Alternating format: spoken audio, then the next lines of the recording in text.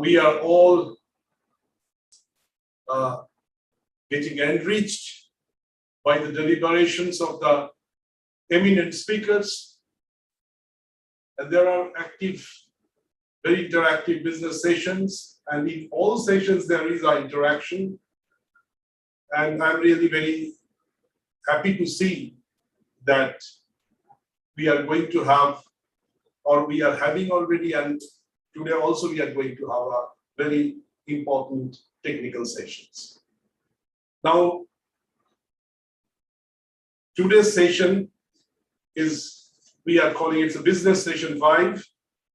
It's a mainly foreign business collaboration, local processing facilities for value addition of medicinal and aromatic plants before export, local processed products with global export potential. Very important session and very important theme, I must say, which will, I hope, will show the path for taking all of us forward. So with this, I like to invite all the presenters today. We will start with Mr. Shoikat Kumar Basu. He is the Executive Research Director, PFS, Lethbridge, Alberta, Canada. May I introduce Mr. Shoikat Kumar Basu? He did his 2 masters in botany, specialization microbiology from the University of Calcutta, India, and agricultural study from the University of Lethbridge, Canada. Currently serving as the Executive Research Director, Performance Seed, Lethbridge, Alberta, Canada. He has several peer-reviewed articles and book chapters published in reputed national and international journals. He has written, edited, co-edited over 25 books. He has participated in a number of national and international seminars and conferences, presenting papers and posters, and is an active member of a number of organizations in Canada and India. He is associated as an editor and contributor to the Encyclopedia of Art specializing in areas of biological and environmental sciences. Traditionally trained in botany, plant sciences, and specializing in microbiology, works actively in various areas of plant sciences and environmental conservation. The author works extensively on forage crops like forage, legumes, and grasses, medicinal herb, and spice crops like fenugreek.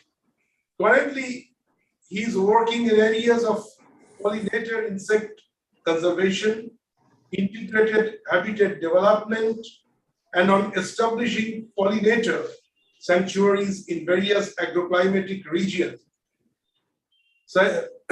Shoikat received the Graduate Citizenship Award 2009, Alberta Graduate Student Award 2009, CSA Best Article Award 2010, SAEA Volunteer Award 2011, AFC Celebrate Agriculture in Alberta Photo Award 2012, and ASPB Peggy Thompson Publication Award 2014, Gopal Chandra Bhattacharya Award SAB, Annual Award 2020 GPMC, and Professor J.B. Matthew Award CMRA.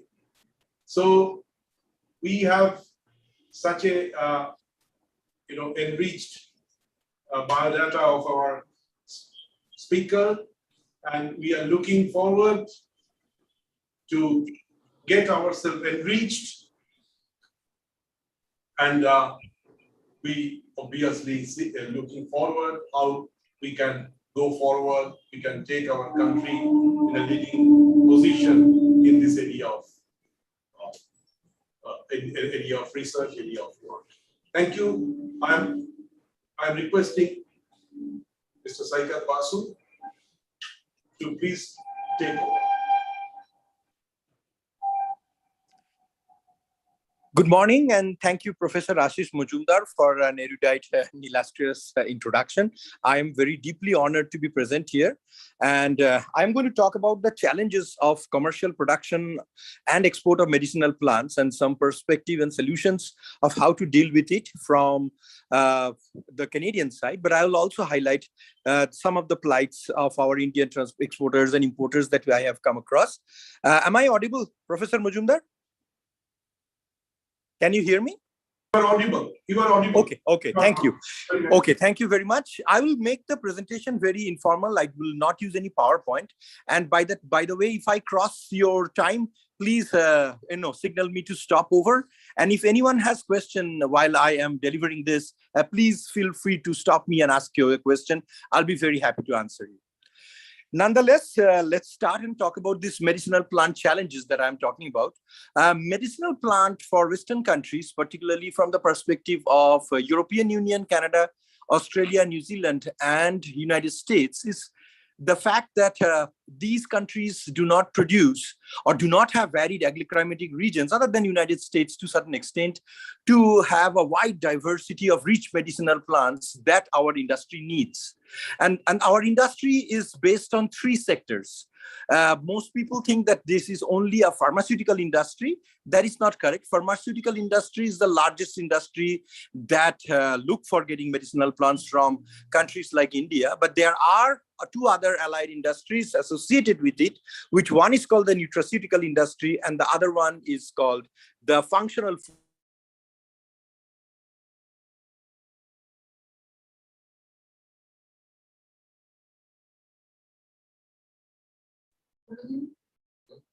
Dr. Basu, you have been muted. Dr. Basu, kindly unmute yourself. Dr. Basu.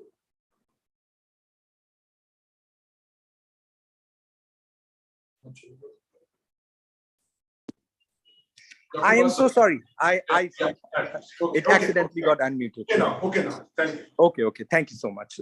I was talking about medicinal plants and about I'm going to highlight on the challenges of commercial production of medicinal plants and its export from both the Canadian side, the Western world side, and also from the Indian perspective. And maybe we can find a midway or a middle path where we can make this whole thing find an easier solution. I am not going to use any PowerPoint, but if anyone has any question during this presentation, please feel free to ask me. And Dr. Majumdar, if I cross my time limit, please feel free to stop me too, because I'm not watching the watch from here where I'm sitting. So first of all, thank you so much. I am delighted to be present here and wish you all a very good morning. Hopefully we'll come across a lot of interesting questions to discuss. I have left my contacts with the organizer. And if anyone has any specific question later on and they want to reach me, you are more than welcome to reach me at any time. I'll be very happy to meet and talk to you. So medicinal plants highlighting is like the Western countries need medicinal plants. And by Western countries, I'm restricting mostly to European Union, United States, Canada, Australia, and New Zealand. And above that, mostly I'm restricting myself in most of my talk to European Union and North America, is the fact that it is commercially very challenging to produce medicinal plants in these countries, other than the local medicinal plants which grow in the natural habitat. The reason is we do not have a very rich agroclimatic region or agroclimatic zones as we have in India and China, or countries located around the tropics and the subtropics, where you have 4 or 5 different seasons. In a country like Canada, we only have 100 frost-free days. So our agriculture has to be done has to be extremely precise and has to be done within that short period of 3 months. And more or less is that the plants coming from tropical, subtropical countries take a long time for acclimatization, and their introduction becomes very challenging, and it becomes very expensive for us to produce medicinal plants on our own. I have been working with a medicinal plant and a spice and aromatic plant called methi fenugreek, which you are all very well versed. It is used in case of diabetes. When I first came to Canada, it was even unknown. I came to work here as a project on fenugreek when I was a student. Today, it took me 12 or I would say 15 years to establish this one particular crop across Canada and United States and Mexico as a commercial crop, finding its way of commercial production, its fertilizer doses, agroclimatic zones, and whatnot. So most papers on fenugreek that will come from North America, you will find either coming from our lab or from Agricultural Agri-Food Canada or through our collaborators in United States and in Mexico. But the point is, what I want to highlight is that it takes 10, 15 years, which means it has to undergo multi-locational trials. It has to be dealt with yield fluctuations. We have to deal with constant production of the chemicals, with the phytochemicals that are produced in these particular plants. And then once it is commercialized, once they are able to grow on a stable platform in various agroclimatic zones, it is only then the agricultural forum or the agricultural board, or in case of USA, the USDA will allow us to release the crop for commercial use, and other people or the farmer can do that. So it takes quite a bit of long time, and particularly for new plants introduced from other countries, there are specific strong protocols to be followed, which are very complicated, and sometimes it is difficult to achieve or receive or reach those goals in very clear term. So we need these medicinal plants for three particular reasons. One is our pharmaceutical industries, which is mostly the commercial medicinal production. There is not much of Ayurvedic production allowed under the laws in North American European Union to a certain extent. All that is allowed is the use of herbal plants. But there are lots of herbalists. It's used under different name. It's used under non-prescribed drugs across the counter. Say, for example, fenugreek, when I was new as a student and I came to this continent, it was not even heard of. But today, after a lot of research and the publications has been done and it has been commercialized, fenugreek tablets are now available over the counters, and doctors now recommend them for pregnant women who are ready to give birth, because it's a very efficient galactagogue. It increases the flow of milk in animals. So it is now being prescribed as a drug or a non-drug chemical that can be used in the form of tablets over the counter, but it takes a long time to make this happen in Canada, and it's just one crop that I'm talking about. There are thousands of such medicinal plants, not only from India and Africa, from India and China. We collect plants from South America and Africa too.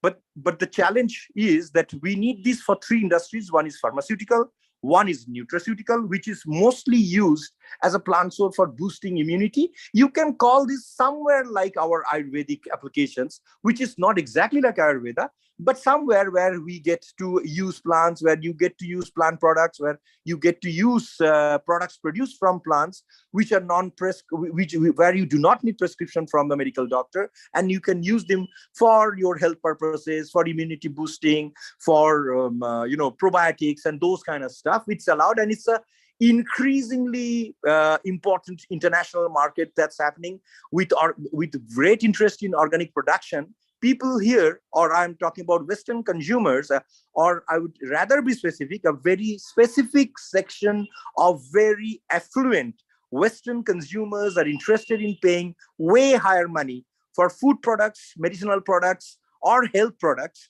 that are really healthy, or in the sense that do not use conventional chemicals, or that are produced in a different processing way where there is less effect of processing and other chemicals, and they're ready to pay extra money. And the third industry, which is very important and is growing up now, is known as the functional food industry. Functional food industry is something like, say, for example, you have an ordinary bread. Say, for example, you go to the mall and you buy white bread or you buy brown bread, and brown bread, as we all know, it's healthier. Here, there is a further enrichment of these food qualities. So what they will do is they will collect grains from high quality plants that has lots of medicinal properties. And while they're making those bread dough, they include those seeds inside those bread. So once the slices of breads are coming in and you are taking them on your breakfast table, you are not only taking the carbohydrate, but you are taking also seeds and other supplements, fibers from various specific plants that has been incorporated in the dough, and it's very, very expensive. But nonetheless, whether it's expensive or not, it's increasingly popular, and even average income family or even below average income family in Western countries, particularly for their kids, particularly for the senior citizens, are moving more and more towards these kind of food products, and it's becoming extremely profitable. I am taking out the period of COVID impacted industrial scenario, because that's not the natural scenario. Every industry has been hit. The production has went down. There has been a lot of job losses. But even before COVID and now post COVID, as we are going through, the situation has been that the industries are, evolving rapidly. They made sales from their stocks that they had during even the COVID period. So there is a tremendous demand for these. For example, the Sundarban honey, which is regarded as the mango gold or the golden honey, the purified form of this has very, very high, pricing in the Western countries, because it is considered essentially very nutrient rich, and they're ready to pay any significant high prices for that. So many companies in the West are now specializing and moving into those areas which are so profit making, particularly from pharmaceutical production to nutraceutical production and functional food industries. And there has been a significant jump of these allied industries. They have not crossed the threshold that they can compete with pharmaceutical industries, because pharmaceutical industries are farmer industries in North America. But within a very short time, within the last 10 years, and I predict that within the next 20 years, they are going to make a significant impact as an industry. Now, all this is good news, but all these industries are then dependent on medicinal plants as their raw materials and raw resources for helping them to boost their trade and increase their production. I mean, they have everything. They have their Dow, they have their other chemicals and stuff, but they cannot produce enough medicinal plants in these countries. So we are dependent on India and China and other countries for the supply of these medicinal plants, and which means a good for trade and commerce for both India and China and allied countries, is because you can also make significant amount of money and the price will be going up, and there will be significant foreign exchange earning for these countries, because our customers are ready to pay a very high price for the very high quality product. As I mentioned, the biggest challenge has been to produce and commercially release these plants in North America, because we have so much restrictions to follow and there is so much less of agroclimatic variation that is available. It is way more expensive to produce these plants in our country rather than to get it from India. So India is one of the biggest, supplier, following China. But the problem sometimes is, and it happens with China, is that we get substandard materials and qualities. One of the reasons for these substandard qualities is, say this is medicinal plant, right? Like this is not steel, or this is not a non-food or an industrial crop product that you can take it down, you can isolate, or you can still use it, you can pay less, but you can still use it. But because it's a food item that goes into food and medicine, so Health Canada or USDA and other agencies in North America are extremely vigilant. So say, for example, many times we get medicinal plants supplied from India, it's not packaged properly. So there is a fungal and bacterial infection. Now, if there is a fungal and bacterial infection in one such small consignment, it is well checked. There is a very significant laboratory infrastructure in this country that will get with every results within 3 to 4 days. They will verify. The sad part is that there has been several times consignments from India, and these are big consignments, has been cancelled for 3 reasons, which we need to understand very clearly. One is overuse of pesticides, and I will explain why we are finding this. And the supplier may not be responsible for the presence of high level of pesticide, but the presence of high level of pesticide, insecticide, undesirable fertilizers. This is one point where they are being considered to be chemically contaminated and not suitable for medicinal and food purpose use, and are rejected. And this rejection previously used to be, this rejection means it will go back to the home country. But it has been informed, or the Canadian and the US government or the other European Union government have learned over the process that this consignment, whether it's a product like shrimp, whether it's plant products or grains, if this is returned to that country, this is being resold into that market. Now, they have taken a very serious action in the sense that if they find a consignment that is contaminated according to the standards provided by the government of Canada or the government of the United States of America, they will not only confiscate that, they will destroy it. Right on the port, they have a well-organized system of destruction of vegetable materials, plant materials and stuff. So it's a huge loss in the sense it's no longer being returned, or even if it is returned, a substantial portion is being taken out and confiscated and destroyed. So it's a huge hit for the suppliers who are providing this, but they are not learning from these mistakes. All they are asking for is look into the criteria that the US embassy or the high commissions are providing, or the traders group are providing from European Union and North America, and try and provide these resources as close as possible to the requirements. Otherwise, this would result in rejection and canceling. And this is only going to cost the destruction of the business in the long run. And then they're also putting a blacklisting. So companies which are repeatedly doing this are being put into blacklist, and then you will lose business down the long line. And you'll understand that these countries, or I'm saying European Union, United States, Canada, are very closely connected, socio-politically, diplomatically, and also economically.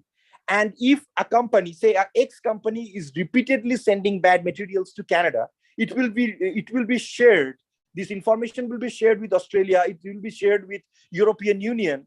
And by the time this spreads, that same company, even if it is sending good materials to European Union, just by assumption, they will start rejecting your products. So it's not worth to do this kind of stupid way of doing business. And the second one is the drying process. I do not know, India has tons of IITs, Indian Institute of Science. I do not know why we could not develop well-organized storage facilities and packing facilities. I'm very well aware that Indian Institute of Technology, Kharagpur, even has an agricultural division that deals with the production of farm machineries, preservation, post-production, storage, and that kind of part. But I do see that there is a dearth of proper storage facilities and proper packing facilities, or the people who are involved in the process are not trained enough in how to package and process them before you are exporting it to G7 countries. Because say the same thing you may send to Iran, they will accept. The same thing maybe you will be sending to Indonesia or Malaysia, or maybe to Sri Lanka or Bangladesh, they will accept. But if you are sending to G7 countries, you have to be very, very precise, because they stringently follow those control areas. If you are not serious enough in making and reaching those parameters, you are sure to go and lose your business. And then you are being black market, and then you are black starred, and then it produces a bad name for the brand name of the particular company that is supplying, and you lose out businesses. And who benefits? China benefits. And at the same time, this has happened with many Chinese companies too. Many of these nutraceutical companies need a large supply of commercial high quality honey. And there was a point of time when China even surpassed every other country in producing very cheap honey. It was during those time when the scientific processing or the scientific examination or sampling of the materials was not so stringent. What we found out is that China is actually sending us cheap quality sugar-rich honey, which is a synthetic honey. It's not even a real honey, or a portion of 30% real honey mixed with commercial sugaring, adding lots of different kinds of paint to look the honey age. They're adding direct pollen grains into that. And why they got caught is because some of the pollen grains that they added were from toxic plants. And what it did was they significantly lose their business. They significantly created a bad name in the Western countries. And the Chinese honey has been big hit, because it's not even honey. It's adulterated, or it's synthetically produced sugar given the form of honey. And what good has it done to China? There has been several issues between the government of China and the government of Canada regarding the supply of substandard, sub-quality product. And they are very, very stringent in these quality parameters, because it is going into medicinal production, because it is going into food production. They are very, very stringent. Had it been to an industrial product, there may have been a window of cooperation, or a window of accepting a second-grade material. But for food and medicinal plants, or food or medicinal related material, these governments are extremely stringent. So my request to every business partners on this particular platform is to make sure that please convey this information to everyone that you could, that do not provide substandard, low quality material, or a year-long old backshift material from your lofts that has been standing on the ships for 1 year or 6 months or something like that, and mix it up with the new and fresh batch of materials, because there is very sophisticated laboratories that will even determine the age, the processing, the quality, the level of moisture, and every chemical present in there. So if a particular government a particular company from Canada is requesting for a particular grade of fenugreek, say from Gujarat specifically, they really know what they are asking for, because they know that that particular region of Gujarat that produces that particular cultivar of fenugreek or methi has that specific high quality diazoxanide that the industry needs. So if you are not doing that and you are buying that thing at a cheaper rate from, say, a southern Indian state, and you are sending it down there, there is still tons of genomic tests, there is tons of cultivar tests, and they have standards, references for every single sample that you can find about. So they can compare with the control. And if they find that the quality of diazoxanide is not that high, then they're going to reject that shipment. And it could be, by a minor difference of 5 to 6 or 7%, and you lose a big chunk of a business. And I always suggest with folded hands to all my friends, colleagues, brothers, and sisters who are involved in the business, don't do these negative malpractices like China. It creates such a bad name for brand India that next time the next good person who is starting the business or is trying to send a good quality product, it completely blocks his or her opportunity in the Western world, not just in Canada, not just in the United States. As I mentioned, these get spread to European Union, and they will raise their hand, then they will block your product. We do not need this. The restrictions in Canada and United States is nothing compared to what you have under European Union rule. Even from very high quality lab processing materials that goes from Canada or United States are being rejected from European Union, and the losses could be in billions of dollars. So the companies invest significant amount of money. So if you are selling to a very rich customer who is ready to pay you a very, very high price, then don't compromise with your quality. Try and give the best quality available that you have, and this will boost trade, because there is going to be tremendous demand upcoming, particularly with the allied industries that are coming up in the Western countries, particularly from the functional food industries, from the nutraceutical industries, in addition to the traditional pharmaceutical industries. This is one important point that I wanted to highlight. Number two is, it is essential for Indian companies, those who are selling plant materials or particularly biological materials like medicinal plants, to set up their own very high quality laboratories. And there should be not just one round of check put together of a first level of check, second level of check, third level of check, fourth level of check. Do sampling of your materials very meticulously with the most advanced instruments if it is available. If you do not have your own laboratories, there are hundreds of other laboratories that the Canadian government will recommend, or the US government will recommend, that are already available in India. So I would suggest to take the availability of, or the accessibility of these national laboratories to test your quality, test your material, to make sure the material that you are sending fulfills the European Union criteria, fulfills the North American trade, the NAFTA criteria, because otherwise it's going to be a big hit in our trade, and both sides loses. It's not that I am also being a winner, because if I cannot get those raw materials, I am doomed too, because my next batch of production is being significantly hit. So this is one important point. And pricing, I mean, there is always a negotiation between the government level. There is also negotiation between the company levels at various stages. I have already mentioned previously that we need to reduce this level of windows that we have, which is an obstruction for doing business in India. Unless we are cutting down and making it a simple one-way, one-window approach like China, India is going to lose businesses. Even I do not have to go through so many hoops if I do business with a small country like Sri Lanka or a small country like Thailand or Vietnam. In India, the bureaucracy is so heavy top.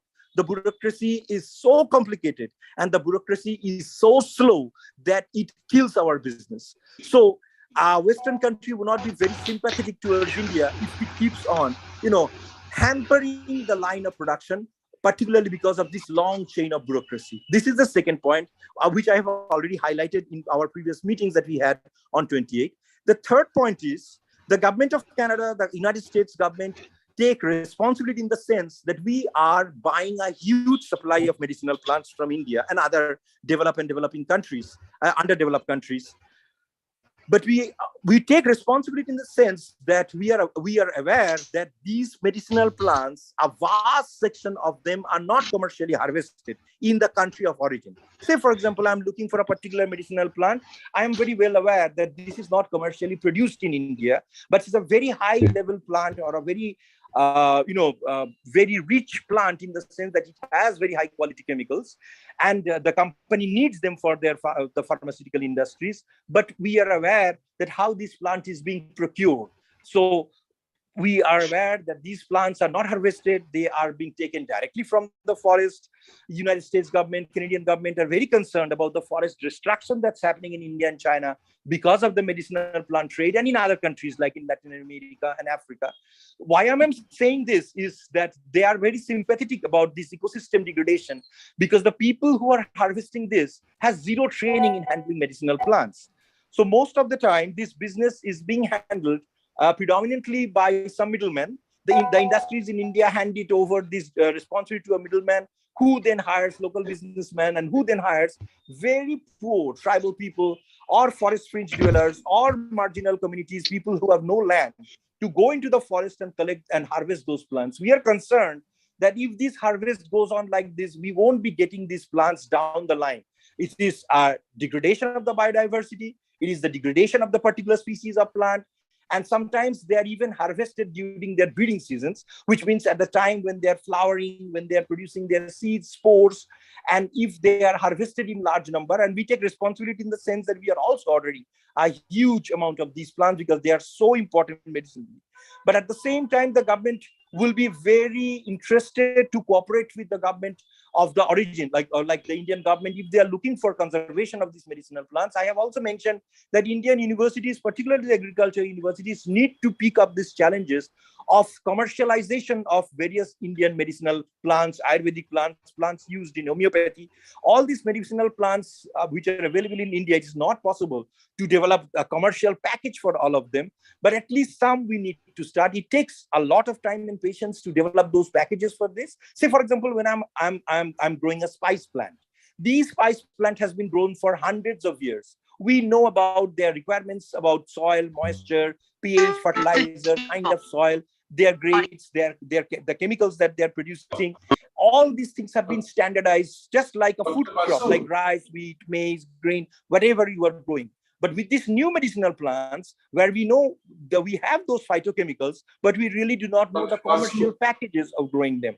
How much fertilizer, how much space in between those plants, how much watering should be done, whether they are shade rich or they are sun loving plants, what kind of fertilizer dose should I be using, what kind of soil profiling should I be using, what kind of organic fertilizers if I am using, what kind of things that I'm using, what are the localities other than the center of origin that they can grow. These are very, very valuable information. We have little or no information on that. Now, why am I highlighting on this point is, I can promise you that within the next 10 to 15 years, there will be a requirement both from the government of Canada or from the government of Australia, New Zealand, Canada, and the European Union, where they will ask you specifically to mention the place of origin and also ask you to mention the endangered status of these plants, their biogeographical region and stuff. And if this will be endangered, then there will be a taxing or there will be a kind of a levy that will be charged, and then this levy collected will be returned to the government. Dr. Basu, yes. Very humbly request you to kindly conclude. Sure. I am done. This is all I have to say. Thank you so much for giving me this platform. And if anyone has any question, I will be happy to answer. If you contact me later, I'll be happy to answer that too. Thank you so much. Thank you very much. Thank you very much.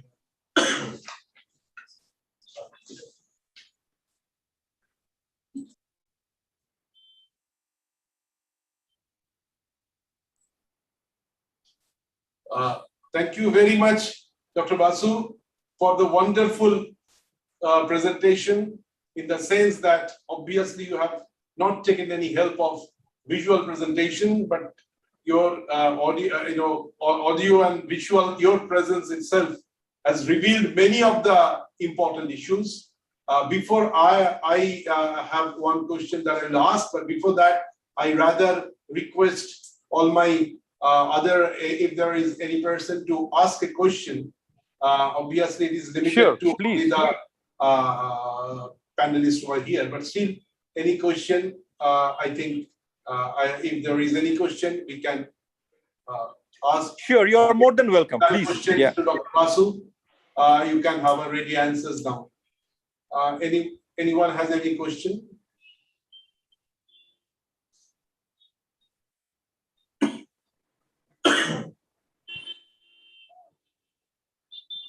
If even anyone has questions later on, they can email me or send it to your platform. Thank you, Dr. Basu. I have a very simple, small question. Actually, not a question from your, particularly from your deliberations. I came to understand, or rather, I would like to highlight that is very rightly you have pointed out the need of storehouses, modern developed storehouses. Which could play a very important role in assuring the quality. And if we can really have that sort of, we can club not only the storehouse, but at the same time with the quality control laboratory there, then I think we would be able to fulfill the requirements for the foreign trade. Absolutely. And this is very simple, like, the hot houses or the temperature controlled rooms, which removes moisture from the plants before they are being transported or before they are being sent to the other countries and packaging. I mean, these are areas where Jadavpur University is a premier university of India, and they possibly have a processing and a production unit there. And I know it will be a fabulous idea to have this engineering department collaborating with the agricultural front and if the production, I'm talking about the post-production processing and the storaging facilities are improved by collaboration of these institute together, it will be a big boost for the Indian industries for dealing with medicinal plants, because a significant section of these plants are not being packaged properly. So they are wasted and damaged. And we are losing a very vital resource that we should not be losing. Just by changing this, we could make on both sides, profits over billions of dollars. So this is very important. Thank you for raising this important question. Appreciate it. Mr. Basu, we received a question, or rather comment from our audience, because that is another audience which is viewing you. So please. Hall itself. There is some sort of live demonstration in the hall also. So from there, so I can't say that who has raised the question. He must hear. He would be able to hear that. If you send your name, then it's very nice. However, let me put the question on behalf of you. He made the comment. Thank you for this wonderful session, Mr. Basu. Very informative and encouraging.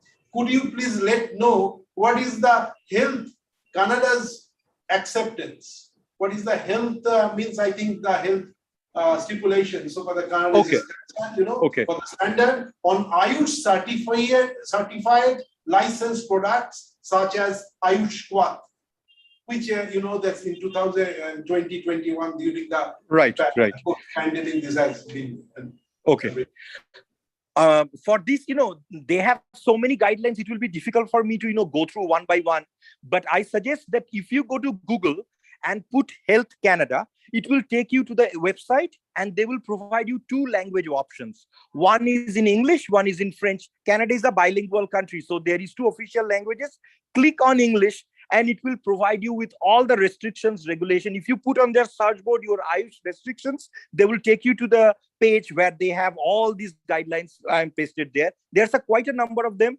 And even just for looking into, I always suggest all my friends, just go and just for the purpose of study, go into the European Union website of restrictions and regulation on agriculture products. Same for USDA, same for Health Canada, same for Agriculture and Agri-Food Canada, which is an equivalent part of what will be ICAR, Indian Council for Agricultural Research. It's called Agriculture and Agri-Food in Canada. Go into their website and look into the restrictions of the medicinal aromatic plants, Ayush restrictions. you will get a wonderful platform and a plethora of knowledge, which will be very, very useful. And there are contact numbers of people, there are email addresses of officers who are available down there. You can communicate with them, and I'm telling them they are not as busy as directors down in here in India who do not read their emails. If you send an email, you will always get a response.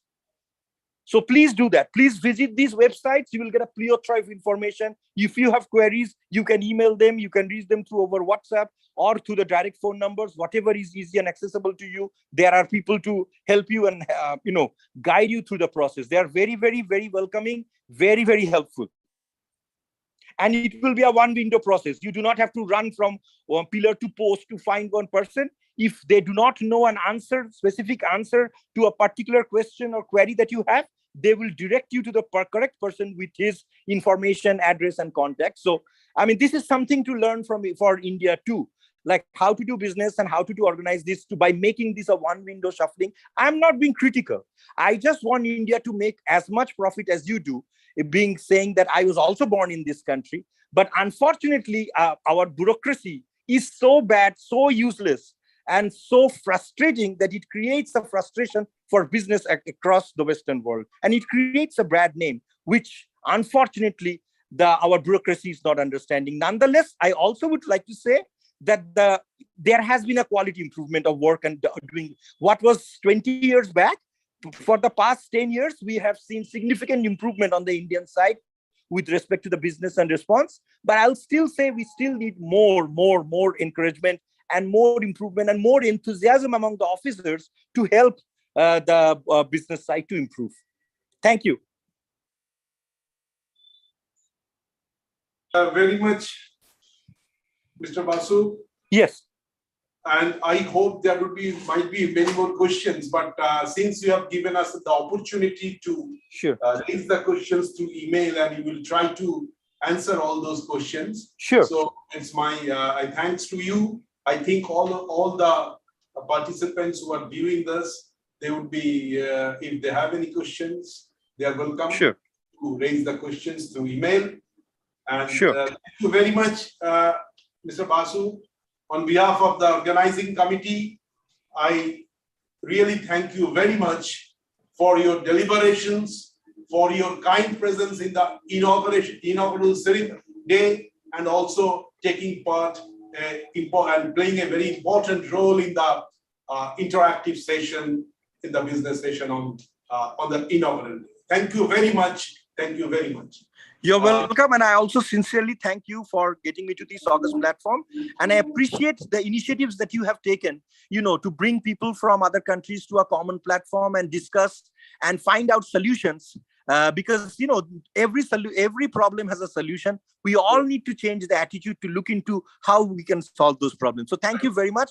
I think you are doing a wonderful job, and I appreciate that very much. Thank you, and my best wishes to all the participants. Thank you very much.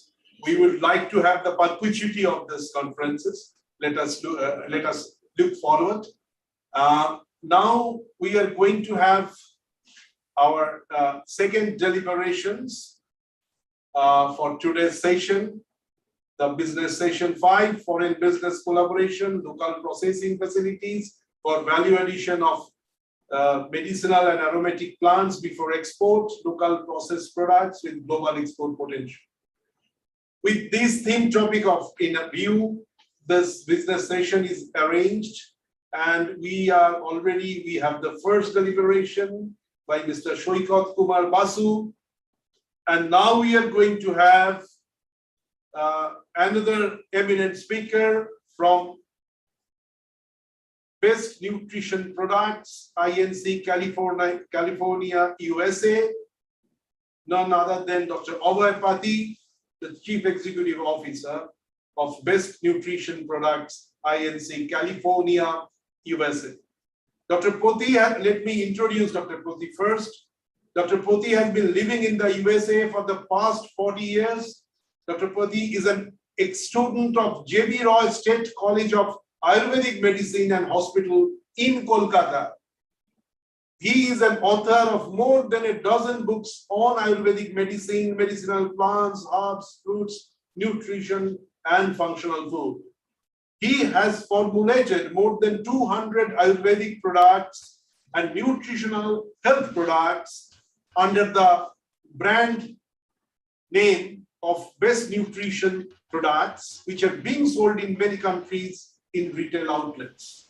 Dr. Pati focuses on isolation, standardization, and analysis of plants, products which are being cultivated, harvested, processed, marketed in India, and exported to foreign countries. So, with this, very brief introduction of Dr. Abhay Pati, may I welcome Dr. Abhay Pati to this very important session, and thank you very much. I know you have reached US only today, and you are taking the pain of delivering the lecture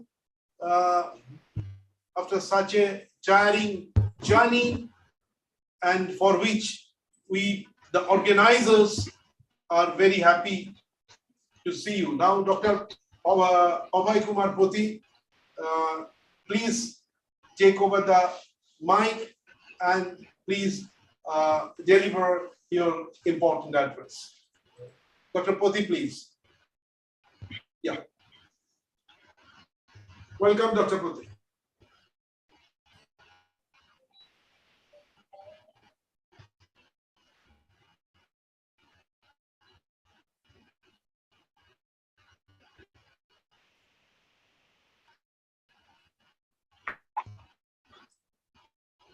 You hear me? Dr. Poti, do you hear me?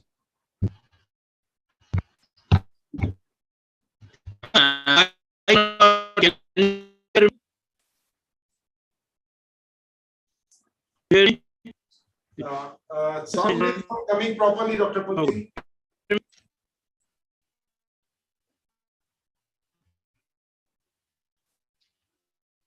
Not audible. Can you hear me? Okay. Maybe.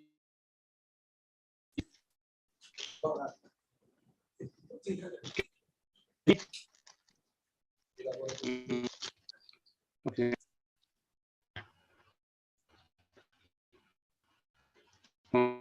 Maybe.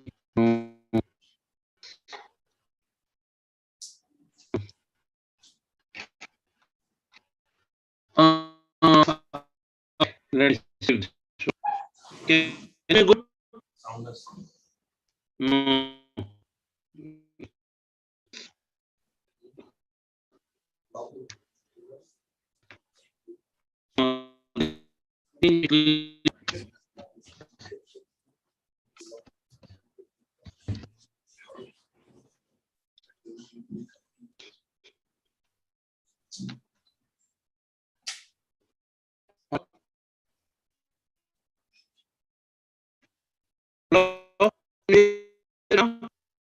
No, Dr. Poti, we are not hearing you very clearly. No, it's a lot of interactions. Your sound is not clear. You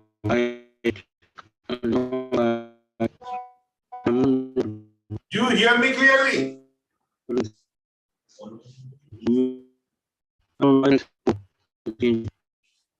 Now,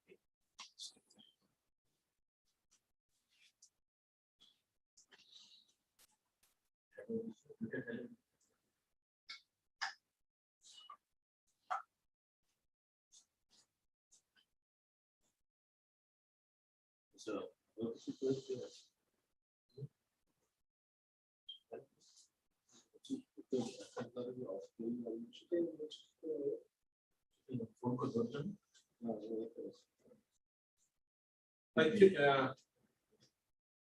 Dr. Poti, you might not be able to connect now, I hope. Under these circumstances, should we do it?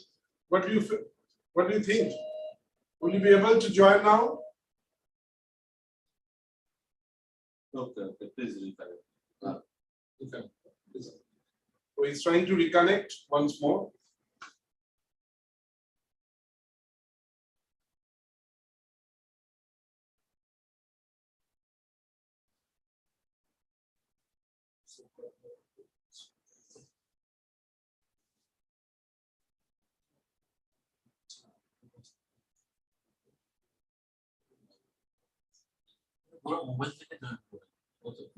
Presentation unique presentation.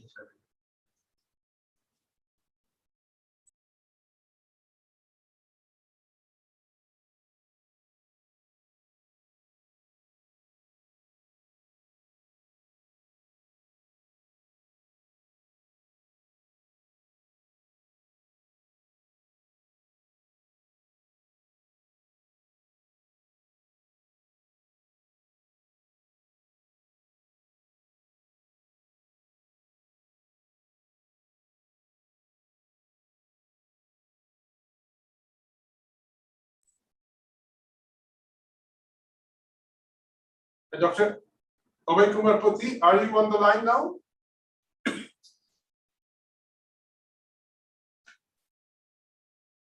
Dr. Poti, we are waiting for you.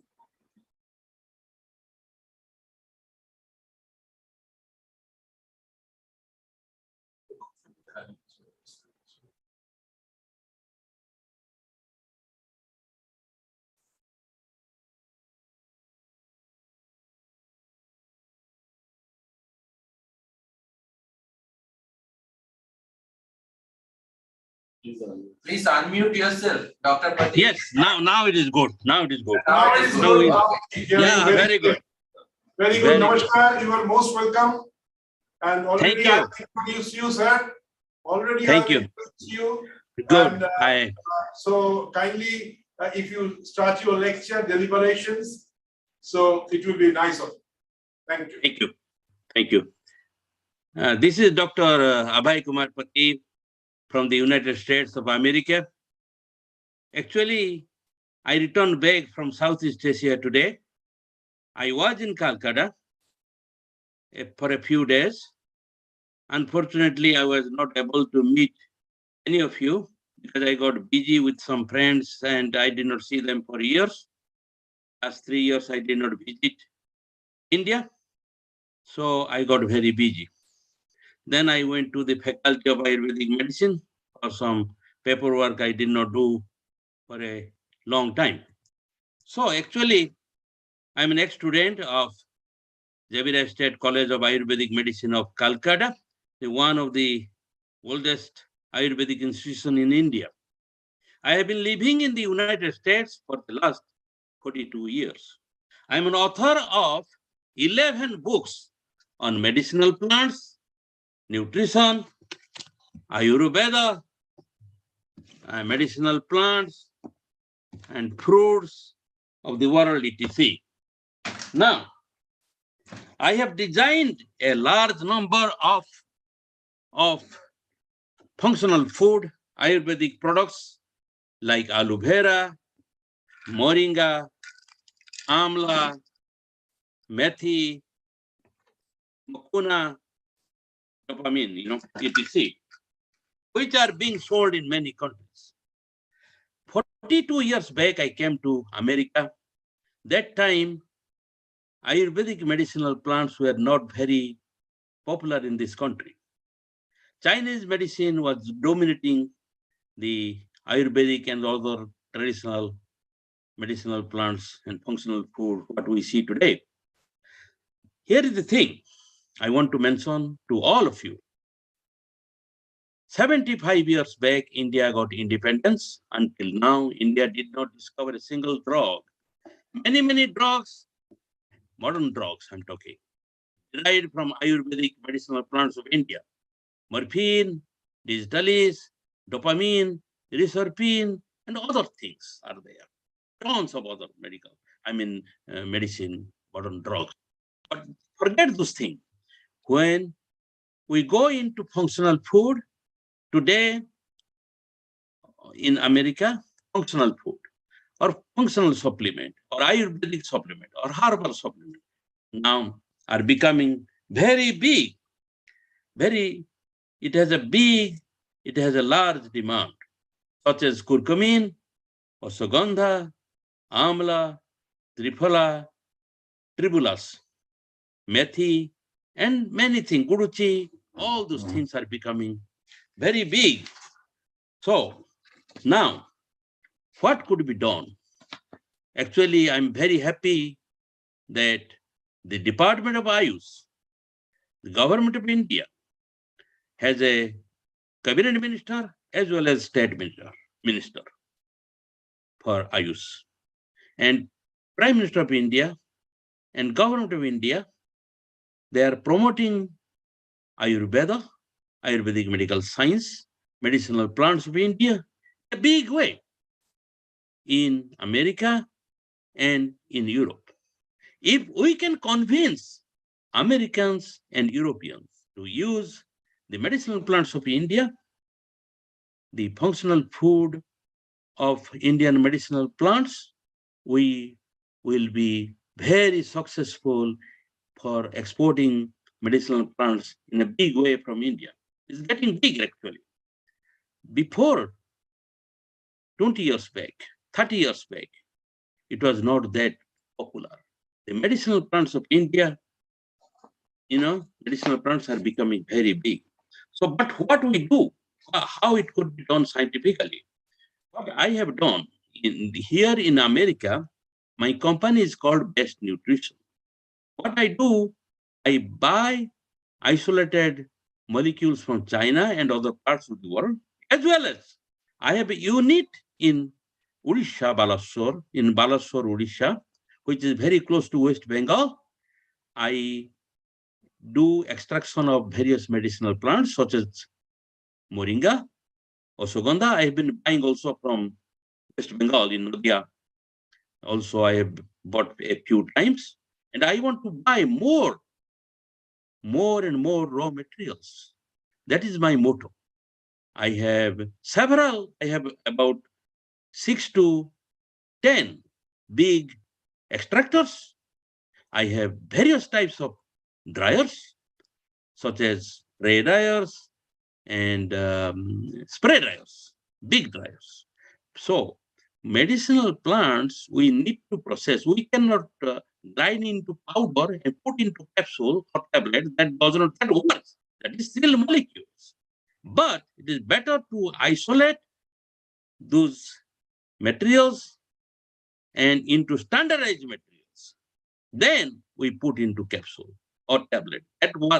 In that way, we can measure in milligram form what we are giving to people for consuming the products, and that way the product is standardized. That I'm doing in a big way. The global demand of medicinal plant is growing, but we need to do more clinical work, scientific data, application, administration, observation, and results. We need to record all these things. Then we can compete with modern medicine, modern drugs, and other system of medical sciences, particularly Chinese system of medicine. No doubt, Ayurvedic medicine is becoming popular because of therapies in Ayurvedic medicine, such as Panchakarma therapies. I know Kerala's economy is based on Ayurveda. So, in Eastern India, like our West Bengal and Odisha and Bihar, we need to focus on those things, how Ayurveda can be practiced and used, medicinal plants could be used in a big way. Actually, 80% people in our country, in India, depend on Ayurvedic medicinal plants of India. They don't go to doctors that much, but still they're using ginger or tulsi or basak or some other things, and in their daily life, we are using medicinal plants as a functional food in our as a medicine. We don't go to doctor, Ayurvedic doctor or any other Vedas. They're still using the system in a big way, medicinal plants in a big way in our daily life. So what we do, I want to focus more how forget our local domestic use of medicinal plants. We want to focus on exporting those products from India. That is my motto, because Americans are looking into functional food and more herbal products because they're fed up with drugs, So you see, a simple thing I would tell you. Psyllium husk plantago ovata is an Indian product. It's a cheap product. It is called isabgol. Isabgol in India, maybe you can buy 50 rupees per kilo. But in America, for 100 grams is being sold for $25 or $30 by Procter & Gamble. So you can believe it. It's a mild laxative. Same thing, Senna. Senna is a very good mild laxative. Triphala. All we need to Triphala is a mild laxative. The other day I was talking to a professor in UC Irvine, and he just called me. He says, "Your product, Amla and Triphala, are good. Send me a few dozens of each one right away by Federal Express," because he has experienced the result. He says buying the drug for a constipation remedy doesn't work. The natural products are good. Curcumin is an excellent product. Curcumin from turmeric. So, particularly, I want to emphasize also on Ashwagandha, Withinia somnifera. Withinia somnifera is an excellent adaptogen. Adaptogen, like, is better than actually ginseng. Ginseng is for stamina and sports nutrition product. It is an excellent product and gives plenty energy. So same thing, Guduchi or giloy has become very, very popular in America now during this pandemic. So the immune system, it increases the power, stamina of your system. So Guduchi is an excellent product. Guduchi is a cheap product, grows everywhere in our country. We could collect all those materials, and my biotech can process those materials into isolated standardized materials. So we have too many things in India. Another thing I want to tell you about Boswellia serrata.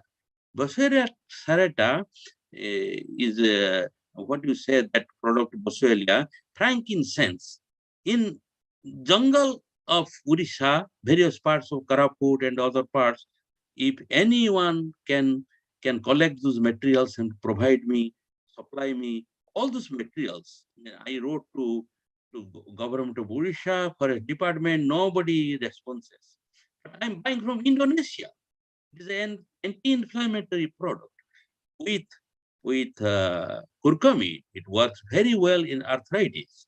So many people are suffering from arthritis in America or in India. It's a great product. Another product I want to tell you about Gymnema sylvestre. Gymnema sylvestre gourmand. Cinema.com belongs to me. Anyone can do a Google search on me as Dr. Abhay Kumar Pati or Kumar Pati and write to me. You will find millions of articles and references on me. I want to support all of you. I want to process and import materials from all of you. I need your help to provide me the right materials, so I would process those materials and bring to America, and I would pay all of you. So I want to encourage all of you that you collect those materials, harvest those materials, and ship to my biotech IU if you have the material, but I cannot pay you in advance. You show me the material, I buy. This is the way I want to work with all of you. So I am a little tired, but I will talk another 10 minutes or so. And also anyone has question, please write to me, to Dr. Kumar Pati at bestnutrition.com. It's easy, you can go to my website, bestnutrition.com or biotechiu.com. You will find my email address from there. So let's do the best for our country, for the system of Ayurveda and medicinal plants of India. So how we can do business, venture, and popularize our medicinal plants in America and Europe. So all those things depend on all of you. I cannot do nothing because I am a buyer. I could be a buyer only. I can use, I'm the end user. I'm not a farmer. 200 years back, India was a big country. India was one of the richest countries. Who were the richest people in India? By us. You can look into the farmers were the richest people in India. We want to do more plantation. Agriculture must be our culture in India. We want to more do plantation, medicinal plants, high value medicinal plants. You must focus on high value medicine, planting high value medicinal plants. Lot of plants there. So, and quality is very important. Unless we have good quality, we cannot do the processing. So quality must be, I have installed a large laboratory in Balasore. I have taken HPLC, GCMS, LCMS, including ICPMS, and to do all the heavy metal testing, etc. But I'm lacking a lot of other expertise as well as products, raw materials to do all kind of standardization at my facility. I need your support that you provide me a list of products you are having, so I can buy from you, process at my plant, and export to my unit is 100% export oriented unit. I can export from India in a big way, container, 2 containers in a month, I can do it. So all those things depend on all of you, and please do contact me at anytime, and I would give my telephone number also, and Sudipta and Somajit and others, Professor Ashish also have my Majumdar has my telephone number.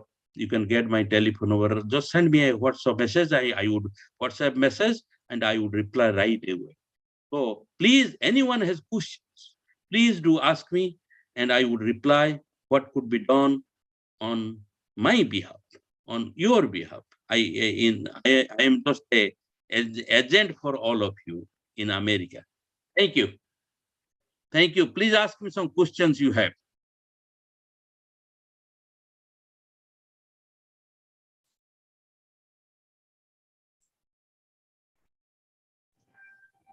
Thank you, Dr. Abhay Pati, for your wonderful deliberations and your rather fervent call for all of us, like those who are associated with the different farming clusters and obviously different FPOs. So it's thank you for that.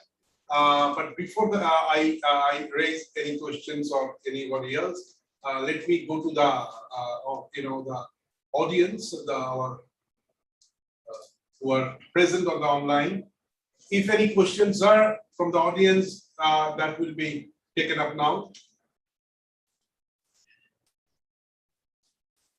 Any question?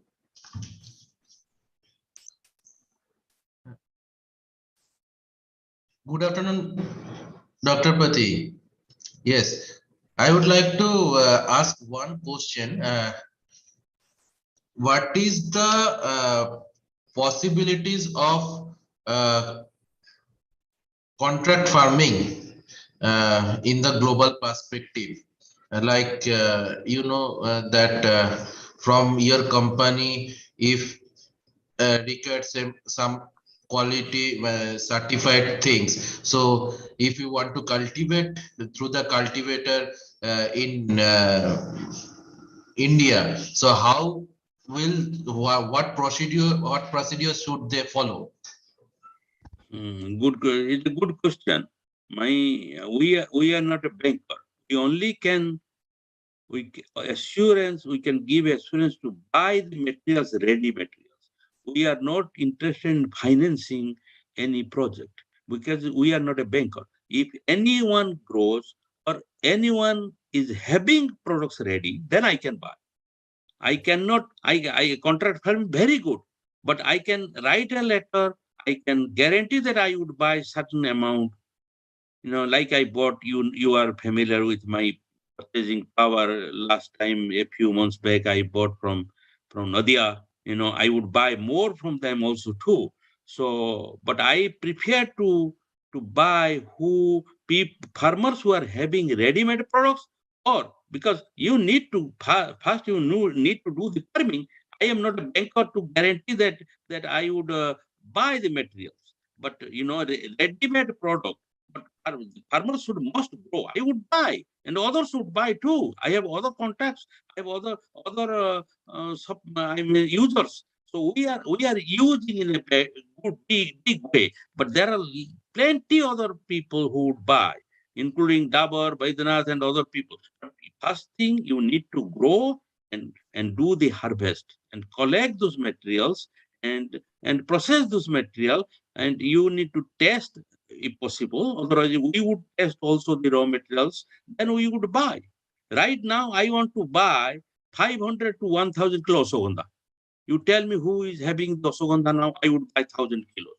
Good quality. Last time I bought 500 kilos from Nadia, but we are ready to buy another 1,000 kilos Osogandha, good quality Osogandha.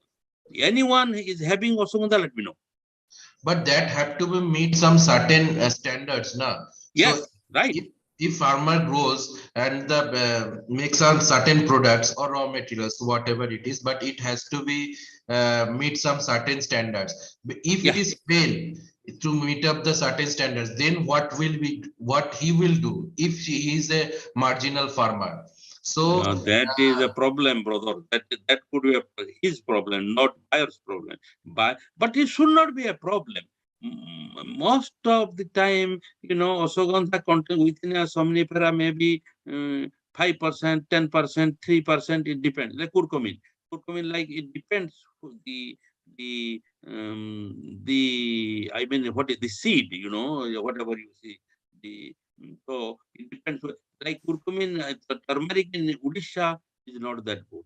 But turmeric in Tamil Nadu is very good. Turmeric in Assam or somewhere else very good. But turmeric in Odisha or Osogandha in Odisha contains so much metals, But your Osogandha, I tested. Why did I buy from Nadia? Because the heavy metal in Odisha, Koraput, and other places, they are growing turmeric and Osogandha. It contains too much iron we found. So it becomes blackish. But your Osogandha in Nadia, Osogandha Brahmi, very good in Nadia. But Brahmi is another product, very, very good. Osogandha is a high value product. Osogandha could be grown very well in maybe fertile land of West Bengal. And Odisha, I do not know. Odisha, certain things are there. The Moringa is very good in Odisha, and Tribulus is good, and Guduchi is very good, not bad. So, but underground stem like Osogandha, I found not very good in Odisha. Why I do, God knows, but it contains too much heavy metal. And I did not discuss this with Dr. Eskedas, our friend.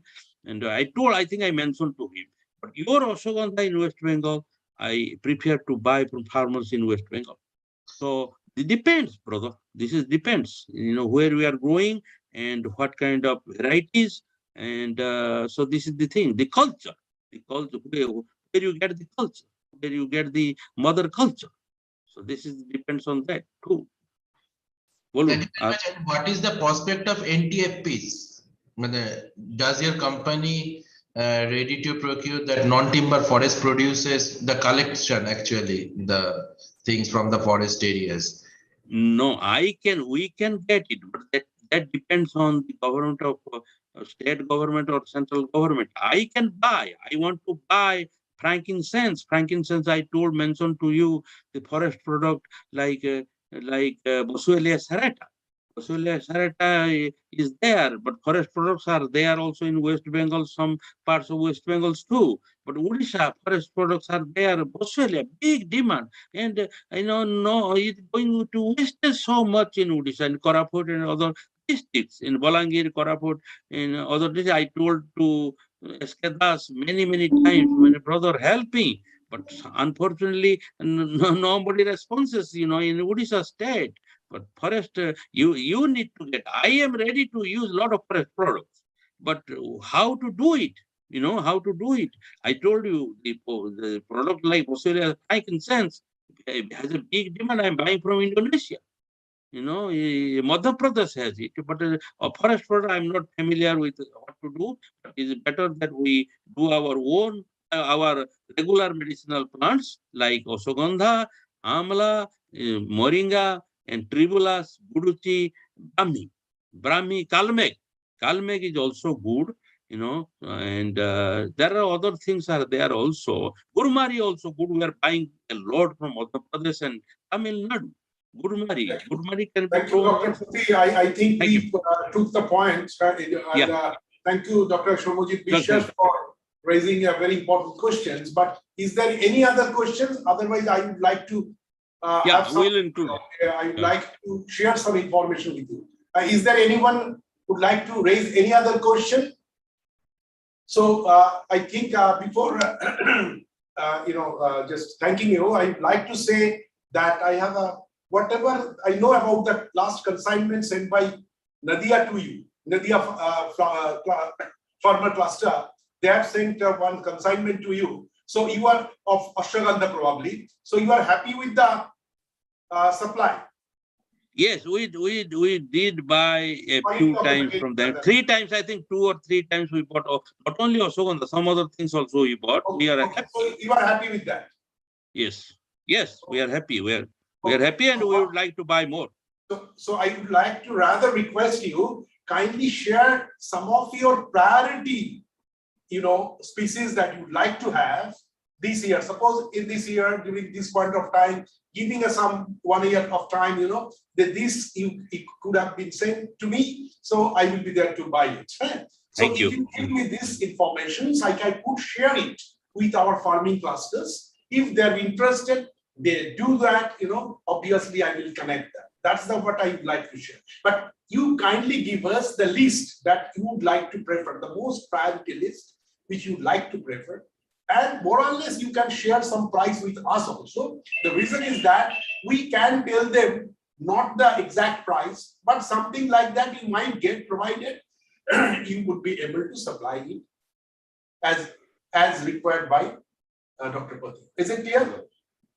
Okay, Very so clear. I will give that sort of help also. Yes, I think that would be in that case, every suppliers need to write to me. I cannot, or write to you. Then you can share it with me. What I will do, will circulate it only with the customers whom we are involved, and if possible through SMPDs also, we will try to reach more and more farming clusters. So I think we should thank you very much, because I know after a very tiring journey, you have reached your place, and then only you have switched over to this. So thank you very much for taking Thank you. this training. And I Thank think you also find it is interesting because you were there in the first international conference and now you also in the second international conference. Thank As you find, this international conference is not only confined to academia or research, but also and the policy, but also the business sessions, which is very, very important. Today it's the business session 5. So thank you very much. Thank you. Thank you for delivering the lecture. Thank you. Thank you. Let me switch over to the next speaker. He's Dr. Prashanto Kumar Sarkar. Professor Prashanto Kumar Sarkar, are you here?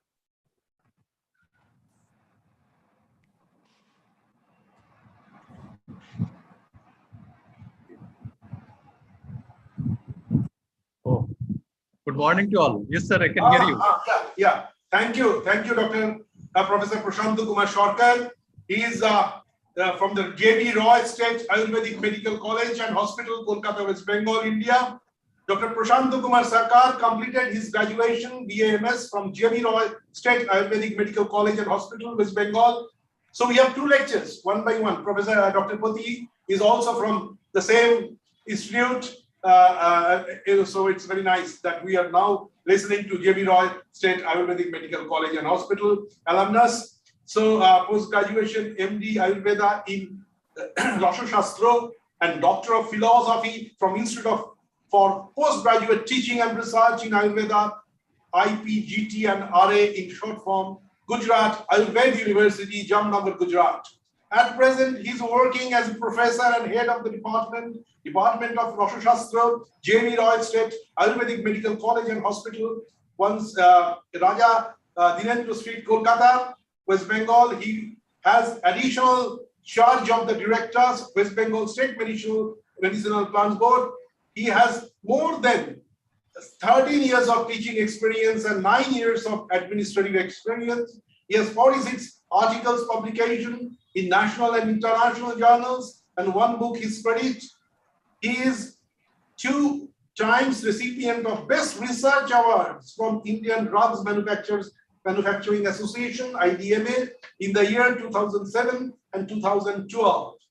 He has research interest on characterization and evaluation of nanoparticles in the bhasma, researching for solution of heavy metals and arsenic hazards, and Ayurvedic drug design and development for various diseases. So really with this enriched biodata, I take this opportunity to invite Dr. Prashanto Kumar Sarkar, Professor.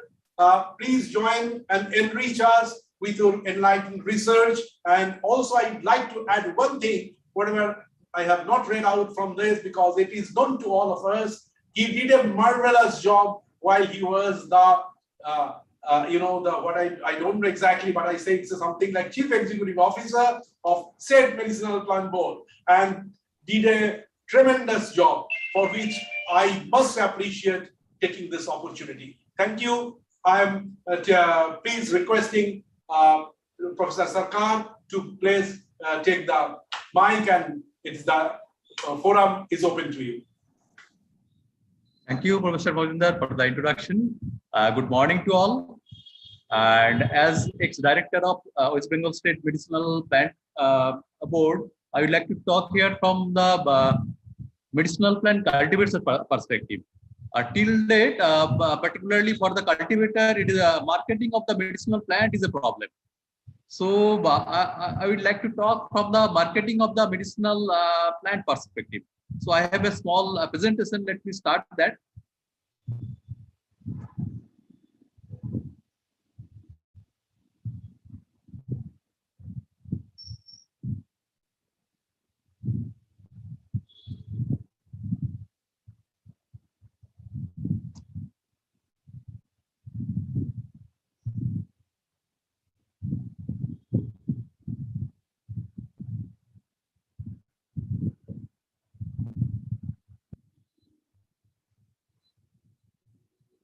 Here I could not be able to share my screen.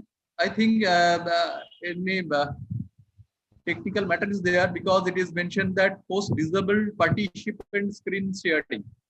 And technical team, can you give the permission to share the screen? Okay, okay. Team, Okay, please so- give the permission to share the screen. So I'd like to request the technical team to permit me to share my screen. Technical team, please.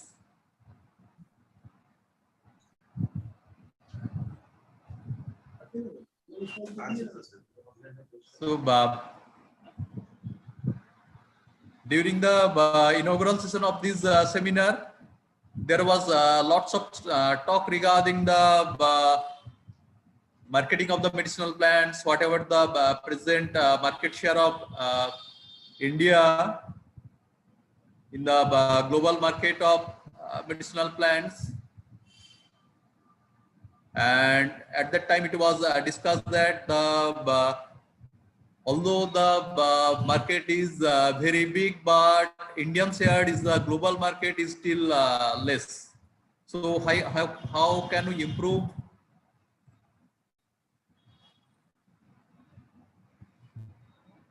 On that matter, I'd like to discuss, and for the cultivators of medicinal plants, specifically for the cultivator from West Bengal, which particular medicinal plant species they will they will take care of, what particular medicinal plant they will grow, and what will be the agroeconomics of that medicinal plants, means what will be the cultivation cost, what will be the marketing cost, what will be the profit annually.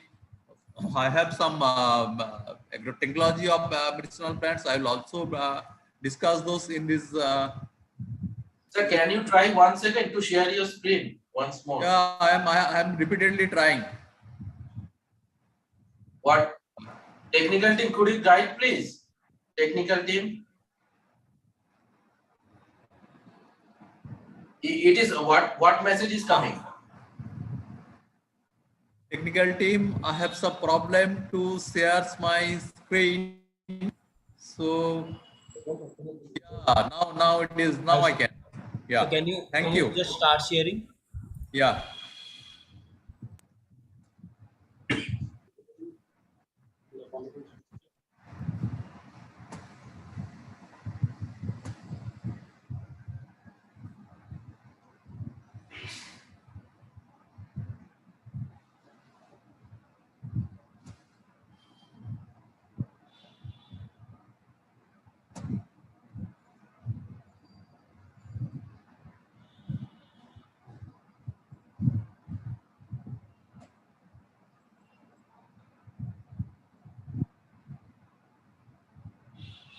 Is it fine? Is the screen is visible now? Yes, sir. Yes, sir. Yes, sir. Okay. So thank you. So I'd like to talk on marketing first. What will be the marketing strategies, and what will be the cultivation strategies also? So right from the current market perspective, that is now the tradable medicinal plants in India, that is 960. Previous during 2014-15, it was 720, I think. So during these 6 years, it is increased almost 250 new species as tradable medicinal plants from India. And among those, the high volume medicinal plant species are 172, and previously it was 120 only. So during this 5-6 year, it is increased by 50 new species. Their consumption is more than 100 metric tons per year. And present the Indian market for medicinal plants is 4.2 billion, that is 56 million US dollar.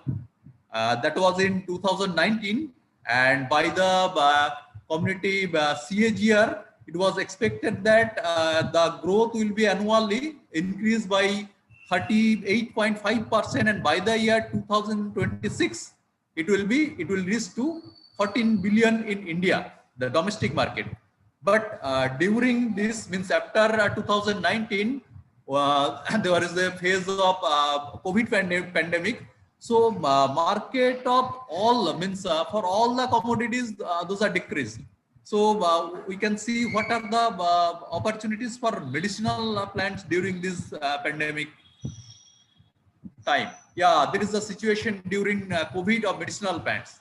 The export of medicinal plants during the financial year 220-21, it was 377 million as compared to 283 million export registered during 1920. So there was a increase in 33.2% during this COVID pandemic situation. So although the market of all the other commodities, those are decreased during this COVID period, but the medicinal market of medicinal plants and the market of Ayurvedic products, ice products, those are increased. So there is huge opportunity of market of medicinal plants in global level also. So what are the cause behind this growth? The central government, they presume that the growing awareness among the people toward natural herb and traditional medicine, those was the main cause regarding this increase of market of medicinal plant globally. But what is the global situation? Let's see. This is the global scenario. The total world herbal trade is currently assessed as 120 billion. And what is the Indian share? The India share is only approximately 3% because it is only 4 billion nowadays. So here we can there is huge opportunity. But what is the cause behind this less share of India's medicinal plant? So these are the probable causes. Unsophisticated agriculture. Till date, we are mainly habituated with the conventional method. We are rarely adopt the sophisticated method of cultivation. That is the one point. Next, minimal quality control procedures. Just in previous presentation, Dr. Korti said that the quality is the main issue. Ashwagandha, the ethanol content, it varies from 0.3 to almost 3%. So it is the responsibility of the cultivator to control the quality of the medicinal plants also. Then lack of processing, particularly value addition, and I'll like to emphasize the process of drying, because when the moisture content it remains above 10% in the medicinal plants, then there is every possibility of microbial infestation of the medicinal plants. So drying is very important.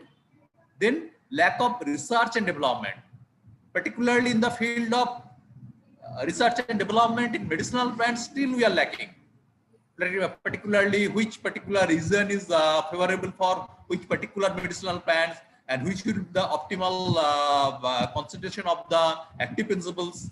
So we have to, we need lots of work on that. Lack of standardization in product. Yes, that is also one point, that because when the medicinal plants, it is collected in different season, from different places, the quality it varies. So that's why standardization of specific medicinal plant, that is also, and of the product, that is also very important. And finally, lack of regulatory framework in trade of medicinal plants. Till date, there is a very minimum acts and rule that is for regulating the market of trade of medicinal plants. So we need specific regulations for marketing of this medicinal plant in the domestic market as well as in the global market. So these are the probable causes behind the less India's share in the global market. So how the different agencies we can work together to improve this situation? Actually, 3 different agencies, they work from different level on medicinal plants. The 2 end users, means first the cultivator and the manufacturer, and in between the government agencies there. So these three and they can they have definite role to improve this situation. So what is the role of the government agency? The government agency may facilitate for organizing the land for cultivation of selected medicinal or aromatic crops. Means it will be difficult for the cultivator to know which particular geographical region is favorable for particular medicinal plants. So this is the role of government agency to select the particular area, to select the particular land for cultivation of particular medicinal plants. Then facilitate the farmers in growing of medicinal and aromatic crops to aware them where the seeds are available, what are the technical difficulties they may face for cultivation of the medicinal plants. Means regular awareness program, technical sessions is needed for the growers also. Then establishment of the infrastructure for drying, storage, quality check, and value addition. As I told that drying is still the biggest problem in this sector, because cultivation for a farmer it is not a big issue, but drying it is an issue, because there is limited drying facilities in the remote area. So this will be the role of the government agencies to provide the drying shade, storage go down, as well as the institutes for the quality check to the cultivator or medicinal plants. And next, support the company in certification process for the land allotted for particular project. Here certification means I would like to emphasize the organic certification, because for domestic as well as for the global market, the organic certification it is must now. So the government agency must help the company as well as the cultivator to getting this organic certification. So this will be the probable role of the government agencies. Then what is the role of the companies? The company which may buy the medicinal plants of the cultivator, they must provide the technical support in cultivation of required crop and purchase the same with pre-agreed price.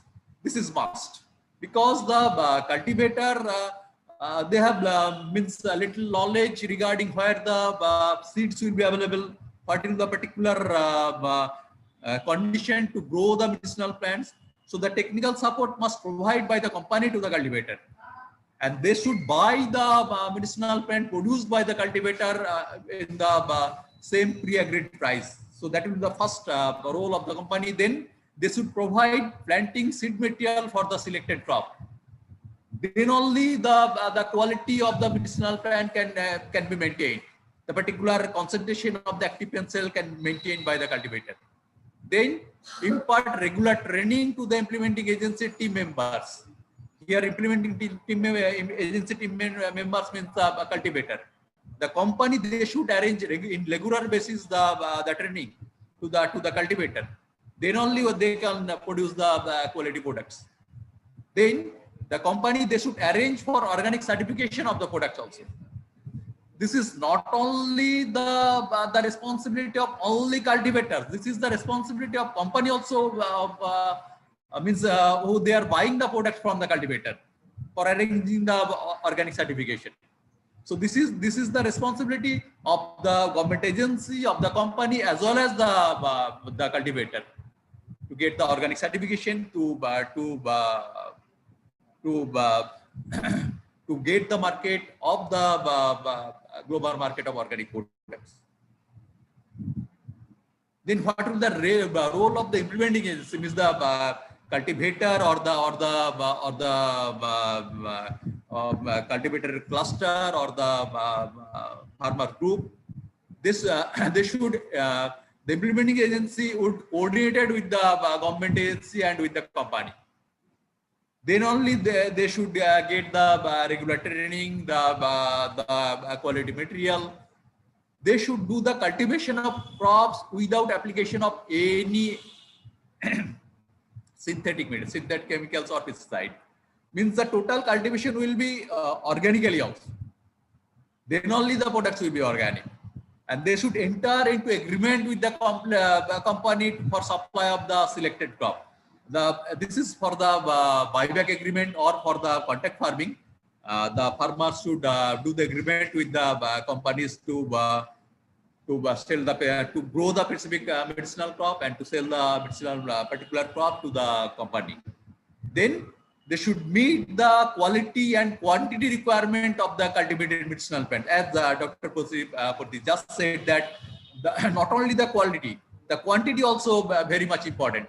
And this is the one problem for the cultivators of West Bengal, because here the amount of land for individual farmer is very less.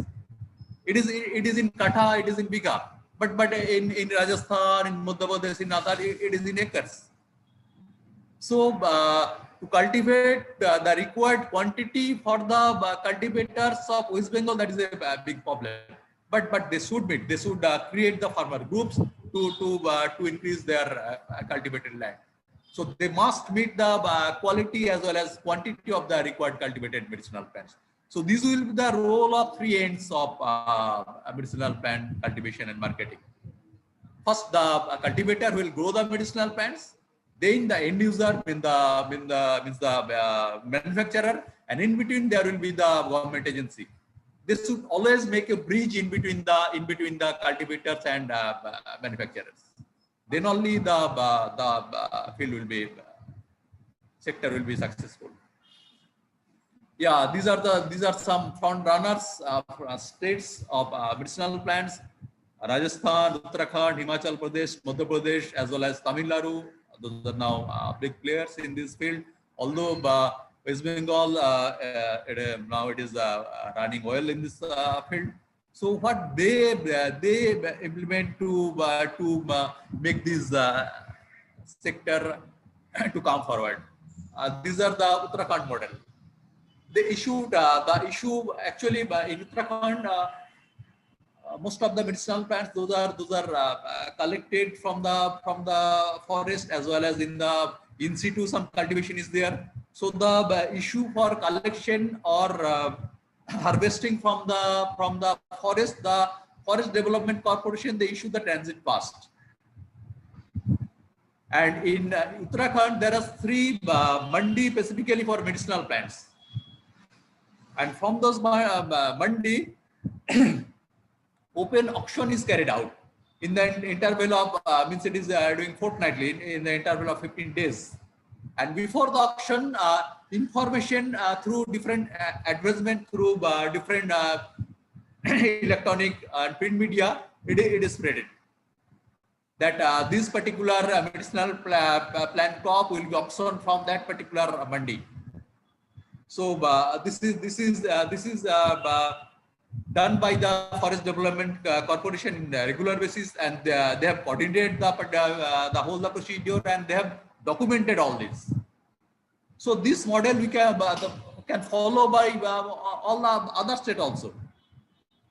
Although in Madhya Pradesh, in Nimach Mandi, it is a big mandi in Madhya Pradesh, and in others mandis are there, but till date there is no medicinal plants mandi in West Bengal. So it is needed for marketing, for marketing of medicinal plants. Mandi is very much needed. So you can follow this model also here in this West Bengal. So what are the policies National Medicinal Plant Board have taken to particularly to increase the marketing of medicinal plants?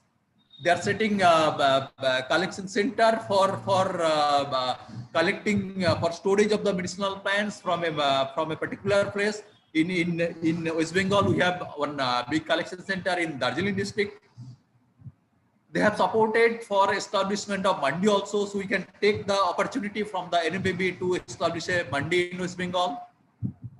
They support for processing unit also for value addition. They now the information regarding minimum support price of medicinal plant, it is available from National Medicinal Plant Board. That is a e-Charok platform. It is a mobile app. Anybody can download this application in their mobile, and from this they can check what is the particular situation of medicinal plants, and it is fortnightly, it is means the information is regulated. So this is a very good initiative taken by National Medicinal Plant Board for marketing of medicinal plants, and the cultivator, they can take this opportunity. And now I'm coming to what is the condition of West Bengal.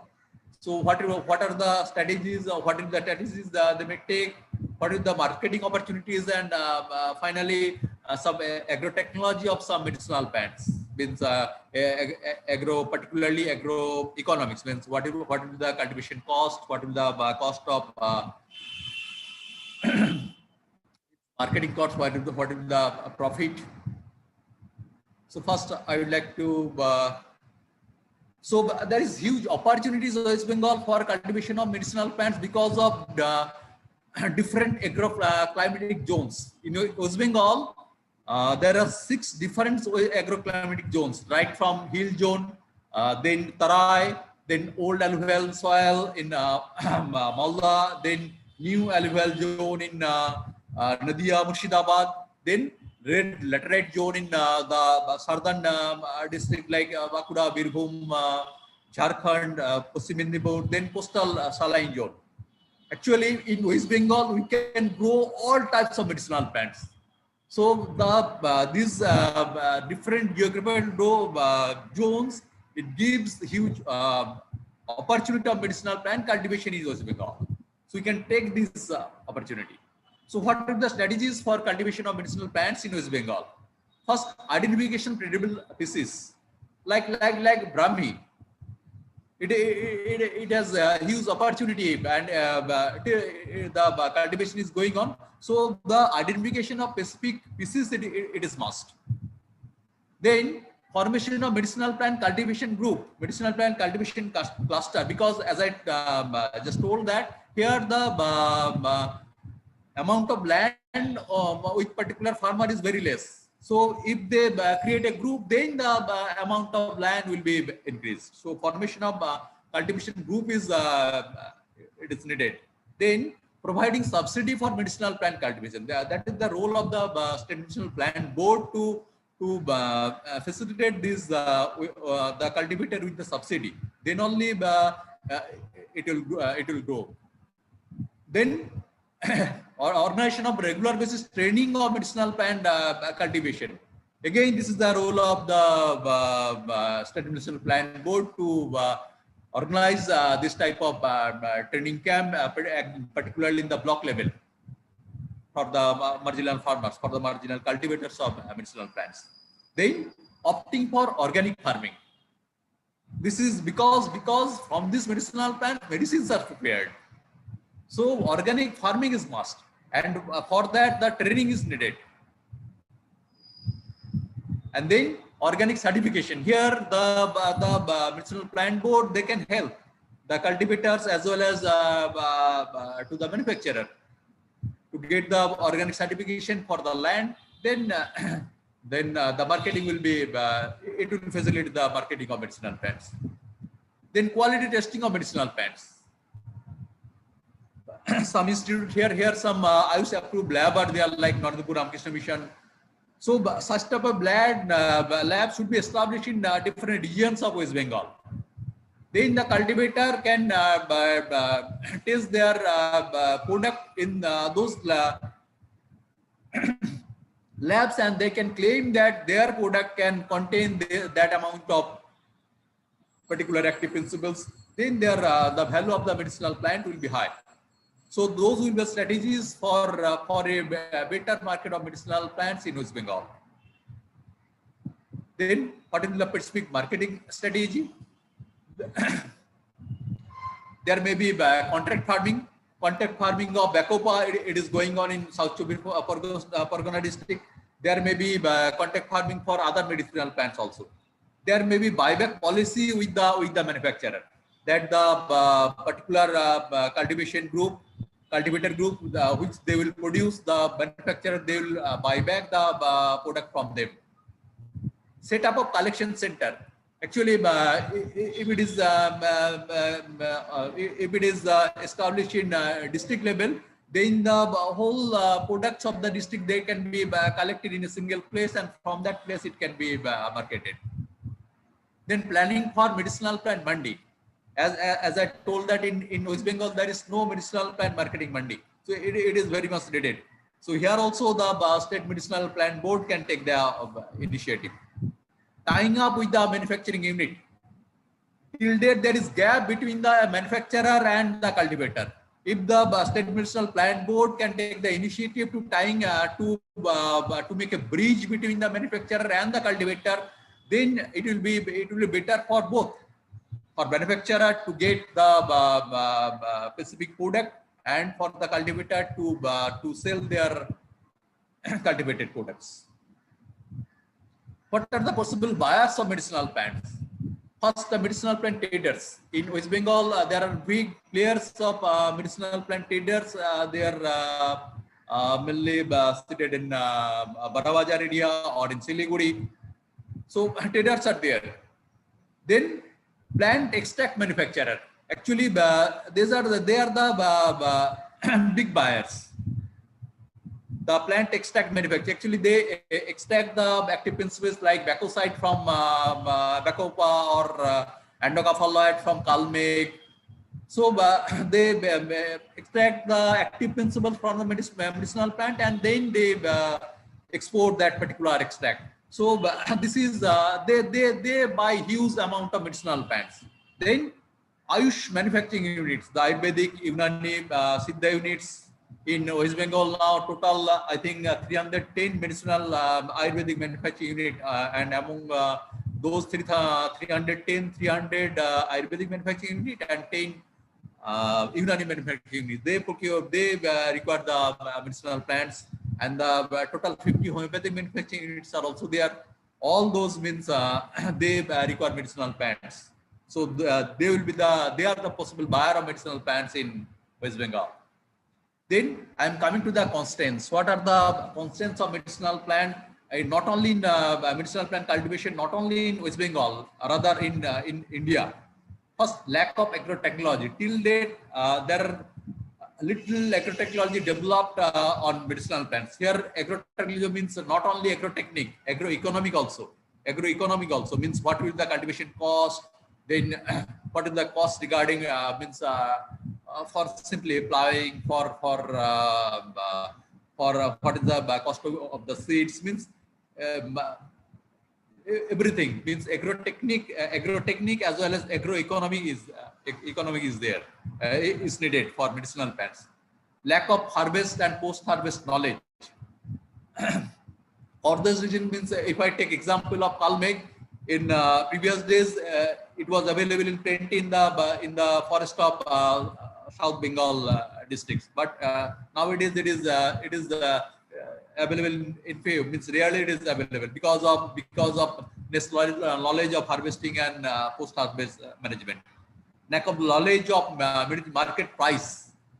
Although now each platform is available, the cultivator they can readily get the MSP from the NMPB site or from each platform, but till the lacking is there. Involvement of middleman, it is there, particularly in collection sector, from whom who collect from them, the middleman, they collect the material and they directly buy it to the traders. Then production of required quantity. In West Bengal, it is a one specific problem, because here land with the specific farmer, it is very less. It is in katas, it is in bigas.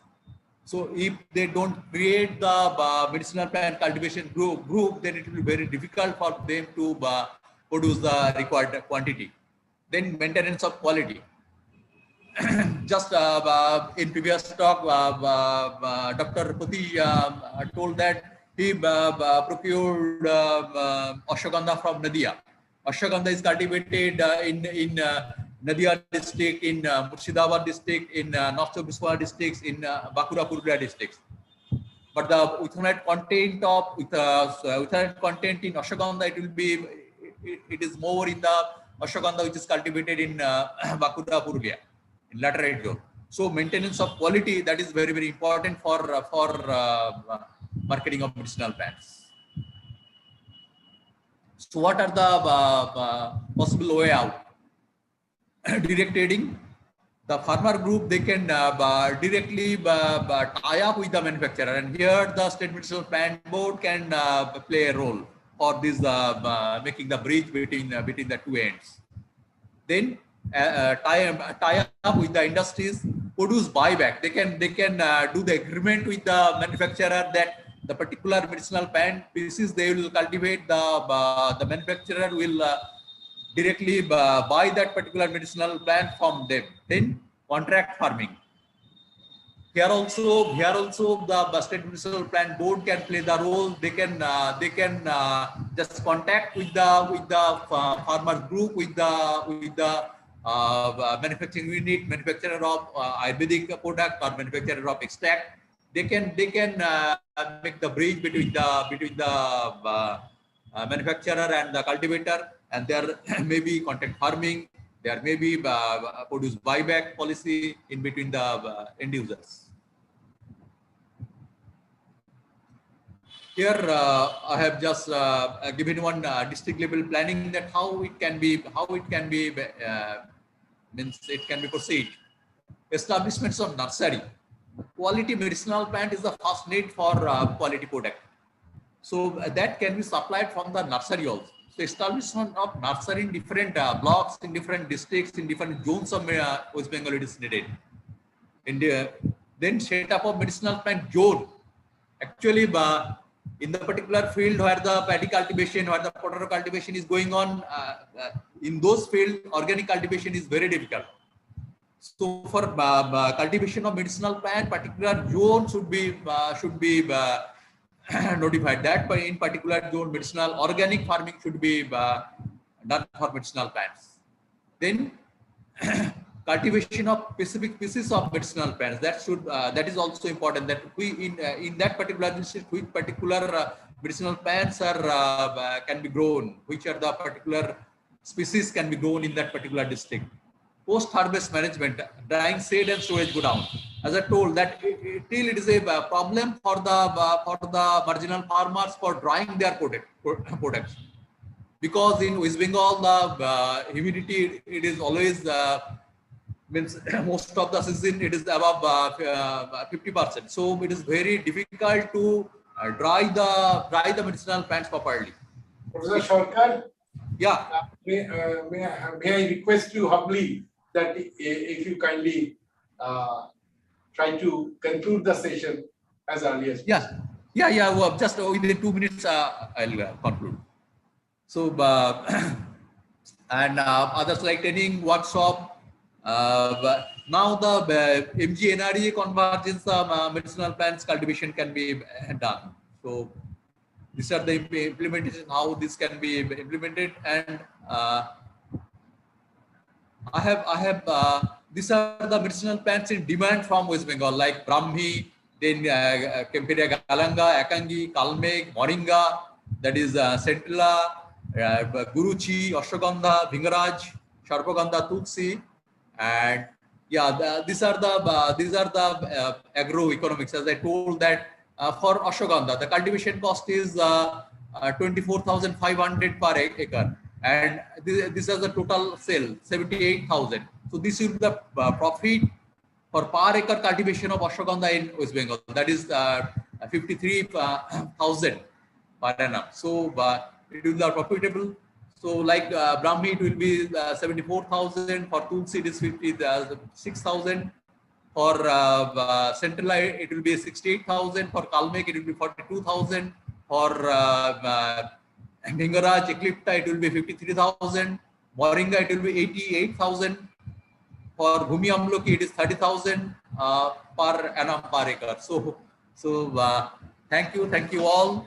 So these strategies we may take for cultivation of medicinal plants as well as marketing of medicinal plants, specifically in West Bengal in particular, and in India in general. So thank you all. So if you have any question, then You may ask. Thank you. Thank you, Professor Dr. Sharkar, for your wonderful deliberation. And I'm really thankful to you. You have highlighted very, very important points. But if there is any questions from the audience, actually, these are the Zoom link by which we are connecting mainly the speakers of the particular sessions, and all are joining in our other platform where you can have all the options of exhibition, all the options of joining the auditoriums. Two of the auditoriums are alive there as the parallel sessions are going on. So the question may come also as a chat. And since we are also at the same time very much in a hurry to complete it within the time, because there are many very eminent speakers today there are in this particular session. So, but before that, if there is any question, and if there is, I have one of the point I'd like to share with you. It's not any question. How really we could prepare, the methodology and the framework. Basically, to say a framework might be in our own way. I request you, Professor, why not we take an initiative to form a organic certification model, keeping the real field scenario of our country in view, not really what is being followed everywhere in the world. Might not be possible here. We have to modify it according to our real existing conditions of our country, particularly in the rural scenario. So everything keeping in mind, and obviously the instrumentations availability, I must say the testing facility available for the farmers is really, we need to make a lot of advancement there. But how we can make it just a framework which we can put forward, because you are also did a marvelous work as a chief executive officer, state medicinal plant board, and you have the experience every corner of this medicinal plant cultivations and other aspects. So why not we rather try to make that of thing, whether we can, it's the organic part, even the other way, the quality part, so that we can help, we can contribute for this endeavor of development of the sector. Thank you, Professor Majumdar, for raising the issue, because organic certification is nowadays must for marketing of medicinal plants. In India, total 29 certified bodies they are issuing the certificate. But unfortunately in West Bengal there is no certification agency. In Odisha it is there, in Sikkim it is there. So nowadays for NOP means NP, those certifications must for proper marketing. So Right. we must take a particular planning to get this certification for Okay, proper sir. medicinal. I think the initiatives of you, like people who have worked with the people, not only the farmers in the field itself, as well as your vast knowledge. So let us take an initiative, and let's try to do certain things, keeping the bigger prospect in view. So thank you very much. Thank you very much, Professor Sharkar, for enlightening us with the different issues. And now we are going to, our next speaker, Mr. Orko Chatterjee, founder and CEO, Natural Juba-based Basel, Switzerland. So before I think, Mr. Orko Chatterjee is there. I do welcome you, Mr. Orko Chatterjee, on behalf of the organizing committee, and it's really a great pleasure for me, for all of us, to have your lecture deliberations in this session, and for enlightening us about this major. This is a second international conference and Bioceras meet. It is not typically international conference only with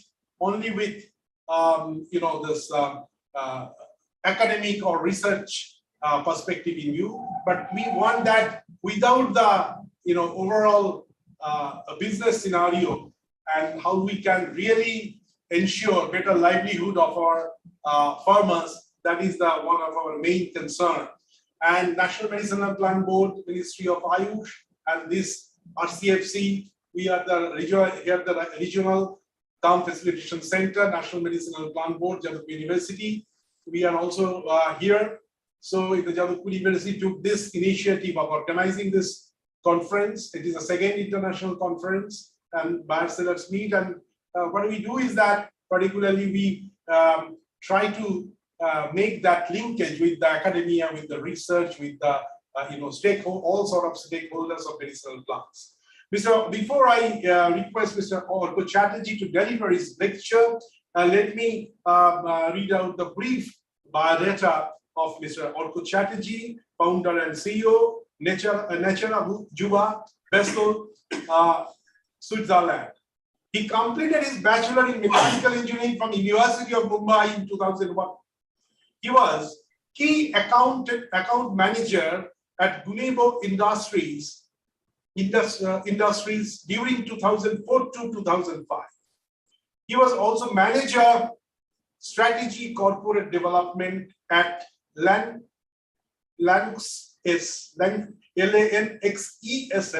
during 2005 to 2011. He was also business manager, Agro Asia Pacific business manager at Santiago during 2011 to 2013. He was also head at business development, strategy, and marketing. Region is Europe, Africa, Middle East at Syngenta during 2013 to 2016. Presently, he is the founder and CEO, Natura Juba, Basel, Switzerland. So with this brief introduction, let me take this opportunity to request Mr. Orko Chatterjee to deliver his lecture, and please start your deliberations. Mr. Orko Chatterjee. Thank you very much, Professor Ashish Majumdar and the organizing committee of the Second International Conference for Medicinal Plants used in lifestyle. And I'm very glad that the vast august audience is focusing on this very critical resource of medicinal plants, especially those in India, and particularly the rich, abundant state of West Bengal, where I originally come from. So I thank once again for this opportunity. So Professor read out my CV very briefly, but what is Natura Juba right now is we are a Swiss company with a wholly owned subsidiary in India. We are a startup. We are not many years old compared to some of the speakers here representing their organizations. But the people who have joined us and working with us have decades of experience in this field or across different verticals. Now, before I speak about this lifestyle products, and especially the natural ingredients that are used in several segments here, personal care, phytopharma, dietary supplements, food and beverages, they represent an enormous market worldwide, and one of the highest growth categories as well, where innovation is very demanding. And the vast resources of India, especially with medicinal as well as aromatic plants, has tremendous opportunity to contribute to the global markets. But this has come with a lot of challenges, especially to get some aspects here. You know, we have heard Professor Shorkar speak about the challenges of quality, and Professor Majumdar raised about organic certification. I think there is a tremendous overhaul and rejuvenation required in the field of quality And I think this word quality for the ingredients coming from medicinal plants is a vast subject and is at the very heart of Natura Yuva. The other aspects which probably is not understood completely in India is the topic of sustainability and what the global customers really demand on this topic of sustainability, which is again a very broad topic. And third is availability. So whenever there is commodity, yes, a lot of supply is available, but when it comes to quality niche ingredients, when the customers require it, the supply is not available. So looking at these opportunities in the market and also the fact that, whether we like it or not, I mean, 40% of world's plant species face some degree of, challenges. Some of them are even facing extinction. And as we look through all the list of medicinal plants that were traditionally available, I've heard a lot of examples from Professor Sarkar's lecture. It is indeed true that a lot of medicinal plants are not available today, which were abundantly available even 10 years ago. And to top it all, about 75% of Earth's land is degraded. I come from Syngenta, and I've learned a lot in working in this global leadership company in the field of agricultural inputs and digital agriculture. And a lot of contribution has been made. However, it's also true that some of these chemicals and incessant use of it has destroyed our agricultural land. And it has reached a very, very critical stage, especially in India. I'm not talking about other countries. About 85% of the farmers are smallholder farmers. Most of farmers in India are smallholder farmers in global classification. And there is a need to integrate them in the value chain to give them market access. So I think looking at all these challenges, Natura Yuva, I formed this in 2018 with a lot of help from many colleagues as well as friends. And of course, our well-wishers and investors who have backed me and our company to make this transformation. Now, this diagram you see in the picture is very much true. This is an agroforestry farm. I have traveled across India, and more so in my new capacity as founder of Natura Yuva, which is and West Bengal is abundantly provided with very rich fertile soil. But my experience is that the overall soil quality, etc. I'm coming back to the topic of quality. Poor soil leads to poor output of agriculture, and Natura Yuva actually is trying to develop polyculture, organic, certified agroforestry farming. And although our initial farms are in the state of Tamil Nadu, we are very much looking to expand across the country, also in West Bengal. However, I have not been able to find the right partners to form certain farmer groups, as was discussed in the last talk by Professor Sarkar. And I believe this is probably the only way using our own traditional ways of agriculture, which is also prevalent in West Bengal, we can develop a model incorporating medicinal and aromatic plants, so that food security is not threatened at the end. We know the example what has happened in Sri Lanka and many other countries. And we responsibly as a company and as a thought leader, we believe that medicinal plants are important, but they need to be looked at hand in hand with certain food crops, that are endemic for that part of our country. So this is actually a polyculture research station. This is our own natural UI research station in the rain shadow belts of the districts of Virudunagar and Ramnad in Tamil Nadu. This was a barren land when I saw it, 5 years ago.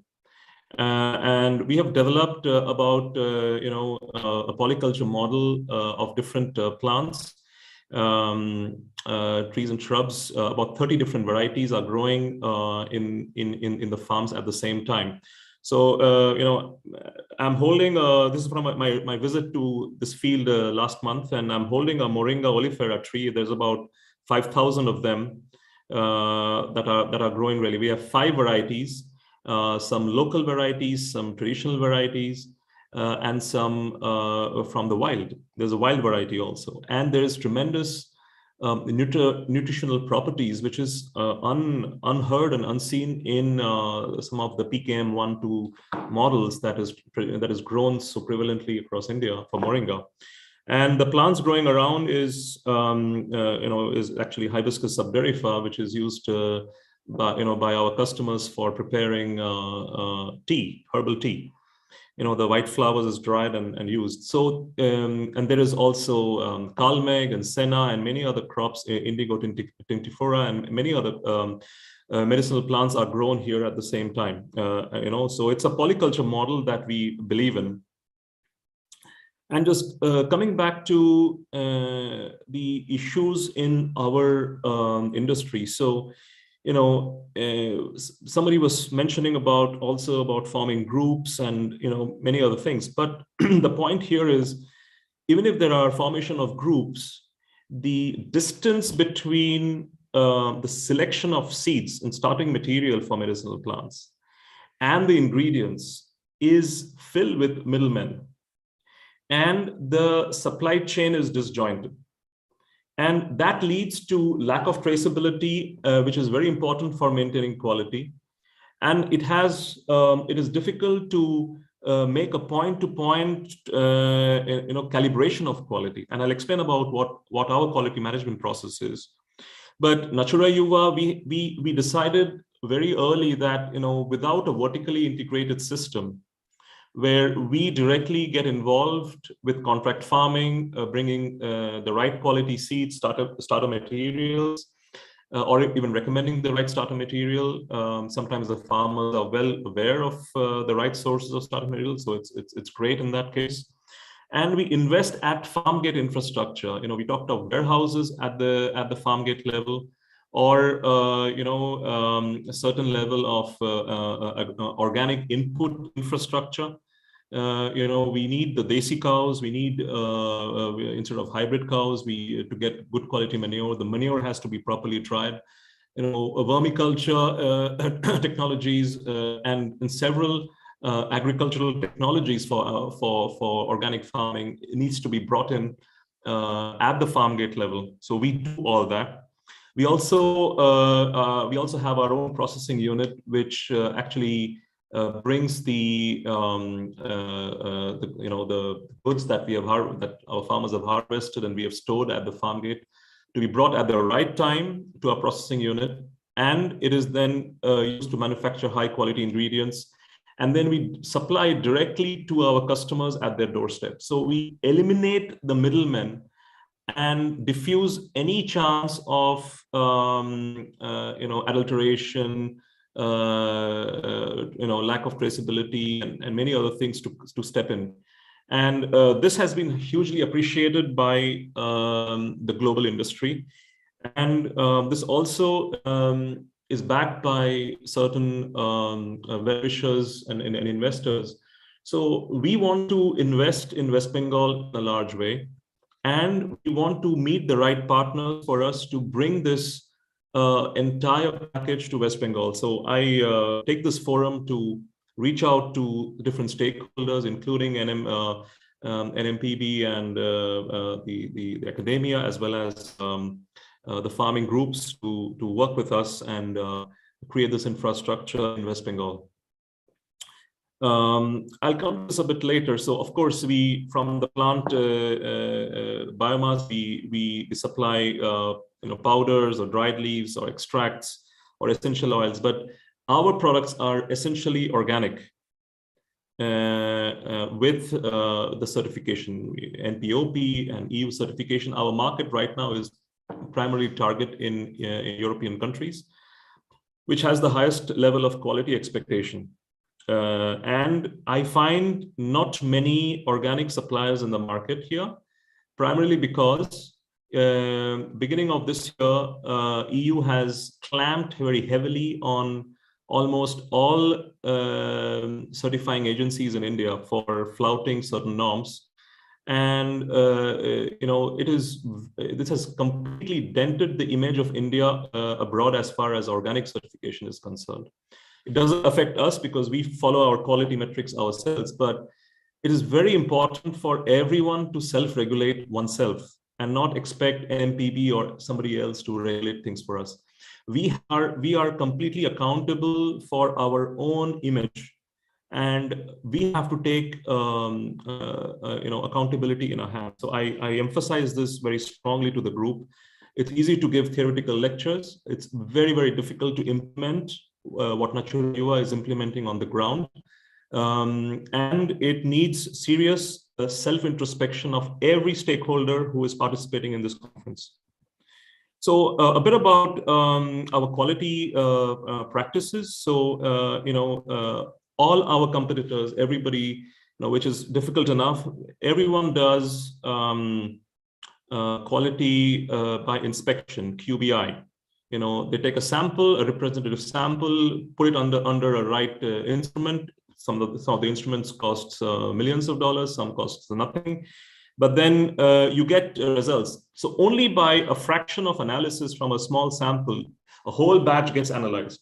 We feel this is not the right way in our business and for our industry, because this is what we call as a post-mortem analysis. By the time you analyze in the lab, your batch is produced, everything is sort of destroyed. And even when you analyze in the lab, we see that there are certain contaminants, heavy metal residues or macrobiological residues, and some dangerous ingredients in even when you have taken all the procedures. So this doesn't cut the thread. So what we believe is actually implementing what some of the pharma companies have done, which is quality by design, where we ensure input and output specification to match right from the plantation of the seeds to the ingredient. As difficult as it sounds, it is extremely hard to implement it, but we have done it over the last 4 years. It's not impossible, but it needs complete vertically integrated unit. The current system and ways how the supply chain is organized doesn't allow this. So in our vertically integrated company, this is implemented, and it makes a lot of sense. So what is our ambition and target? As a summary, we believe that by 2035, about 100,000 hectares of degraded agricultural land can be regenerated to agroforestry farms, very much taking into account the endemic trees, not any exotic trees or species. So if you go to a spot somewhere in Jalpaiguri, we have to look into all our agronomic and forest department records to see what plants, what trees grew here and grows there, and develop our own system of intercropping the medicinal plants. About 100,000 smallholder farmers' income doubled. We will conserve 3,500 medicinal plant species just in India. We are also looking to expand this in other countries, especially in Serbia and Madagascar, which is equally rich in resources. You will be surprised to hear that people have started sourcing some of the plants that they source from India, from Madagascar, because quality inputs are not available. And we are innovating about 50 new novel ingredients. Most of it are from the Indian medicinal plants. So having said this, we believe that in order to succeed, we have to create a winning model for farmers. And we need to look into the whole system of medicinal plants, right from selection of seeds to the ingredient holistically. So with this thought, I would like to end my lecture, and would rather have some interactive sessions with all of you. So thank you very much. Thank you very much, thank you very much, Mr. Ankur Chatterjee, for your wonderful deliberations, highlighting many aspects of a very bright future, and particularly the initiatives you have already taken within 4 years of the existence of the company. So it's really nice, and I am very much impressed with the agroforestry, the way we also think always that how we could put our barren, these lands into real utilizations, and agroforestry could be one of the best way of doing it. And there are people who are doing these things even in our country, and it's a great opportunity for all of us to see the potential for a bright future which India should take into consideration seriously, and its implementations. We are having our certain experience of working in the field, because we are here. We are also having at the center of that, which with technical assistance of which we are really doing this organizing the seminar. And this conference, is having both the aspects, not only the research and the academics involved in the medicinal plant cultivation and its promotion, but also the industry, the business, and that's why we have a more business session than the so far your knowledge session are concerned. So business knowledge is more important nowadays to take it on. So with this thing, first of all, I would like to thank you, and then I would like to, before I conclude it, if there is any question, let me see, and if there is any question from the audience, some of the question may come through the chats also, and I may contact you whenever it's possible for me to send you the questions. If it comes through email, we can forward it to you also. But at this moment, if there is any question from the audience. Any question, please?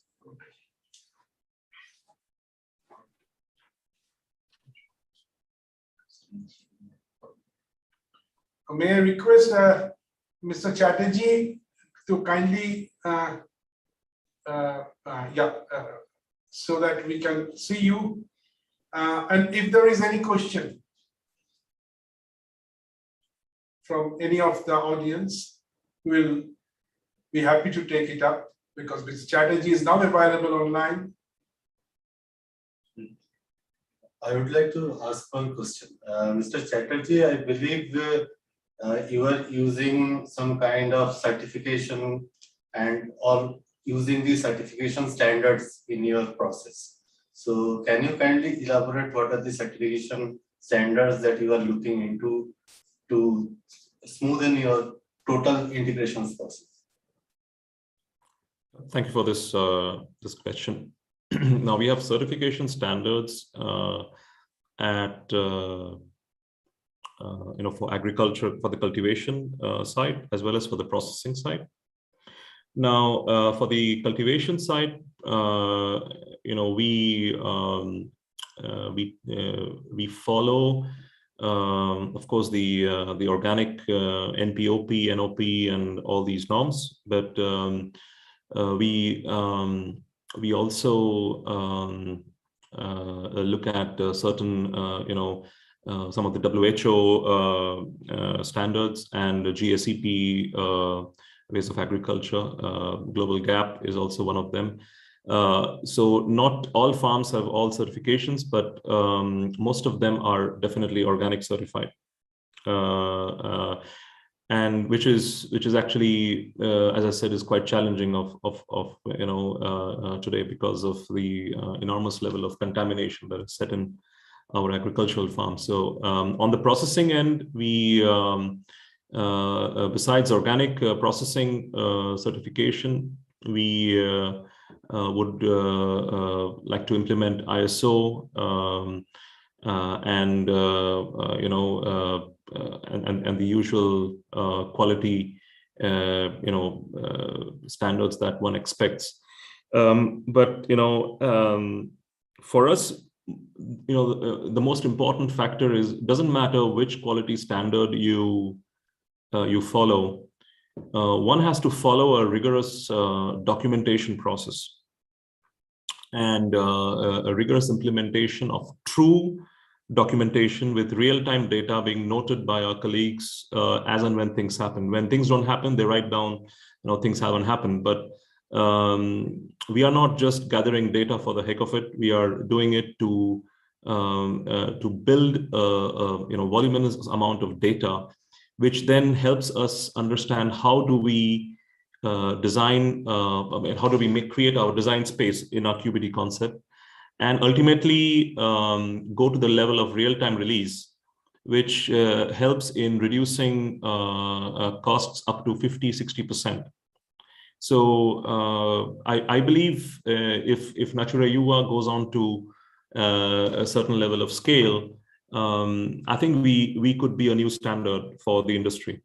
But of course, who are we to compete against the traditional certifications? But we do have those, but we are trying to go to the next paradigm, which is quality by design. That is great. We would like to also see your connection develop with our farmer groups here in India, and particularly in the eastern region of India. Yes, I would be very, very thankful if connections are made, and I will personally ensure my team and I visit these groups and try and do my level best to invest in this region. So I look forward to the next steps. Yeah. Sir, thank you, sir. This is Dr. Shomajit Biswas, sir. Thank you, Dr. Bishwas, for inviting me here. Yes, sir. Sir, I don't know what is the procedure to getting connection or contact with you to any business connection. So if any clusters want to get connection with you, can we have a dedicated meeting after this conference or some sort of like that? So how will you proceed further? Dr. Bishwas, I will request, I will myself drop in my email ID to you, and also you have that already. But yes, feel free to write to me at your convenience, because Brahmi is, for instance, I'm talking of Bakupa Maniarai. It's such a endemic plant for West Bengal, especially in the Diamond Harbor region. But it's very hard to get organic, high bacoside, quality from West Bengal today, and we are forced to look at Andhra Pradesh and Uttar Pradesh to grow Brahmi for us, which is doing the job for us. But I feel very sad inside that a medicinal plant so endemic for West Bengal is now not available for us to buy because of poor quality. So I think there is a case to rejuvenate medicinal plant cultivation, enforcing quality standards. So I look forward to receiving your email and visiting your groups in my next visit to India. Sure. Thank you. But I would like to assure you, Mr. Chatterjee, and since we are involved in the RCFC, we are having another unit, as you might have seen it in our brochure also. We also belong to the Regional Confacilitation Center, National Medicinal Plant Board. And our main theme is particularly also to facilitate all the stakeholders. And we know certain really doing very good work so far the Bakupa Moneri is concerned. The Brahmi in our, this belt, very nearby, the Bokhali is one of the coastal region belt here, in South 24 Parganas. So there are many. I'm just giving you one example. There are a lot of, and I think we should be very transparent to them also. Exactly, we test, and this is not really acceptable to your particular purpose. Then obviously this can be very nicely discussed. Everything should be very transparent, and if it is not, it is not. So that mechanism we could develop in your next visits, and what Shomujit has told, I really want to repeat it. We can always nowadays, with the advent of this the usage of this platform, digital platform, we could have anytime a convenient meeting, which is the convenient time of yours, of your colleagues, and I can arrange at least 3-4, farmer cluster groups, FPOs from all the states of our country, how many is possible, and let's really share what is the thing. But yes, they should also understand what are the challenges they are to meet up. So it should be very win-win situations for you and also for the farming clusters. So this is one of our main motivations for the particularly whatever we are getting from you today. I think we obviously will pass it on, and it will take a bigger. When I am hoping for a new sort of collaborations that might take place with you. So with this, I will be looking forward. But at the same time, if there is any other question from the audience, please. If it is not, then obviously whatever the questions we are getting from the chats, from our digital platform, where it is getting, obviously it is now also being shown there as well in our two virtual exhibition, virtual auditorium hall, and our virtual exhibition. So I also request you all to please have some time for 5 to 10 minutes to go at your convenience to go through the visually very enriched stalls in the digital platform or in our exhibition hall. Whenever time, I think we keep it open for coming 7 days also. So at any convenient time. So it's request not to you, but everybody else, so that we can take our effort in the forward direction.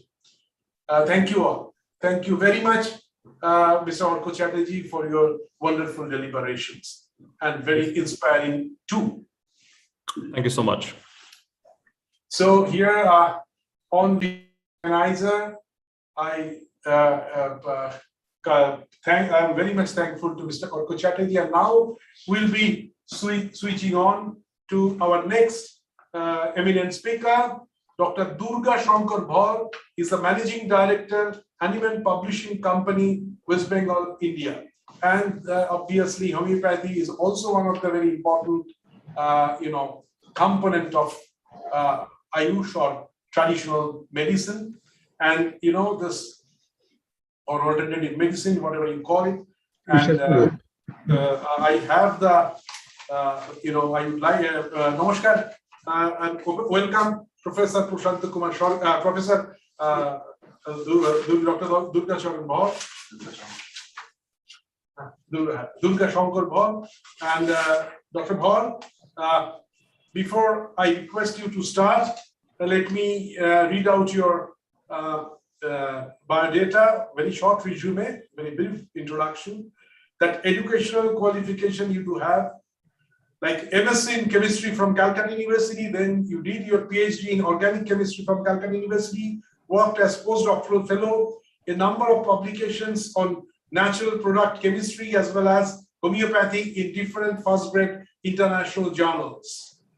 Your experience, so far your vast experience is concerned, you joined HAPCO in 1975 and now working as managing director of HAPCO.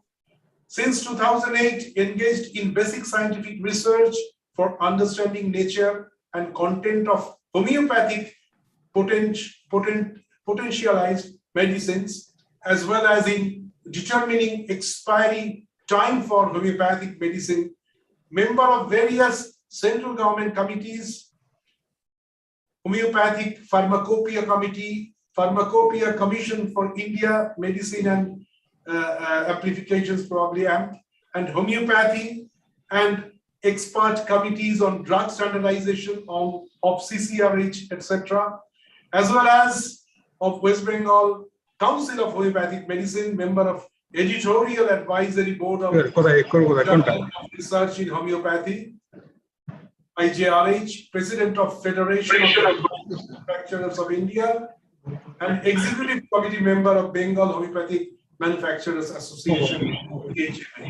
So I request on behalf of the organizing committee, Dr. Durga Shankar Bhar, to kindly start your deliberation. The forum is open to you. Good afternoon to everybody. At the onset, I must thank the organizers to allow me to speak before this August gathering, and I'll speak on availability and quality of botanical drugs used in pharmaceutical industries. As I'm coming from pharmaceutical industry side, I speak here only on behalf of the consumers, not as the growers. So what problem we are facing in getting the different botanical drugs of proper quality? Previously, I've heard from Professor Sarkar or from Dr. Poti, the botanical drugs, what they are getting are not always up to the standard. And here I'll show what the problem is with the pharmaceutical industry here also. Still today, we have to depend on vegetable kingdom, not only for food, but also for our health to get rid of diseases. So the so-called modern system of medicine nowadays uses mainly synthetic chemical compounds as drugs. Homeopathy and other traditional system of medicine like Ayurveda, Unani, etc. require plants for the preparation of medicines as per their formulation. But naturally, for production of quality medicine from plants, use of herbs of proper quality is essential. As I am from the homeopathic pharmaceutical industry, for preparation of homeopathic medicines, we require lots of botanical substances. It may be indigenous, it may be exotic. But here, we have little control over collection or cultivation of exotic drugs. So let me concentrate only on indigenous drugs only. You see, a number of indigenous botanical drugs are used for preparation of homeopathic medicine. We know that very well. But the problem what the industry is facing is to get botanical drugs of proper quality. Let me start with the problem of selection of proper botanical drug from the material available in the market. A very common botanical drug, Tinospora cordifolia, commonly known as Gulancha in Bengali, or Guruchi or Giloy in Hindi, has been found to be effective to enhance immunity, especially against COVID-19 virus. And many pharmaceutical companies are using the same in the formulations. But a few cases of adverse drug reaction, ADR, has been reported from the products. On investigation, it was doubted that use of a very similar species of Tinospora, most probably Tinospora crista, may be responsible for this adverse effect. The left one is Tinospora cordifolia and the right one is Tinospora crista. You see, both the drugs are almost equal, same to see. You can't differentiate very easily between them. But what is the difference between them? In Tinospora cordifolia, we see the stem is green in color, whereas in Tinospora crispa, stem is greenish gray in color. Just see, the stem and leaves are green in color in cordifolia, and in crista is greenish gray in color. There is no milky secretion from the stem. If we break the stem, there will be no milky secretion for Tinospora cordifolia, but for Tinospora crispa, milky secretion will come from the stem. Leaves with no heart-shaped groovy notch. And where there in crispa, there will be leaves with heart-shaped groovy notch. In cordifolia, petals 6 in number. In crispa, petals are 3 in number. And drupes are red in color and ball-shaped for cordifolia. And the drupes are orange in color and rugby ball-shaped, slightly elongated shape in crispa. So we shall have to select the drug in it first of all. As we are not going to in detail in the microscopic identification and all those things right now, we shall have to select the drugs on the face of it. Now, many important chemicals as the second, the drugs are actually collecting many important chemicals as the secondary metabolites, which are essential for preparation of our medicines, but they can do that only when they are mature. I'm showing some example. The example of Nux vomica. This is a picture of Nux vomica. A very easily available botanical drug, you know, but all of them are good for preparation of medicine. What we get from the market. Lots of immature seeds of Nux vomica is being collected. Or for the money, they're collected in immature condition, dried and marketed. Alkaloid content of those seeds is very low. When the pharmacopoeial demand is not less than 3%, that is given in the British Pharmacopoeia, most of the seeds available in the open market contains much less than that quantity. In the from the market sample, usually we are getting only hardly 2% of alkaloid, not more than that. So we shall have to get the seeds from special suppliers who are keeping good quality of seeds. We may take the example of Atropa belladonna. This is Atropa belladonna, a very small plant, but having immense importance in the field of medicine. The plant was first year's growth is almost devoid of required alkaloids. If you get the plant, if you try to identify the plant macroscopically or microscopically, you'll find this plant is okay. It's Atropa belladonna, but for the first year's growth plant is almost devoid of required alkaloids. So we require older plants to prepare our medicine. But do the plant suppliers or even the manufacturers are vigilant enough to test the plants for the chemical content? I'm showing you a comparison of some. The sample 1, the estimation of total alkaloid content in belladonna mother tincture. In sample 1, percentage of total alkaloid estimated as hyoscyamin is only 0.2988. In sample 2, it is 18.40. In 3, it is 3369. 4 is 0987. And IP recommendation is 0.3. It should be 0.3 minimum. So sample 1 and sample 3 are all equal. Okay, they can be said okay. But what about sample 2 and sample 4? Those must have been prepared from some sample or from some drug, immature quality of drugs.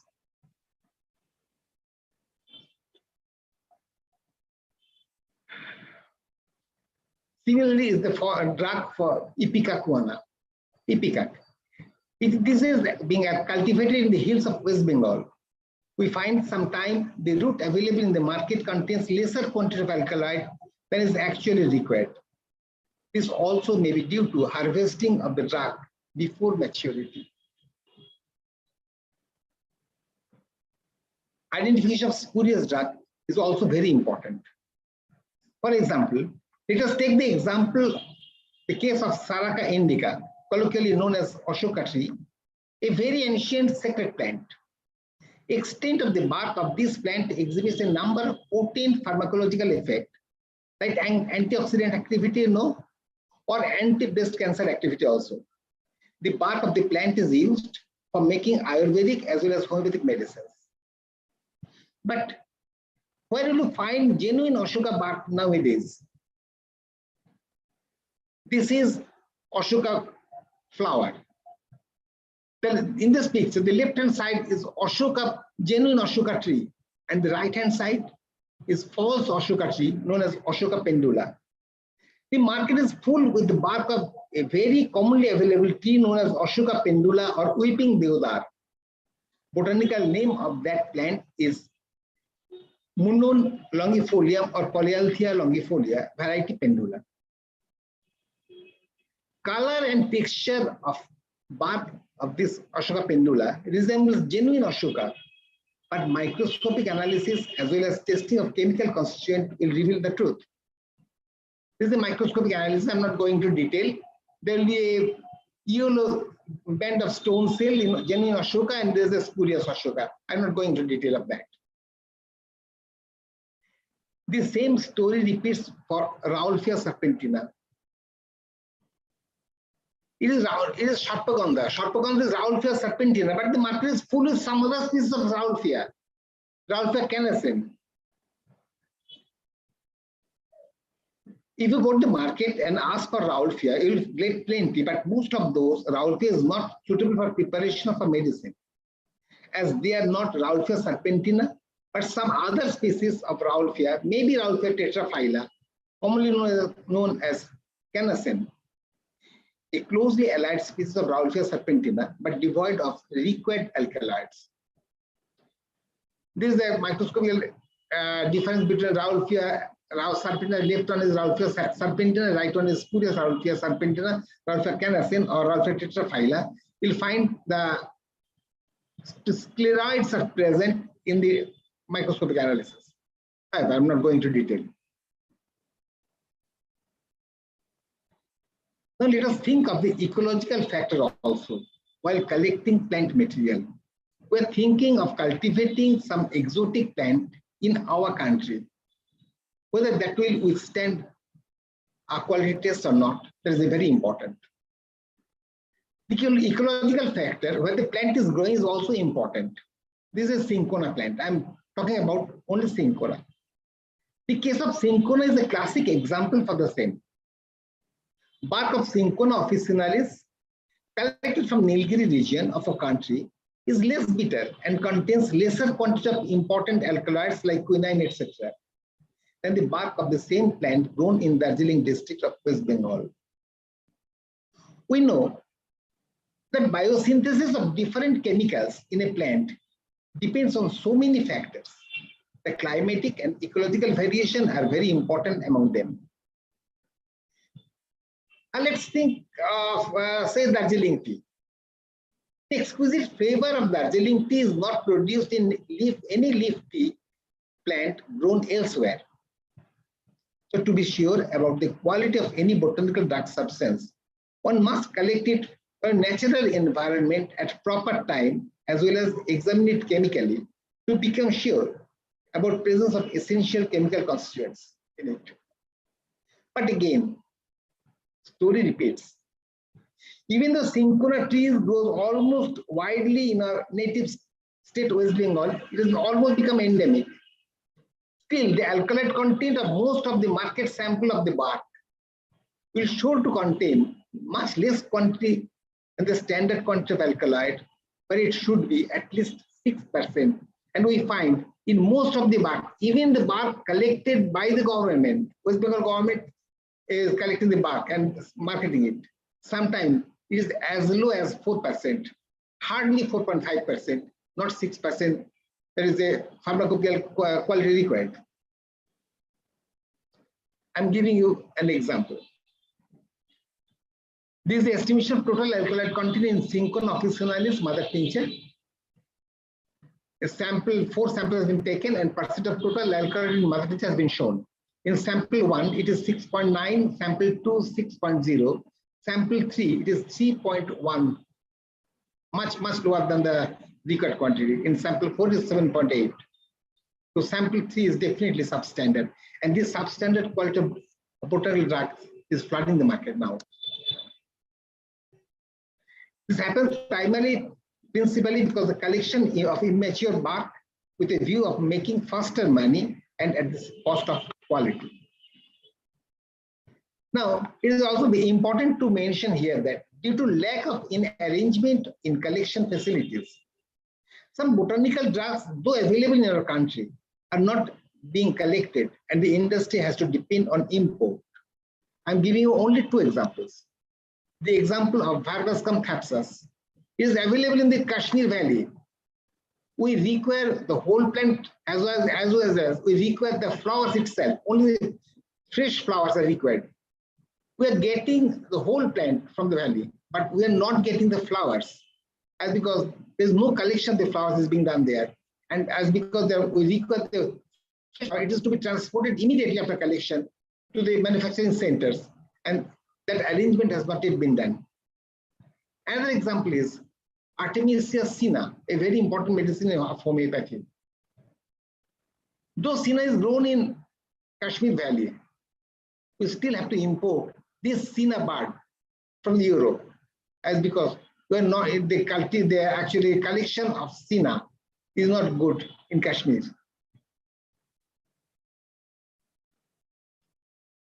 Not only this, the faulty collection procedure and deliberate adulteration of drug is sometimes responsible for marketing low quality drug.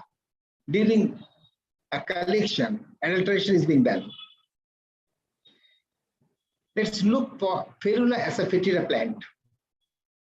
Asafoetida, household name Hing or Hingu, is known almost everybody.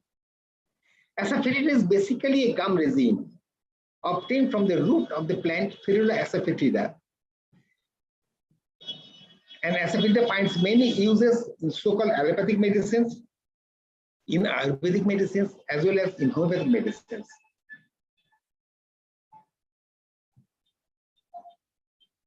We have analyzed some asafoetida extracts. You see in sample 1, solid matter content per 100 ml of the extract is 2.15. In sample 2, it is 0.4. Sample 3, it is again 0.4. Sample 4 is 1.8. Sample 5, it is 0.3. Wide variation in solid matter content due to improper collection of the drug substance at improper time, or even due to adulteration of the material while collecting, as it is very easy to adulterate. It is coming from the root, the secretion of the root. So many times art is being mixed, or drugs are being mixed with this resin to bring out the weight. When the pharmacopoeia says that asafoetida should contain at least 50% alcohol soluble content, what we find in reality that most of the asafoetida available in the market contains much lesser quantity of alcohol soluble ingredient, and hence is unsuitable for use in medicine.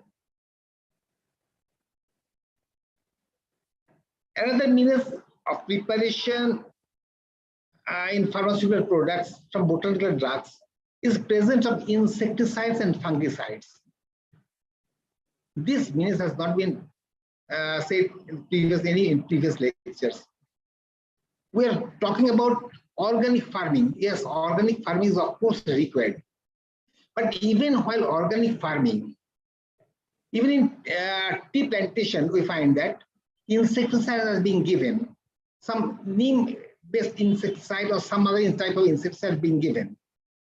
And even if we collect the plant material immediately after giving those type of insecticides, even if it is plant-based insecticide, still we get trace of those plant-based insecticides in a medicine. While storing, the plant materials are being sometimes being added with insecticides or fungicides to get rid of insects coming in there or fungus being grown there. So that is a very good means of making medicine out of this material. If we are not vigilant enough, do not test for these things, we may get the devil in place of the God. I've taken a lot of time, I think, and it is unnecessary to prolong the list anymore. We understand the problem, but what is the solution? The solution is let us work together for preservation of endangered species, for cultivation of botanical drugs following good agricultural practice. I don't say only organic farming. I say good agricultural practice that involves farming, not only growing, but also collecting and storing and making quality drug substances available to us. The demand is rising with the increase in population, but at the same time, many important botanical drugs are on the verge of extinction. It is essentially required to preserve and cultivate them, and that by following good agricultural practice, a very term which is gaining importance today in the field of agriculture, and to dry and preserve the drug material properly in a scientific way. The time is short. So with these words, I wish to conclude. I thank everybody for the patience hearing. Thank you. Thank you, sir. Thank you.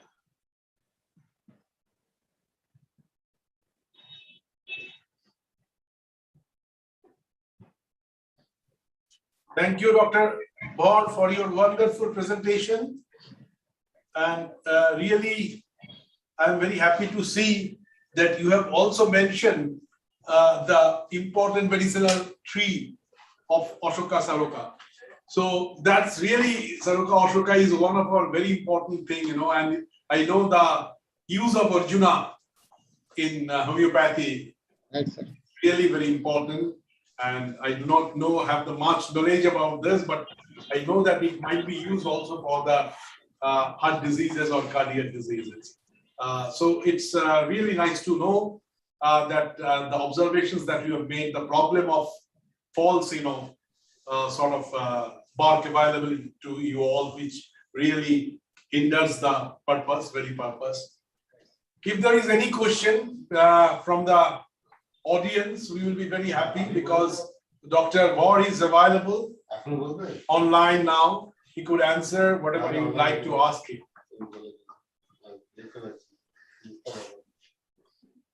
If there is no question, yeah. Is there any question?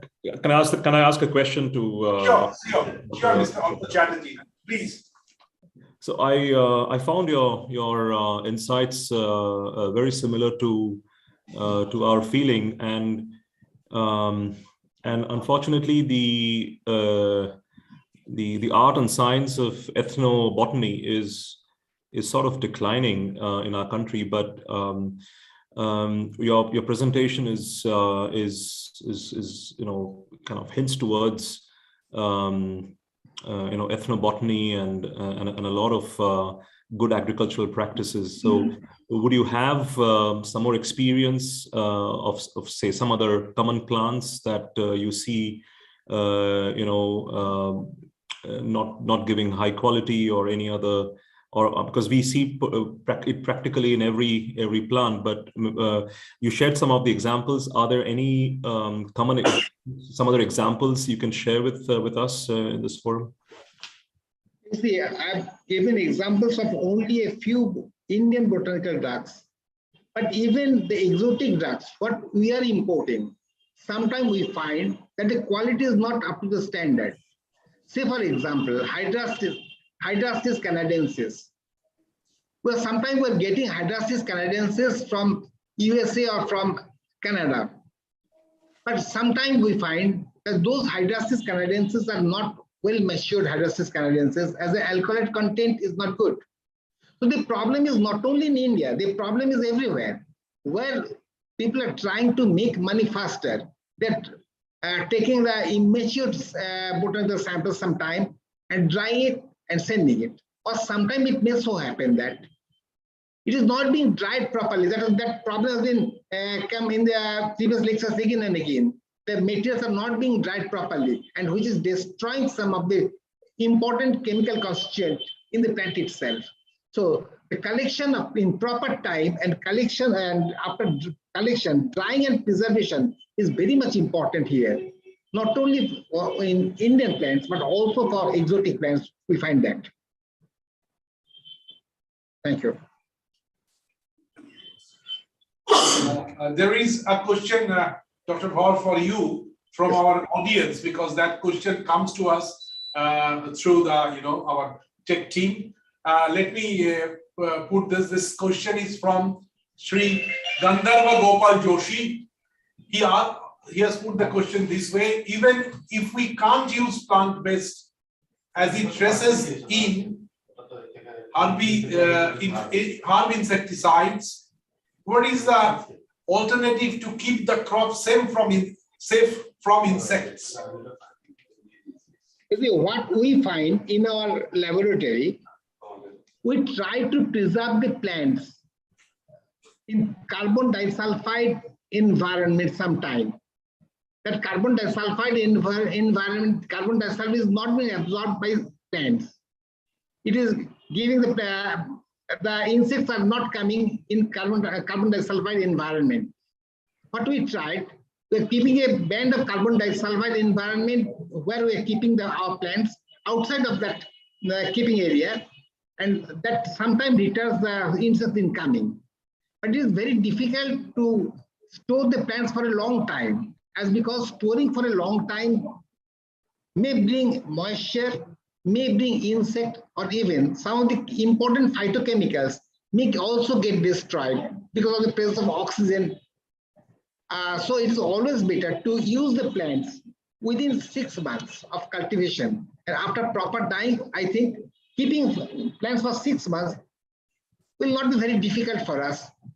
I think that will be enough for that. So thank you very much, Dr. Bhatt. And still I am telling you, if there is any questions from the audience, from the the eminent speakers, I would like to put it up in afterwards also through email. Dr. Bhatt is approachable. That's not a problem for us to reach to him and get the answer and give it to you back. So I request all the audience, we might be also running short of time. We want to complete it within the time schedule so that we can start the next session on time. So I am taking the opportunity on behalf of the organizing committee to thank Dr. Durga Shankar Bhatt for his very enlightening lecture and deliberations, and we are looking forward to do something effective out of the suggestions he has provided to us. Thank you very much, Dr. Bhatt, and let me welcome on behalf of the organizing committee, Mr. Shamrat Mukherjee, NABARD, Kolkata, West Bengal, and Mr. Shamrat Mukherjee. Before I request him to take up the mic, let me introduce him first. He completed his Bachelor of Science in Botany from Presidency College, completed his B Pharma from BIT Meshra, and his postgraduate degree in Forest Management from Indian Institute of Forest Management, Bhopal. He was a senior consultant at NAPCONS, presently working as the Deputy General Manager in NABARD. So with this brief introduction, let me welcome Mr. Shamrat Mukherjee. And thank you very much for agreeing to be here.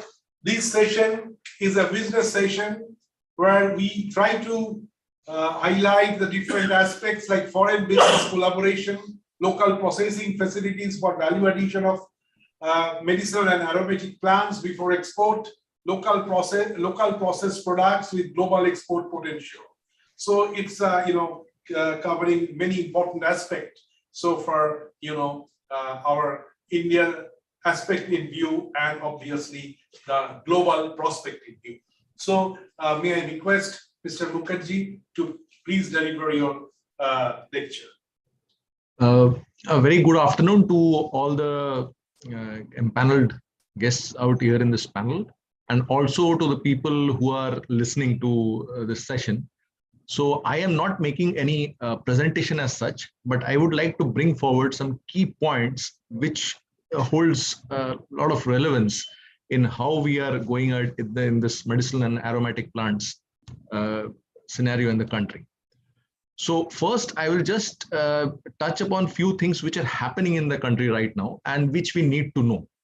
First, we need to acknowledge that medicinal and aromatic plants has to be mainstreamed. Okay.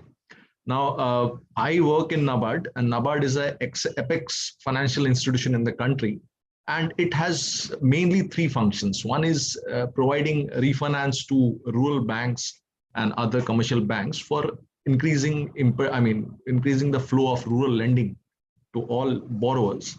Second is we also supervise rural banks and cooperative banks. And third, we perform a lot of development roles. So these development roles have generated a lot of products for the people in rural areas like self-help group, Kisan Credit Card, now farmer producer organizations, So, and also a lot of rural mart or farm products also has come out, which has facilitated or increased lending, especially right now. Joint liability groups are also a form of groups which can be lended to, and a lot of non-banking financial companies and non-banking financial company MFIs and even NGOs have resorted to lending to these joint liability groups. Now, coming to the FPO ecosystem in the country, I mean, there is a recently, I mean, a year back, there was a scheme launched for central sector scheme on 10,000 farmer producer organizations in the country. Prior to that, NABARD had initiated this FPO nurturing and formation from the year 2015-16 through Produce Fund and also later PODF ID funds. So through those initiatives, I mean, the country already has more than 7,000, say 8,000 farmer producer companies or farmer organizations taken in total. So these are new age farmer producer organizations. Earlier, they were there in the form of primary agriculture cooperative societies, LAMPs. So recently, yesterday, there was an announcement for computerization of those PAC societies. So 63,000 PAC societies will be computerized out of the 92,000 which exist in the country.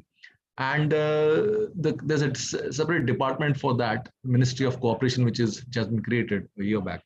So this brings into focus where the government, I mean, is thinking that there is I mean, thought that the way forward is working through with these cooperative societies and farmer producer organizations. Now, if you look at West Bengal perspective, there are 563 farmer producer organizations which have been formed in the last 5 or 6 years. And this year also, I mean, from NABARD side, we'll be forming 60 more. Now, out of these 563 farmer producer organizations, more than 325 have been promoted by NABARD. Now, why I say promoted by NABARD? Because these are the farmer producer organizations which has some kind of discipline, governance, and the way they operate with their members. So some kind of organized form has been created. Why?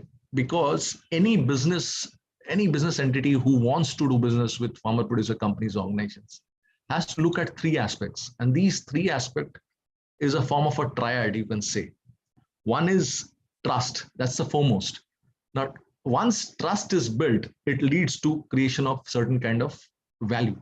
And again, when trust and value come together, they create that size of a business required to grow. Now, these 3 have to be in continuum. So that's the fundamental thing of business model to work. Now, unfortunately for medicinal and aromatic plants, I mean, trust has been somewhat not fully adhered to at times, and there has been some negative publicity also. So, I mean, we need to focus on this. Then we can think of forging ahead collaborative partnership with those cultivators and through FPOs, farmer producer organizations. Because why I say farmer producer organizations? Because these are legal entities. These are not informal farmer groups as such. Now, when you are entering into any kind of a contract with a legal entity, I mean, that holds some kind of validity. And I mean, if it is registered, and there is some kind of enforceability also. The good thing in the state of West Bengal is we don't have a contract farming act as such, but there is a gazette which has been brought out by West Bengal, which is known as participatory farming.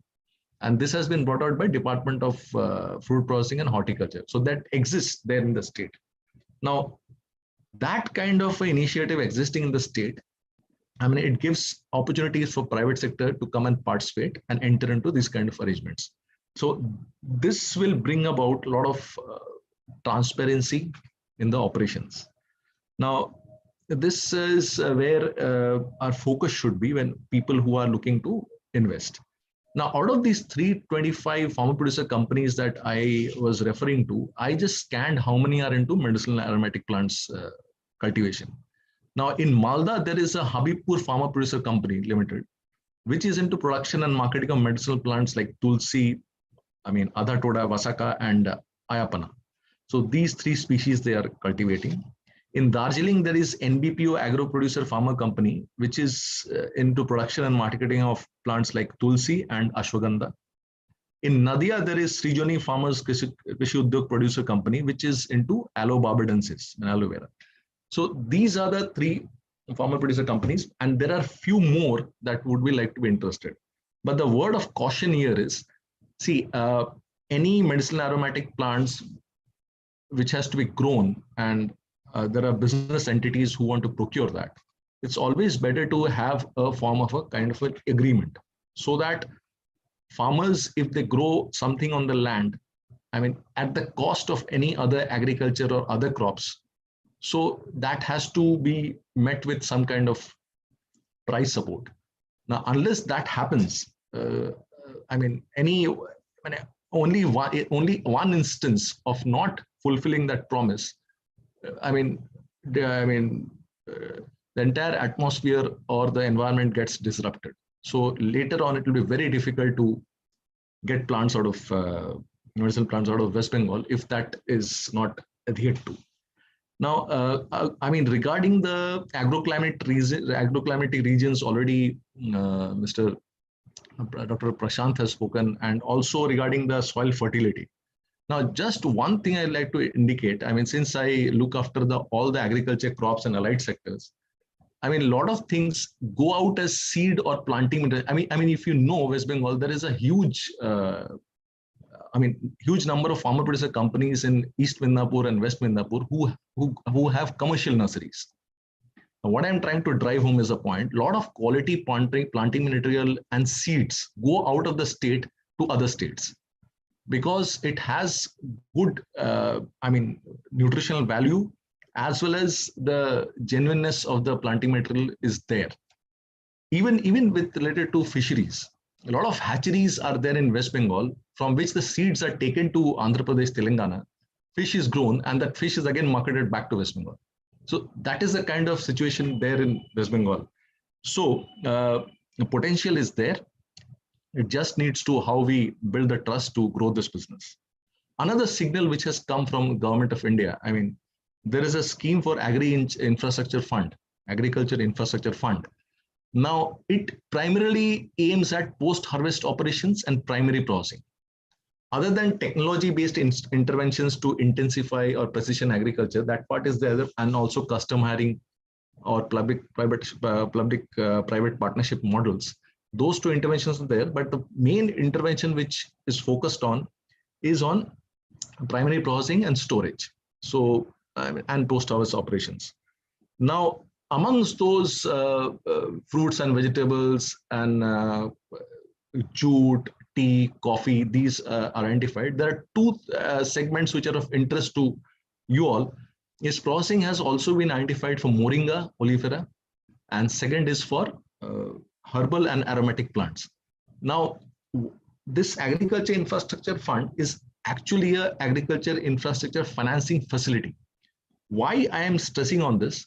See, for any cultivation or growing, some kind of credit requirement arises at farmer level. So, and even for their primary processing, they need some investment. So for under agri infrastructure, they can get this finance of credit from the banking system. Now, why it is an advantage? Because there is an entrance subvention built into it. Second, there is guarantee coverage up to 2 crores. So what was happening was banks were there, but they were not financing for agri infrastructure in a big way or for any long-term investments because there was no collateral available. There were private parties who were interested, but they were not able to provide collateral.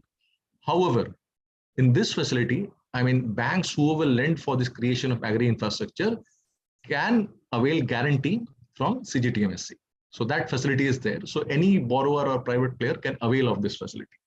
Interest subvention is there, and even FPOs can get guarantee cover from NAB Sanrakshan Fund, which has been created with NABARD. So these are the driving forces which can lead to the investments required. Now, but even if the investment is totally say up to 2 crore, and if the primary processing component say consists of 50 crore, 50 lakhs, and which might include cleaning, sorting, and drying, which are the most major aspects.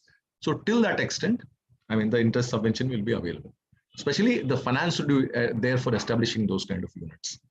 So, so this is a signal which is coming from Government of India, and it is for the players who are in this industry to take advantage of this. Next, I come to a very important part, which needs to be adopted for this sector. Is it's time that because the supply chain is very important, because the active ingredients play a major role in any quality drug formulation. So here in the supply chain, it's time that we have a blockchain, and NMPB could be the body which adopts a proper blockchain. So that what will it establish? It will establish traceability, transparency, as well as information security. Now, and all the players could be part of this blockchain. So that's what a small thing that I observed, which needs to be, the time has come. So the technology is very exciting. So more than any other agriculture products, medicinal aromatic plants, they need to have this technology in place so that quality aspects are not compromised at any level. Next is nature-based solutions that, we have a lot of degraded lands in the country. So to fulfill some climate change, commitments, nature-based solutions for rehabilitation of these degraded lands, and there's a possibility that a lot of medicinal aromatic plants can grow. So next is, I want to flag is, we need to have a nodal department in the state. Presently, Forest Department could be one. So who can drive this kind of a initiative in the state? So NMPB could look forward to this kind of a collaboration. Next is what is not happening is training and capacity building. Now, if you want to, establish collaboration with farmer producer companies, training and capacity building needs to happen not once, but at regular periods of time. Now, how we design that? Whether we can have trainer of trainers, or we need to have a dedicated program, say for 6 months or for 8 months, say 1 day, 2 day interactions with those farmer producer organizations, who can then move into the cultivation process. So, and lastly, we should look forward to setting up of pilot projects in some parts where we are taking a few medicinal plants which have that export potential. Now, there is a need if we can have the private sector participation in that also from the very beginning. So that would pave the way for development of the sector. And lastly, private players who are looking to have a say or look to procure for needs to invest also in providing quality planting material or quality input support. So that would also pave the way in building some kind of trust. So there are many more things. Endemic species was one of the things that I am very much for it. So, regarding indigenous species, for any district or any division you look into, there's a working plan that is prepared by the Forest Department. And if you look at the working plan document, it documents all the indigenous species. So it will be very wise if someone goes through that and also takes up those species in those particular areas. So with this, I would like to, come to the end of my deliberation. Any questions I would like to, I'll be open to take. And thank you for giving this opportunity. Thank you, Mr. Shaukat Mukherjee, for your very great input. So for the, the funding is concerned, because NABARD means for us, it's a funding for the agricultural promotions of our country. So may I have any questions here from any of the panelists? And whenever any question will come from the audience, that will be delivered to us through our team, because as I would like to make it very clear, here the number of only the panelists are being shown here, because this is a Zoom platform And we have another digital platform simultaneously being run. Same thing is being telecasted there in where there is a virtual exhibition hall, where there is virtual 2 auditoriums running 2 parallel sessions simultaneously. One is being shown, this one, in other, there is some other parallel session is going on. And what we do is that whatever the question comes, either I can, if it comes to my screen now, I can ask you. Else, what I do is that I will obviously, to the esteemed panelists, I will share their questions to their email, and will obviously pass on these in due time to this question raisers. And now I think it's open to the panelists here as well as to the audience for any question. I would ask Mr. Mukherjee to help us. Kindly introduce yourself. Myself, Sudipta Ghosh. I am working as a marketing consultant for the Regional Facilitation Center of Eastern Region, NMPB.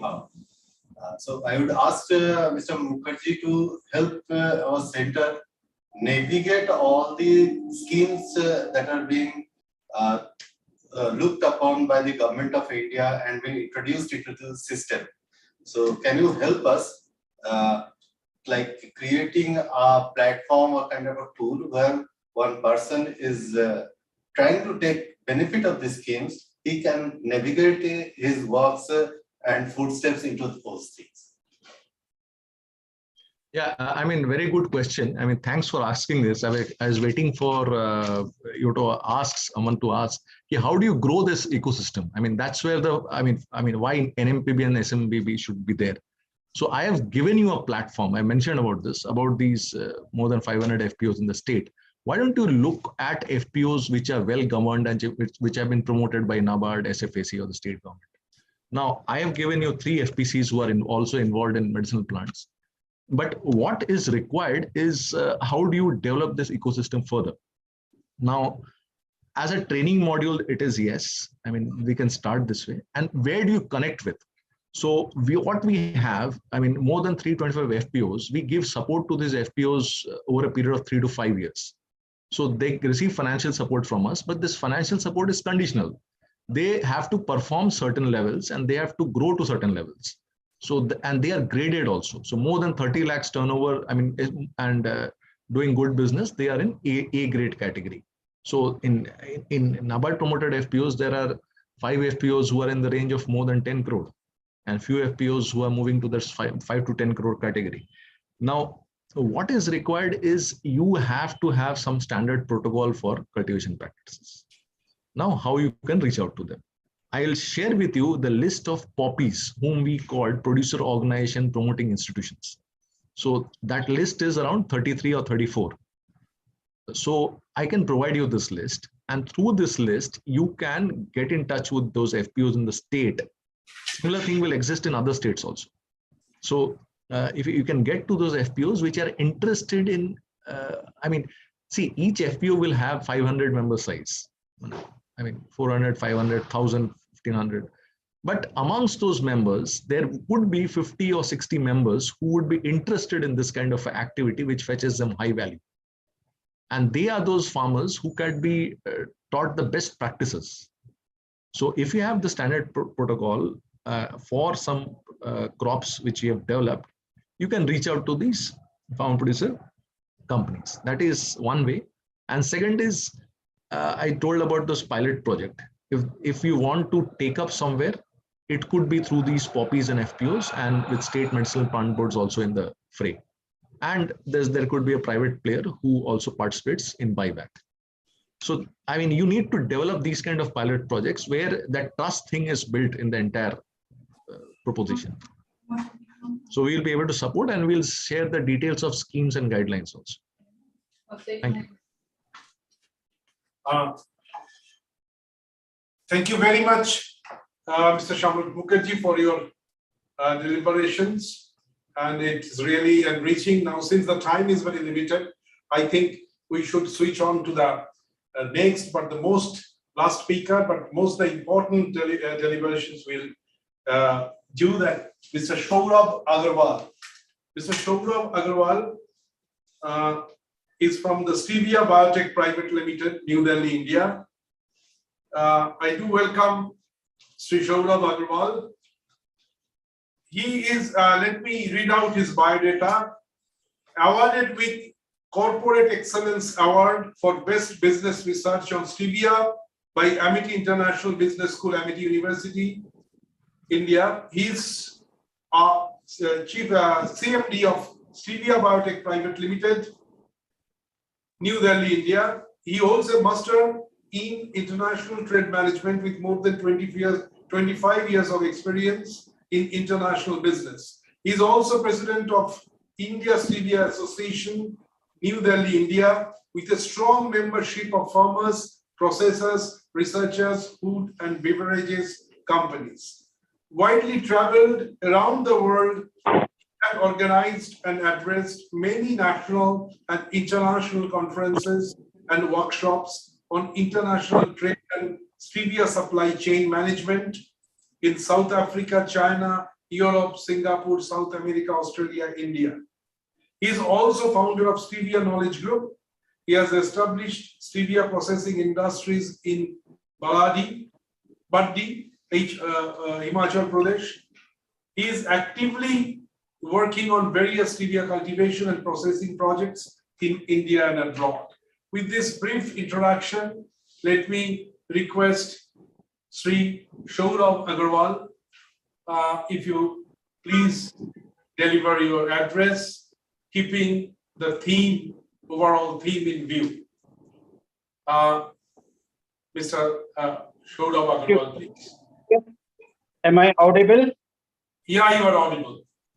Yeah, you are Okay. audible. First, I should really congratulate you for this second international conference. And you have done really a great job in bringing all the stakeholders together, because knowledge sharing is something which should be always there, and one should learn from each other.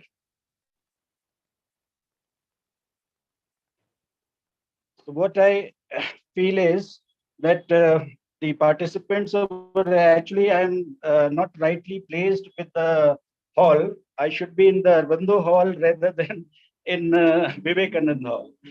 But anyway, my subject is stevia, and I was supposed to be in other hall, but I could, give my, I can speak in this hall. Like, I will appreciate if I could get the questions, because the participants over here are different than the subject of stevia.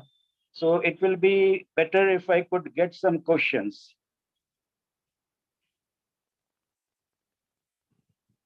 Your topic is stevia business only. If you see that what we are expecting is on stevia, because it's linking up with all sort of, even in our other audience also, it could be telecast. That's not a problem.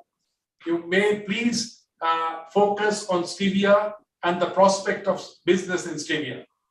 Okay. Okay, fine. Now I understand. Now. Okay. Now see, this stevia is a 0-calorie natural sweetener. This stevia is a 0-calorie natural sweetener which could replace the sugar. Now, in the world now, stevia is used in different variants, and a wide use is there in food, pharmaceutical, and other industries. Now, I should say that stevia is well taken by the world as a sugar substitute, and in last, say, 3 years, more than 8,000 different products which are used by the world, that has been launched in different countries. Now, this use is, as I say, like Coca-Cola using it in their carbonated drink, Medicent is using, Kellogg's, and many other large food processing companies, they have started using it. Now, the problem is that of quality material. Now, as China is a major supplier of stevia, and they are not really consistent in the quality supply, and the prices are also very different, and adulteration of product is also there. So we import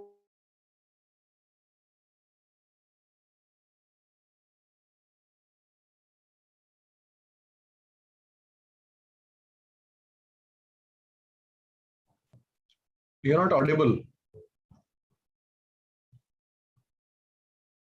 any commercial scale stevia extraction unit.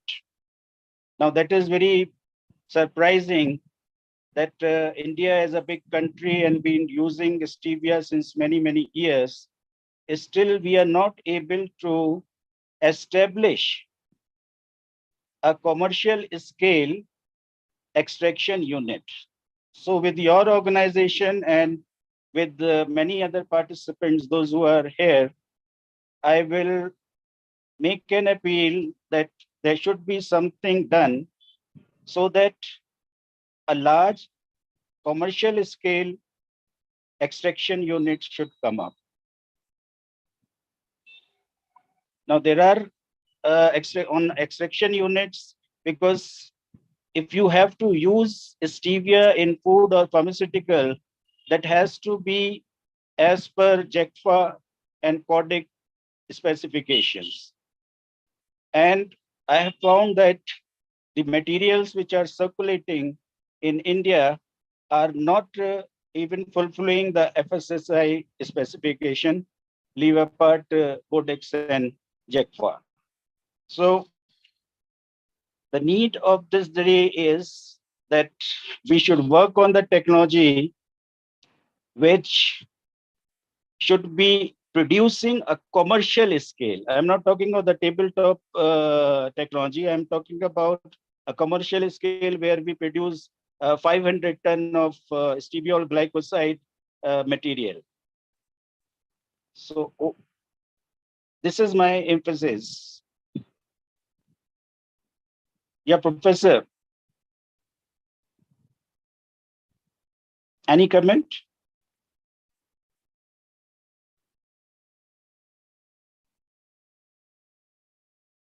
Professor, is there any comment on this?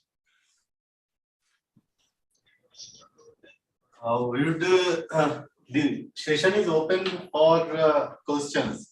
So if there is any question for Mr. Saurabh Agarwal, kindly throw it to him. Mr. Ghosh, with your permission, may I? Yeah, sure. Yeah. Shantanu. Yeah. Mr. Agarwal, you have just talked about absence of any serious commercial extraction activity in India. So what is your assessment? Why it is not there? What are the challenges? I think you are master of the. You are Mr. Shantanu speaking?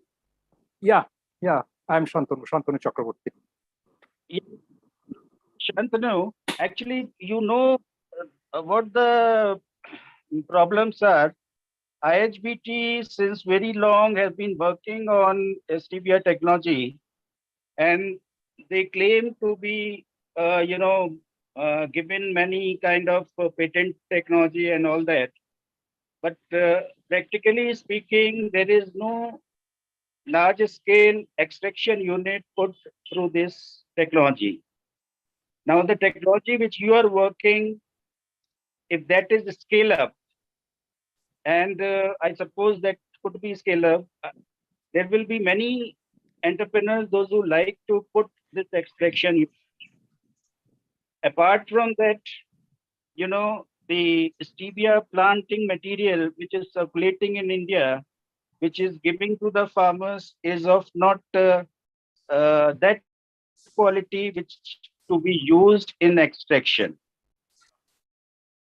So I think we have to work out together to develop such a technology which is affordable by the small entrepreneurs, but that should be of economical production and of certain capacity.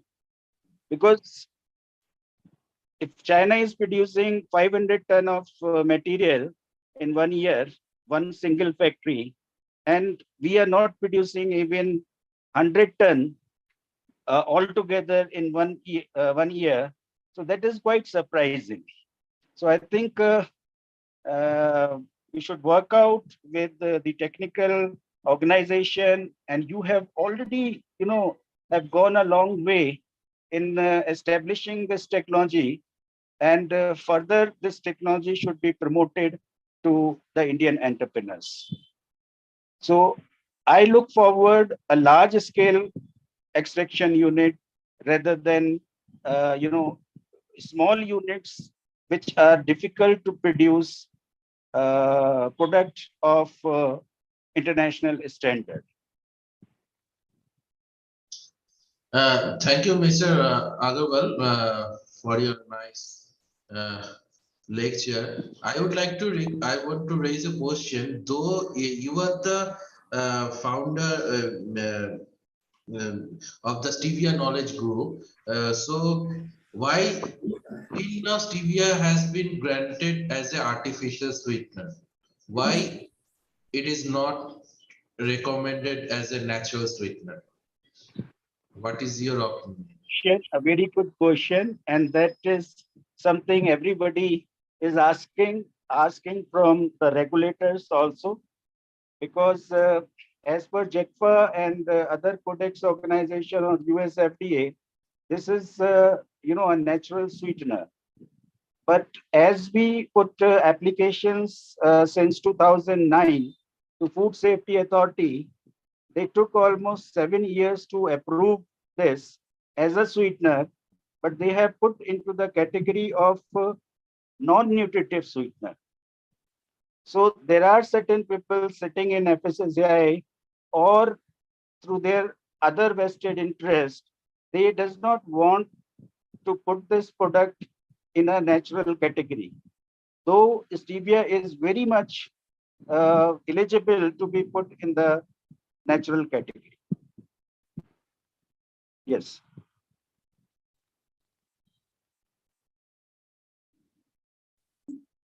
Any other question?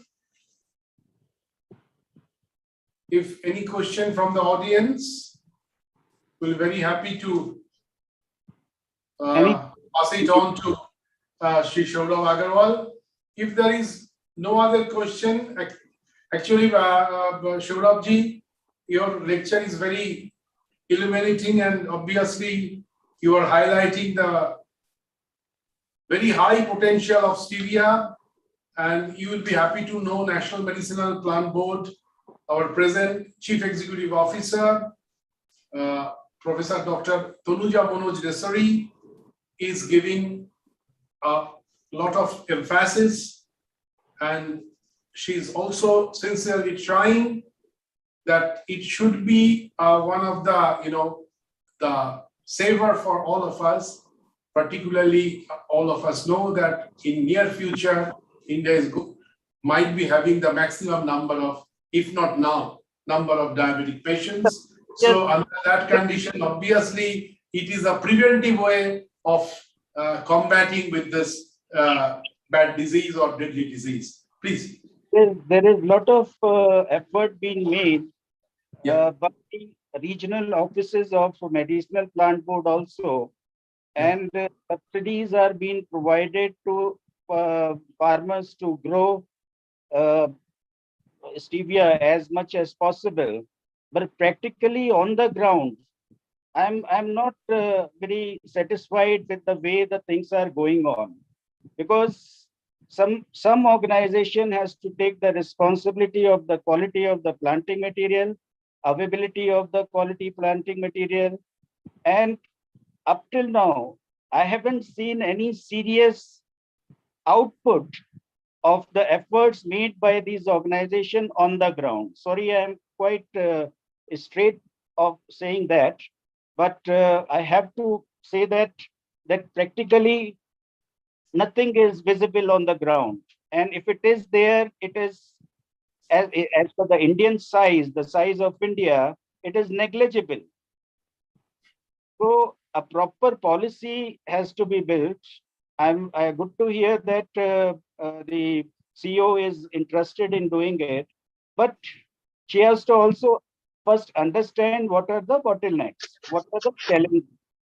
And as per the challenges and bottlenecks, the policy has to be built where we bring together the experienced person working on this product since many years and have a brainstorming to actually find out that where the problem is. Because I don't think India does not have money to. You have very rightly mentioned that it should be from the policy decision. It should reflect the total things for the stevia promotion is concerned, and that obviously is very, very important.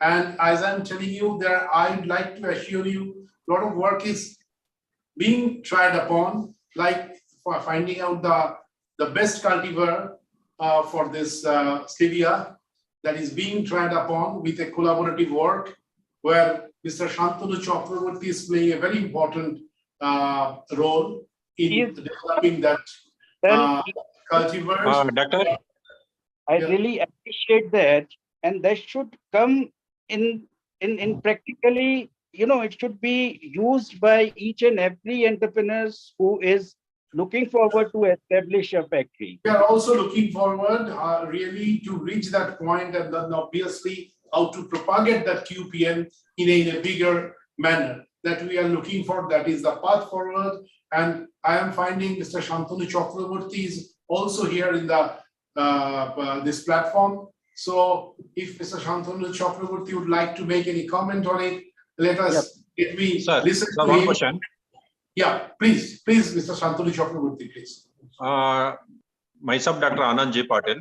Okay. Yeah, Dr. Patel, please. Which type of the soil this stevia is cultivated, sir? See, it is sandy loamy soil, but as such, any soil which is having good manure in it and carbon particles in it, like organic particles in it, can be used. Is it not? I think it is somewhat acidic in nature. Soils are needed. No, it is a normal pH ranging from say 6 to 7, like 6 and 7, 5.5 to 7.5, something like that. The pH value.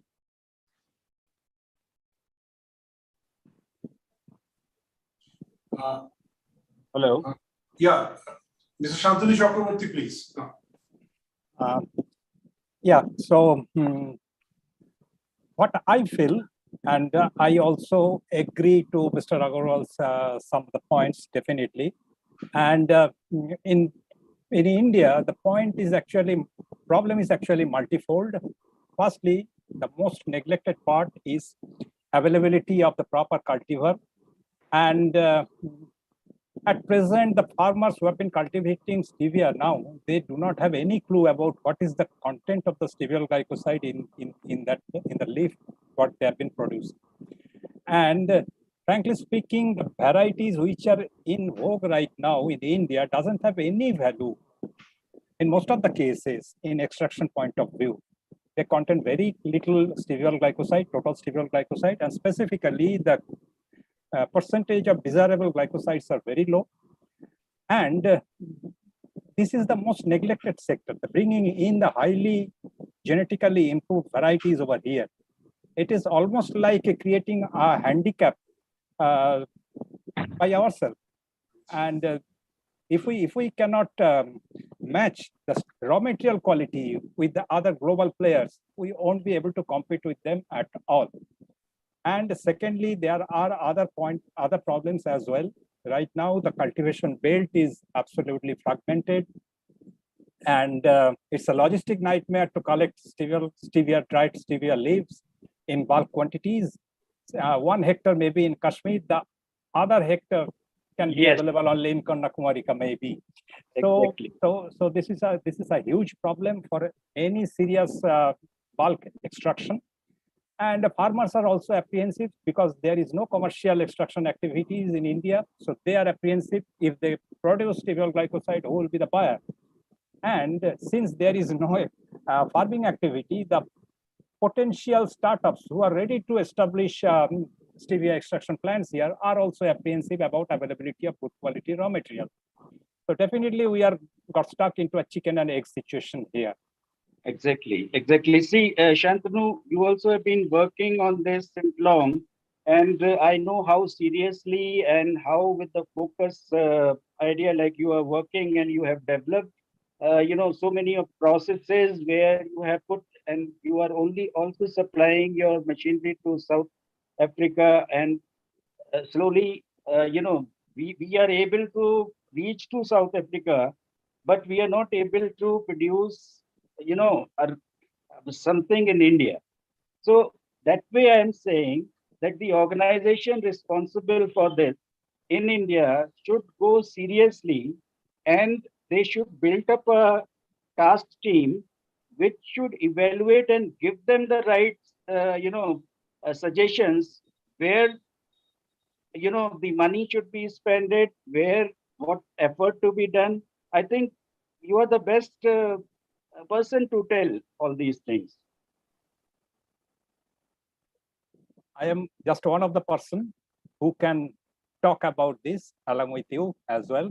So we need everybody on board for this mission, I believe. Yes, because really, like, it's surprising, India being such a large country, giving solutions to thousands of medicinal plants. But why not we are strong in stevia? So this is something the Ayush department and the department concern of National Medicinal Plant Board or Horticulture Board, and all these organizations should understand where exactly the effort has to be done, what effort has to be done, and where the money has to be put. And every effort should come practically visible on the ground. Thank you very much, Sri Shaurabh Agarwal ji. And the most importantly is that I think you are also involved as a president in India Stevia Association. So I think you should have you should take an initiative to forward this sort of whatever you think on behalf of your association for the development of this stevia not only the cultivation, its holistic development. Your suggestion is always welcome, and if you can send that thing as a copy to us, I do assure you that we will also take an initiative to reach to the ministry, to reach to the right person, if possible, who could influence the policy. Please, You have already, like, a very good experienced person like Shantanu just associated with you. We have to find out many others, those who have worked on this since many years and can contribute. There can be a constituent committee which could be built under any of the regional medicinal plant board or horticulture board under the parameters of Ayush ministry. And we should really put together the right efforts and to educate person that exactly how the things has to go about. Yeah, I am telling you that is with the help of Sri Shantanu Chakraborty, this we are trying to achieve. And this particular conference for the first year, the first international conference, from that itself, we are trying our level best because we have seen that one of the high potential, that the stevia has, in promoting our national goal of increasing the income of farmers. So yes. it's also, and basically this program is a program where Mr. Shantanu Chakraborty took that equal initiative. He's, you can say, also one of our, not only the organizing committee member, but he is taking active role in doing it. So I do know about the stevia rather in a more detailed way from Sri Shantanu Chakraborty. We are looking forward for all of your suggestions, because there might be certain points which might be brought by your association. Okay. See, I am always there available, and I will be happy to constitute a team like Shantanu and other person working in stevia from last 25 years. Yeah. And you know, Shantanu is able to give consultancy and the entire project on a turnkey basis in South Africa. Then why not? We should have a better team where we can do something for India itself. Right. We have a lot of expectations from Sri Shantanu Chakraborty, and really we are looking forward for a very bright future for our country. So far, medicinal plant sector is concerned. And with this words, I am thanking you all. But there is one thing I would like to question. There is from the chat, I have found that some of the question is there, from Mr. Yunus Munsi. Actually, he has shared, probably after seeing a slide from our previous speaker, Dr. Prashant Sarkar, is the cost which has been mentioned, present cost of the herbs. And the next question is the price for dry weight or wet weight? Obviously, he has shown certain price, some price calculations for different crops. And there is the question, I think during that point of time, now it is open to everyone. But however, I would I know that there is another session in the next post-lunch, and there is a session where both Dr. Yunus Munsi will be there as a speaker, and Dr. Prashant Sarkar will be there as in the session chair. So I hope both of them can have their discussion during that point of time. And if any speaker would like to throw upon certain light, you can show it. You can just throw it upon. Otherwise, what I can do is that we will, it is just 2, it's going to be just 2 within 2 minutes. So we are on the time. It's very nice that with the cooperation from all our panelists, it is possible to have so many eminent lectures, eminent personalities, so many good lectures and really enriching lectures. We are still able to complete it within the time, and we will be obviously on the lunch now, and we will, after the lunch, we'll be here again at 3 p.m.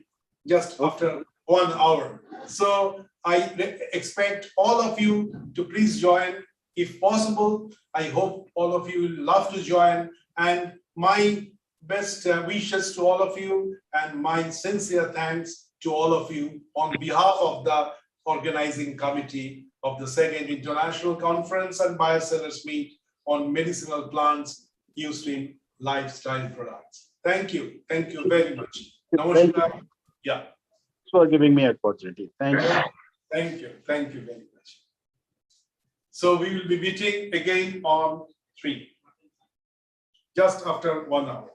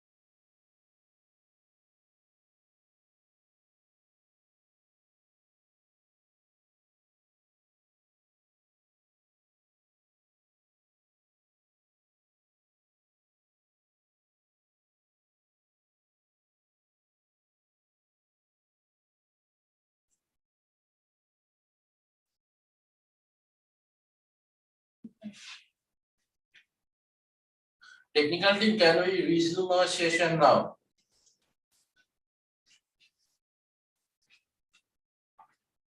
Tech team.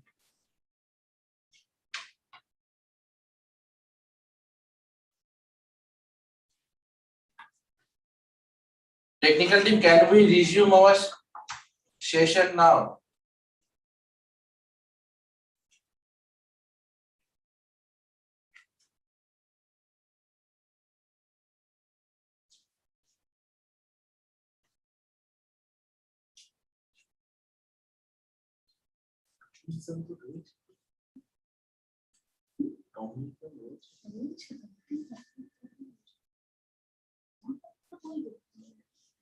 Welcome back, everybody. We are starting our business session number 6, commercial farming of medicinal plants and aromatic plants, with the local success stories and what are the resource gap and requirements for our capacity building. The session will be chaired by Professor Prashant Kumar Sarkar from J.B. Roy State Ayurvedic Medical College and Hospital, Kolkata. And I would just briefly again introduce Dr. Sarkar. Dr. Sarkar has completed his graduation from J.B. Roy State Ayurvedic Medical College and Hospital, West Bengal, and post-graduation from Rasa Shastra and Doctor of Philosophy from Institute for Postgraduate Teaching and Research in Ayurveda from Gujarat Ayurveda University, Jamnagar. At present, he is working as professor and head of department for Department of Rasa Shastra at J.B. Roy State Ayurvedic Medical College and Hospital. I leave the floor to you, Dr. Sarkar. Please take over and chair the session. Thank you, Sujito. To welcome you all in this 6th business session, and a good afternoon to all. In this session, we have 6 eminent speakers from not only from different parts of India, but from abroad also. And without wasting any time, I do welcome our first speaker. He is Geoff Tomlinson. He is now manager at Research and Development, usual company, South Africa. So I would like to request Mr. Tomlinson to share his view. Mr. Tomlinson. Thank you very much. Let me attempt to do so. Can you hear me? Yeah, you are audible. Please continue. Thank you very much.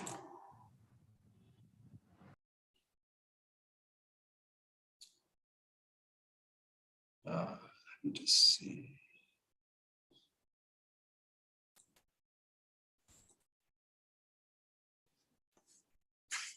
What I'd like to do is I have pre-recorded my presentation, so I think I'm just going to play that because we've been experiencing some what they euphemistically call load shedding in South Africa, which is extensive power cuts.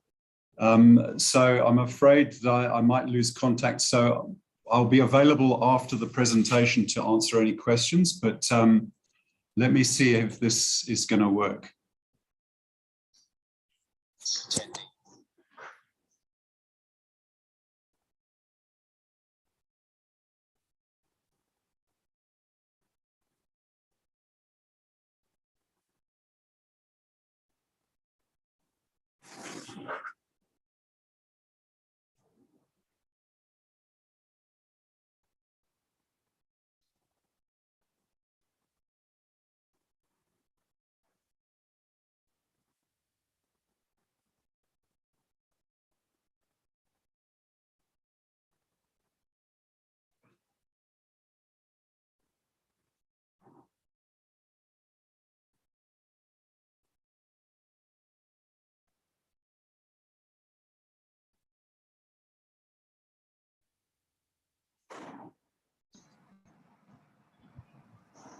The connection, I think the connection of Mr. Tomlinson is disturbing due to some, I think, network error.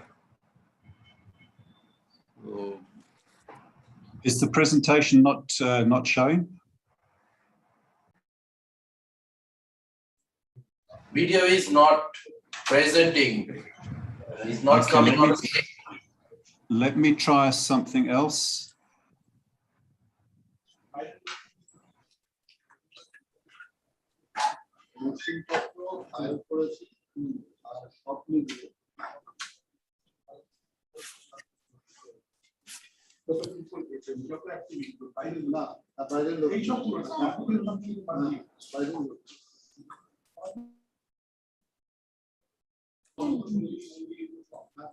Dr. Tomlinson, with the permission of Dr. Shorkar, may I request you to share your PPT?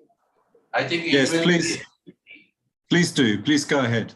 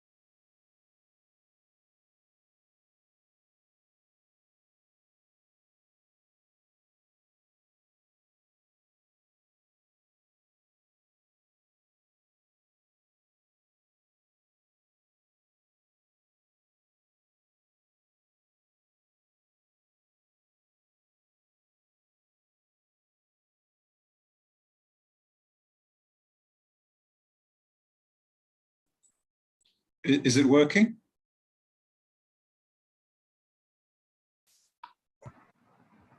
Yeah, till it is not working.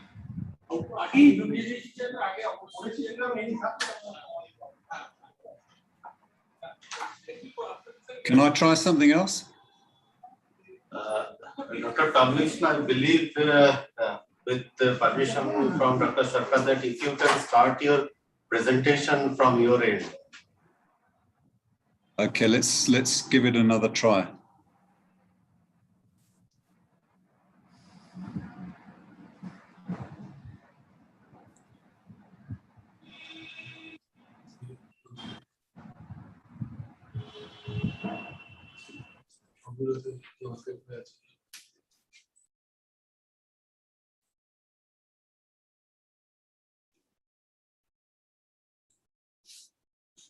I think you have to stop sharing your screen before I can share mine.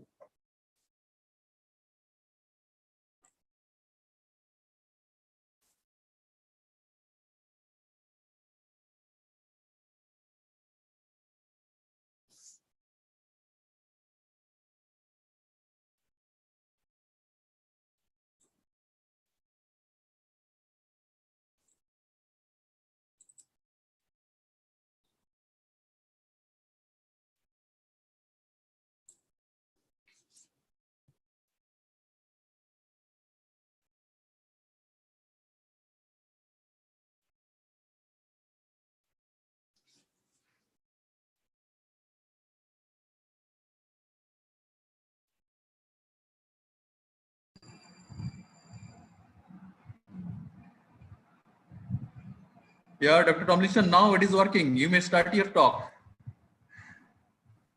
Dr. Tomlinson, please.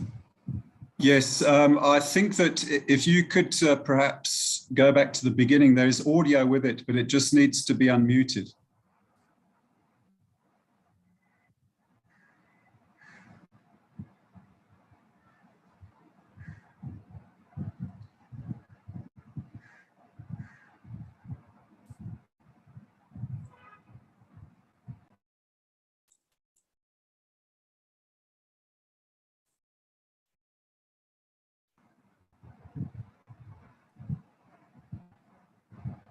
So, Mojid, is it possible to start from beginning? Then he will start. I think that you're in control. If you start from the beginning, but you just need to unmute the presentation because there is an audio section to that as well.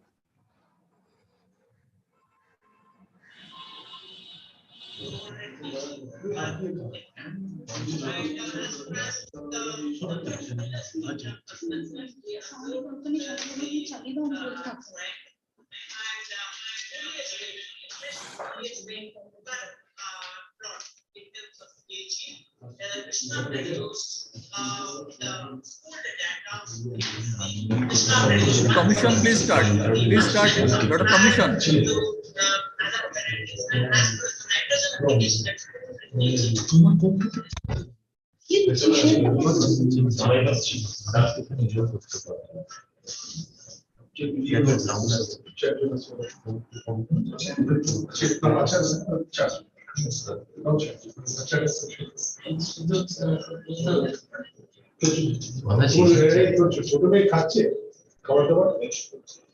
Normal rice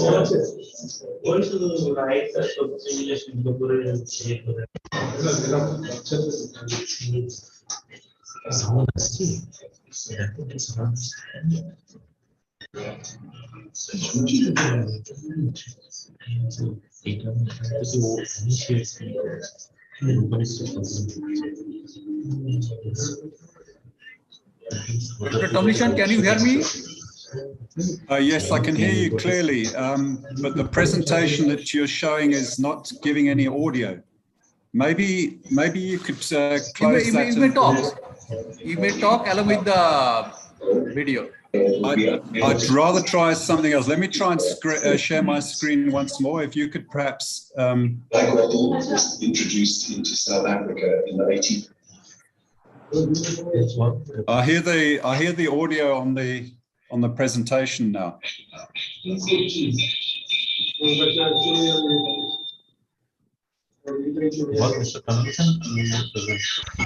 Could you please try showing your PowerPoint slides?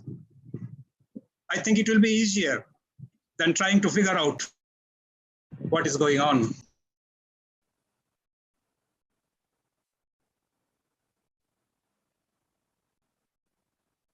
Okay, I'm going on to screen sharing, but I don't see the option of calling up my presentation. First, you need to open your PowerPoint presentation. Then you need to go back to the Zoom screen, and at the bottom you will find a green button, share screen. You need to hit on that, and then you need to go to that tab with PowerPoint presentation. Okay, let me give that a try.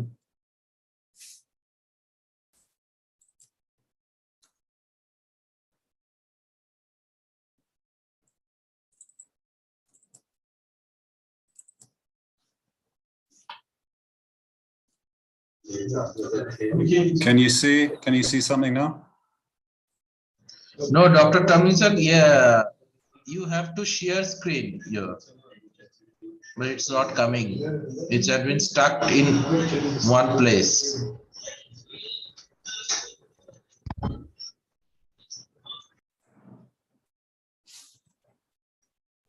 Yes, now it is coming. Please now you can see it? Okay, let's try this. Yes. Yes, it is coming. You can start now.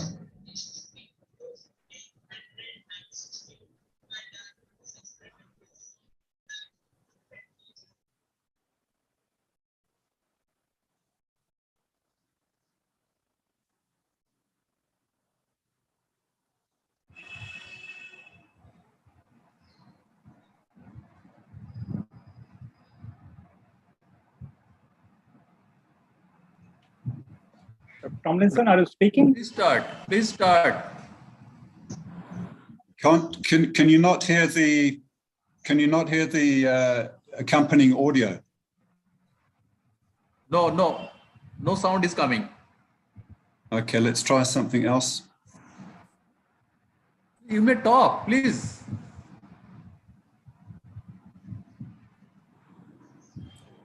Can you?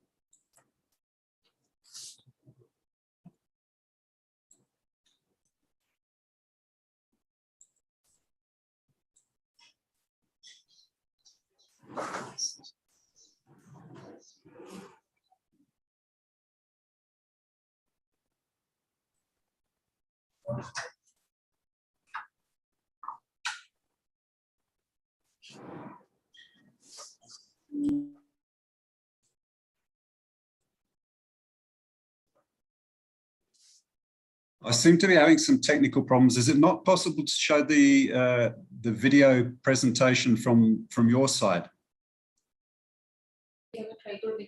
Yes, Shantanu Babu has shared his screen. It's coming. But audio is not coming. Same problem. Are you showing the video or just the presentation? Now this is the video. Do you have the copy of the presentation? No, you have the copy of the presentation.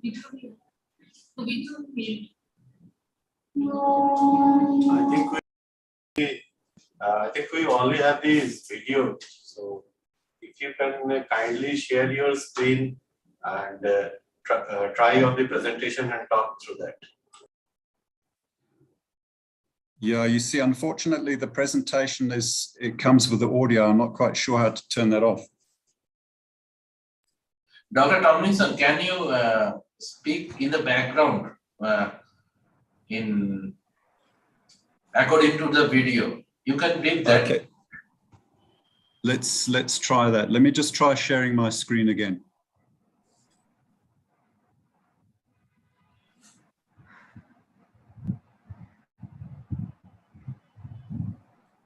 I think you'll just have to stop your side and.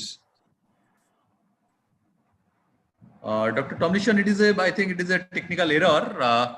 Just you can share your view. We can hear you, so you can share your view. Okay, so with the current slides, and then will you move it along?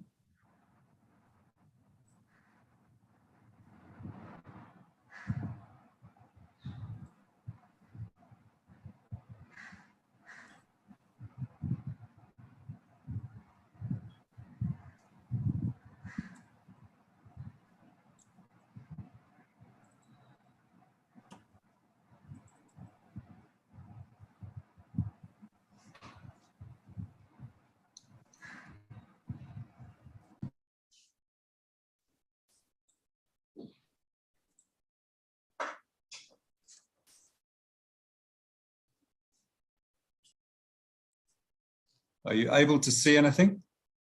No. You have to open the PowerPoint presentation or video, anything. Okay, on my screen, I can see my first slide. I don't know if you can see anything. No, it's not coming actually. Only your personal drive, it's coming.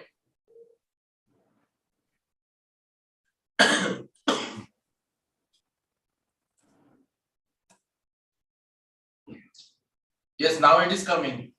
Now you can see something? Yes. You can go to the slideshow and start it, please. Please start. We can see.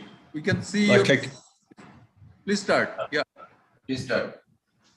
All right. I apologize for all of those technical hitches on top of the load shedding that we already are experiencing.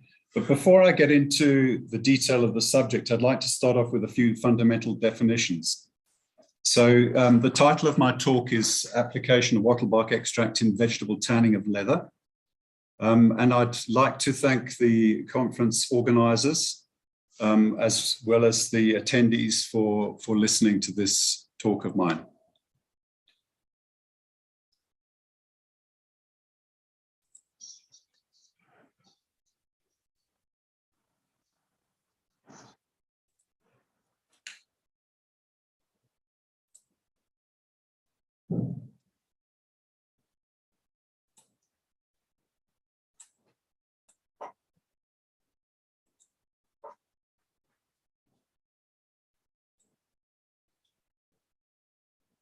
Can you see that now? The second slide? Yeah, please continue. We can see. Please continue. Please. Yeah. Is it the slide called definitions? Yeah, Yes. yeah, it is the definition. Yeah. Okay, so tanning is the process of converting putrescible animal hides and skins into leather through the chemical reaction of tanning agents with collagen.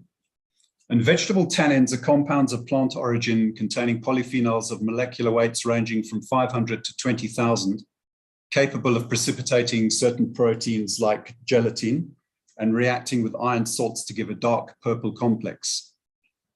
Processes such as touring, which involve aluminium salts, and curing, either with table salt, drying, or refrigeration, are reversible on wetting of hides and therefore not considered to be tanning. And there are some who define vegetable tannins as having molecular weights up to 3,000, citing that the bulkier molecules would either not be soluble or unable to penetrate the hide due to their steric hindrance.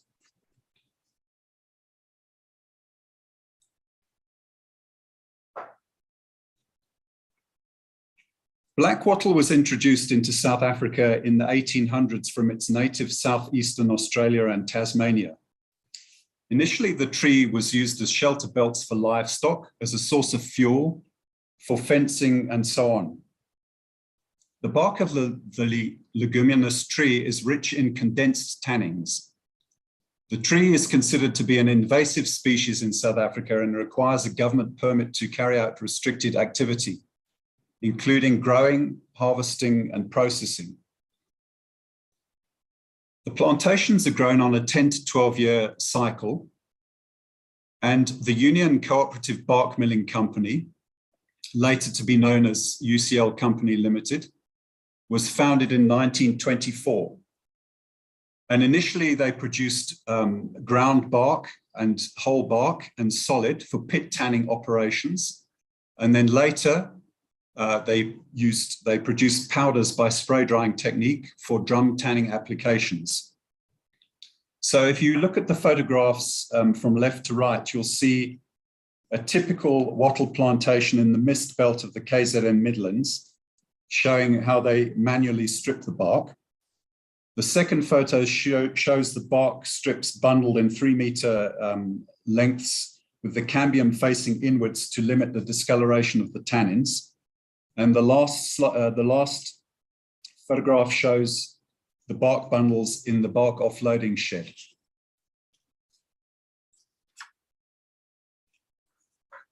There essentially are two types of tannins. The tannins fall into two main categories, namely condensed tannins and hydrolyzable tannins. And the hydrolyzable tannins again fall into two separate groups, known as the elagitannins and the gallotannins.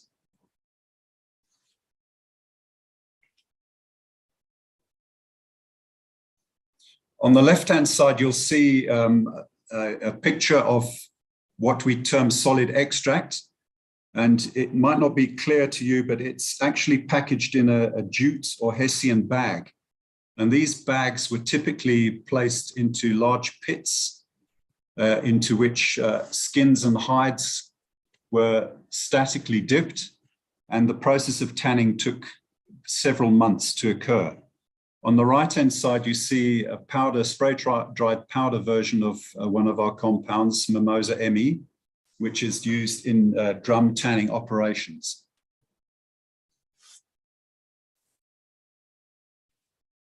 The next slide shows typical structures for the two different types of tannin. On the left-hand side, you can see a hydrolyzable tannin example, which has a central sugar moiety and is surrounded by basic phenolic compounds with weak ester linkages. On the right-hand side, you can see a type of condensed tannin, which has a repeated tricyclic monomeric unit, which builds up the polymer flavonoid. The tannins bind to collagen through multiple hydrogen bonding of polyphenolics with carbonyl group of the collagen peptide, through acid-base interactions, and also through hydrophobic interactions, which excludes water. This next slide is a fairly busy slide, so I'll spend a little bit of time on it, and it describes the extraction of wattle bark extract. So the process starts with the bark offloading, the bottom left-hand of the slide, and these bark strips are then chipped and chopped into small thumbnail-sized pieces and fed along a conveyor belt into a set of autoclaves. There are 6 sets of autoclaves containing 6 autoclaves each. So once these are filled, the countercurrent extraction with water in excess of 100 degrees centigrade commences. At any one time, one of the 6 autoclaves is being filled or discharged. And with the other remaining 5 autoclaves, water enters the top of the first autoclave, percolates through the bed of bark chips, extracting the water-soluble matter, and passes out at the bottom of the autoclave into the top of the next one, and so on and so forth. In this way, it's almost like making a cup of tea, and we land up with a thin liquor that contains roughly 7% solids. This thin liquor is then processed further, and it goes into either a triple effect evaporator, which is of a falling film variety, or into a quadruple effect evaporator, where the solids are concentrated up to around 50%. At this stage, there are 3 options. The first option is further evaporation of the water under vacuum in the continuous finisher to produce a solid mimosa extract. That's the picture that I showed you on the left-hand side that goes into the pit tanning operations. It typically contains 16% moisture and exits the finisher at around 80 or 90 degrees as a pliable toffee-like substance bagged into hessian or jute bags, which then on solidification becomes a glassy-like brittle substance. The second option is to treat the untreated liquor, passing it through a heat exchanger before being spray dried to a fine powder containing about 5% moisture. And the third alternative is that the thick liquor is transferred to reactors where it's chemically modified to give it particular characteristics, for example, light color, better filling properties, and so on. And thereafter, it's spray dried to produce a similar type of powder with a 5% moisture.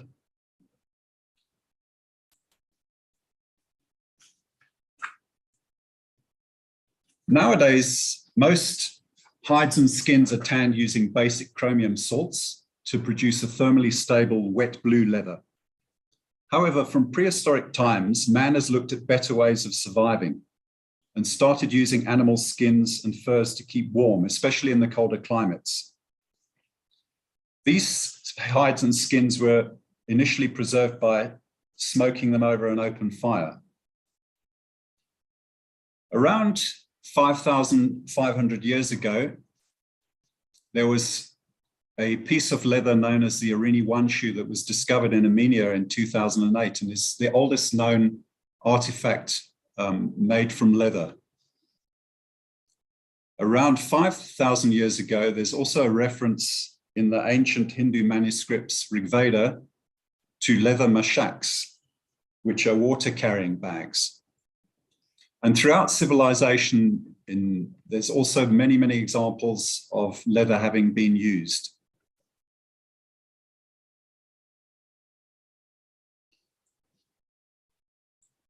The use of leather continued into the Middle Ages, and it was used in such applications as bookbinding, used for armor, and also for chairs. Between 1600 AD and 1800 AD, Russian leather was also made in which birch oil was rubbed onto the flesh side of the leather, making it more water resistant and flexible. The British guilds of the 9th century said that it was no leather goods were to be sold after dark, as it had to be inspected during daylight hours. And it was also a crime to tan hides for less than a year and 1 day, because this is typically how long it took to make leather. Nowadays, it's a lot faster, obviously, and it can be done within days or even weeks, depending on the type of process. This next slide shows the various applications that wattle bark extract can be used for. And it can be used in many applications besides vegetable tanning. The first two photographs show from top left to right, show pit tanning operations. So those were the pits I was talking about. And the second photograph to the right of that is a drum tanning operation, which is a modern way of making leather. And both of these are available all over the world, and especially in India, they've got both varieties. The second two photographs show wattle bark being used in an adhesive application where it is mixed with a cross-linking agent like formaldehyde to produce chipboard and plywood. The wattle bark extract can also be used as a plasticizer in concrete, which allows the user to get away with less water, and it produces a stronger concrete with compressive strengths in excess of that of untreated concrete. The extract's also been used in animal feed additives to reduce methane gas emissions, and as a health supplement in this product Acapolia, which is sold in Japan to stabilize insulin levels. The extract can be used in anti-corrosive applications as well as a primer where iron tannate complexes form, in water treatment, wood treatment, and also as additives to wine, where it has a clarification or antioxidant activity. More recently, the extract's also been used to recover gold from waste electronic and electrical equipment. I'd like to thank you for your kind attention, and I would be welcome to field any questions that may be asked.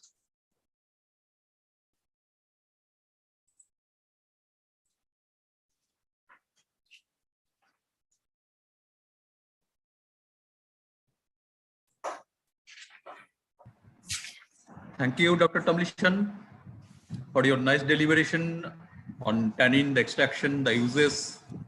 If anyone have any question, you may ask. If anyone want to ask any question, you may ask. Any question, please? No. So thank you very much, Dr. Tamlishan, for your nice presentation. Thank you for the opportunity, and yeah, I wish you all the best for the rest of the conference. I've been listening to several talks, and they're all of very high quality and standards. So I congratulate you on that, and wish the attendees and the organizers the best for the future. Thank you, Dr. Tamlishan. Thank you very much. So in this session, our next speaker is Dr. Yunus Munshi. Dr. Munshi is presently working as Deputy Director and Head, Regional Research Institute of Unani Medicine under Central Council for Research in Unani Medicine, Ministry of Ayush, Government of India. So I'd like to request Dr. Munshi to deliver his speech, please. Thank you very much, sir. Am I audible? Yeah, you are audible. Please continue. Shall I share my screen?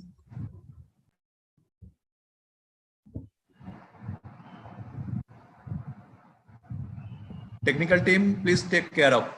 Just a moment, sir. Just a moment.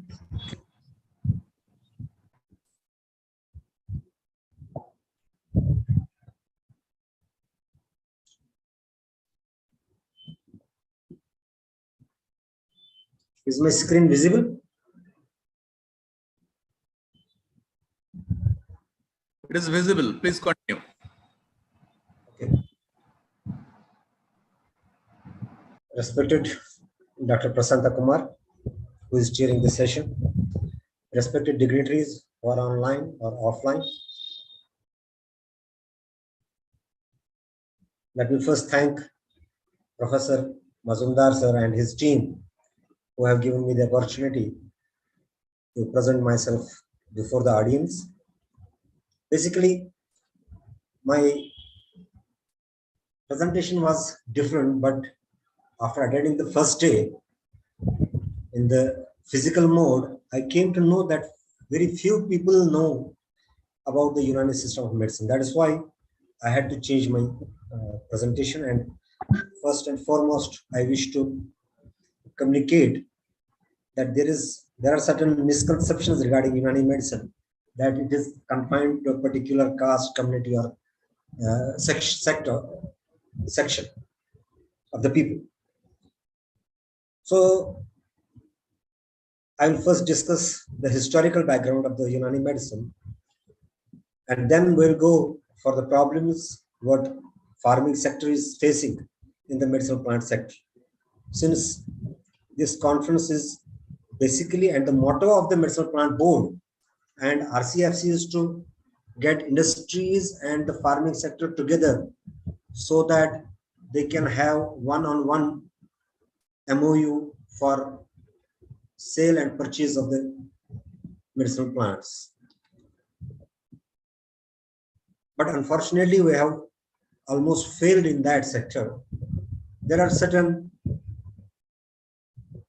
issues which the government needs to address, and then only we can help the farming sector. So coming to my first part, as you know, Ayush, thanks to Honorable Prime Minister Narendra Modi ji, who has given boost to the Ayush sector. Just after taking over in 2014, in 3 months' time, the ministry was established, separate ministry was established for the Ayush. We are highly thankful of that. And Ayush, there are 5 components of Ayush. A is Ayurveda, Y is Yoga and Naturopathy, U is Unani, S is Siddha, and H is Homeopathy. And if you eliminate any one of them, it loses its name. So on the first day, most of the people, it was not deliberate. I should say that it was just, unfortunately, that Unani part was completely missed from the lectures and inaugural section. So that's why I had to first introduce that Unani system of medicine started its journey, although its foundation was laid by Hippocrates, then Galens, Descaridos, they contributed a large sum into the Unani system of medicine. But in 3072 AD, a school of medicine was established, and until then it was only practiced and taught in the temples and the churches. And 372 AD, there were 2 empires, those were superpowers, Roman Empire and Persian Empire. And in 372 AD, the school of medicine was established in Jindashapur, somewhere in present-day Iran. The traditional practitioners from different regions of the globe, including China, India, Egypt, Greece, Arab, etc., shifted along with their available literature to this school. Some Veds from Kerala also came to this school along with Arabic literature. The literature was translated into Pahlavi language. It was earlier called, now it is Persian language. It was earlier called as Pahlavi language. And all the traditional medicine were integrated, thus giving rise to Ilmi Tib. So Tib is basically the integration of different traditional practices. And there is one reference that one physician was deputed to India to learn the knowledge of Ayurveda from Indian Peninsula. First hospital was also established in 5th century AD. It was called as Bimaristan. Then it was in 670 and 680 AD when Arabs conquered the region. They not only preserved the school of Jindashipur but also transformed it into the major school for learning and also established the hospital in this school. The literature available in Persian was translated into Arabic, and it was from here that Muslim scholars showed interest in the tib and started contributing in the field of medicine. Professor Wilson is of the opinion that the Arabian of the 8th century cultivated the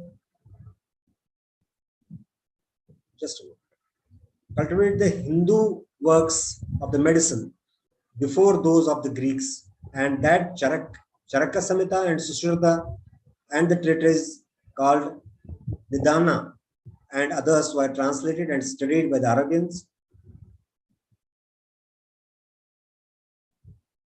during the days of Harun and Mansur. It is 775 AD, either from the original manuscripts or from the translations made at the still earlier period by Persians.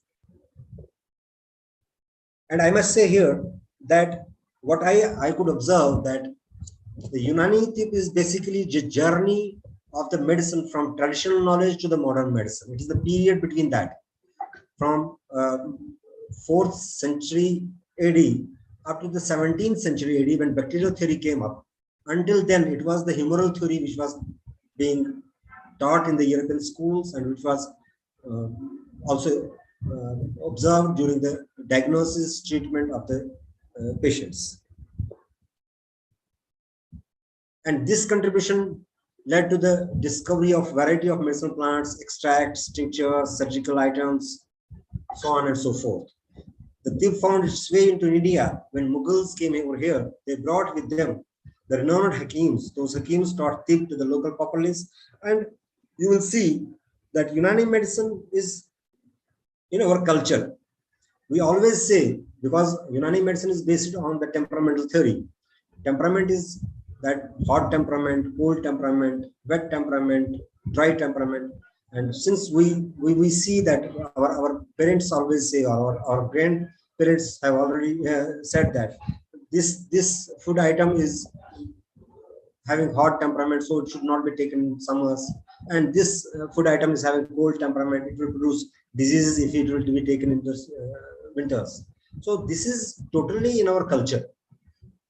But unfortunately, due to certain unfortunate events, that this system of medicine has been not given due attention.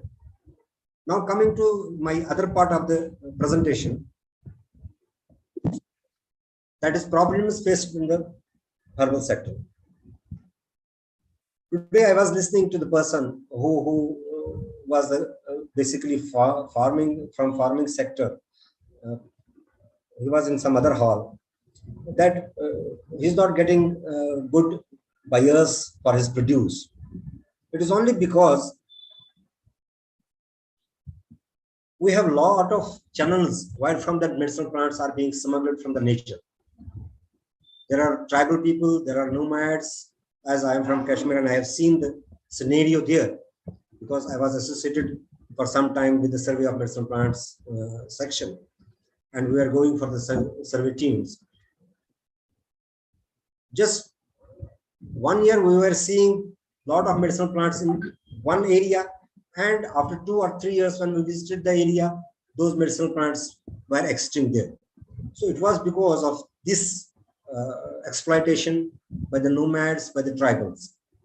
The only thing how we can protect this is by the government to bring strict laws that all the industrial sectors should get medicinal plants from GAP, Good Agricultural Practice certified people, or it should be certified by any forestry department that this has been grown by the person and it has not been extracted from the nature. So here the ball lies in the court of government. If all the industries all concerned with this medicinal plants are being directed to produce the GAP certification of their procurement of the herbs, then we can to some extent we can plug these illegal channels.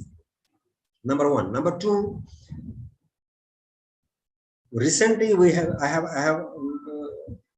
had been involved in an MOU between one industry, Unani Industry, and Faculty of Forestry, University of Agricultural Sciences, Kashmir, where they have done memorandum of understanding that whatever Faculty of Forestry will produce the medicinal plants, that will be purchased by that industry at the nominal rates. It will not be exaggerated, because if you will see all the industrial people, most of Unani medicine industries go to Kharibawli and they purchase the medicinal herbs at the cheap rates. Although it is not sure that the medicinal plants are really authentic or not, but still, because they get it on cheaper rates, I have the example that instead of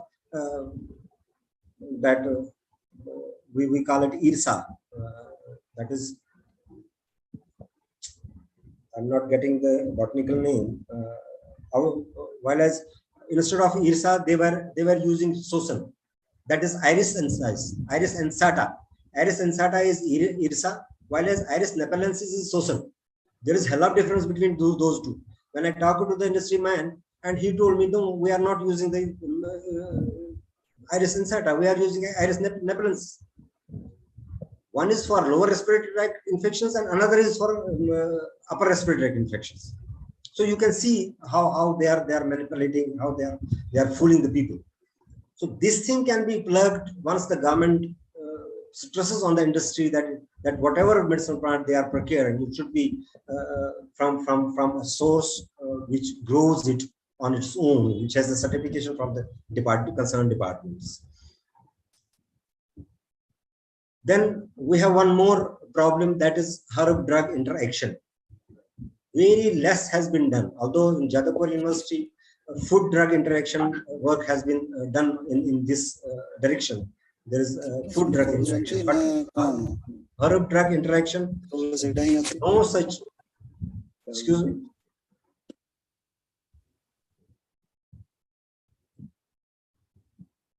In herb-drug interaction sector, no such data is available in India. Although we have the European data, I have references that licorice has increased the activity of digoxin by 600 times. Even if we use hypoglycemic medicine, and on other hand we use along with that the Ayurvedic or herbs, it increases its potency, and which may become, and the person may become abruptly hypoglycemic, and that is very much dangerous. So these things have to be taken care of.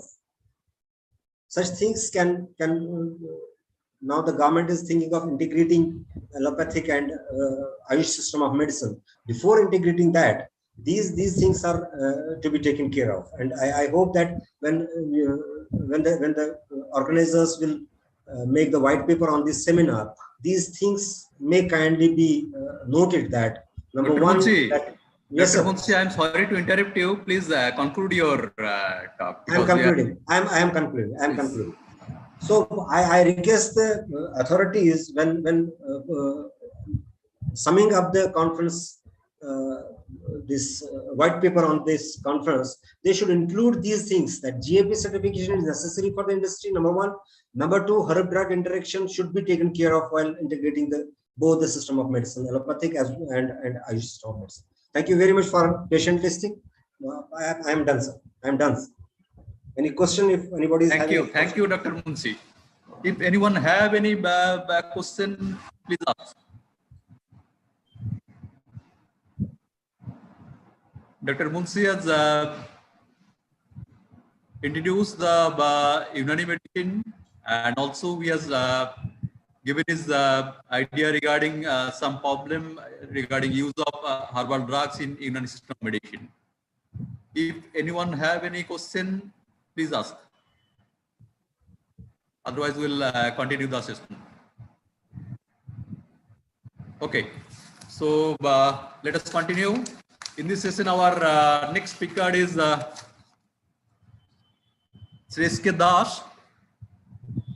Mr. Das is actually an old friend of us, and since is working on medicinal plant cultivation as well as value addition.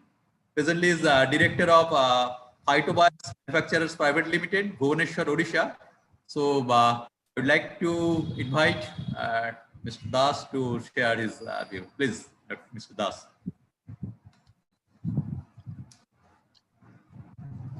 Namaskar. Me is audible?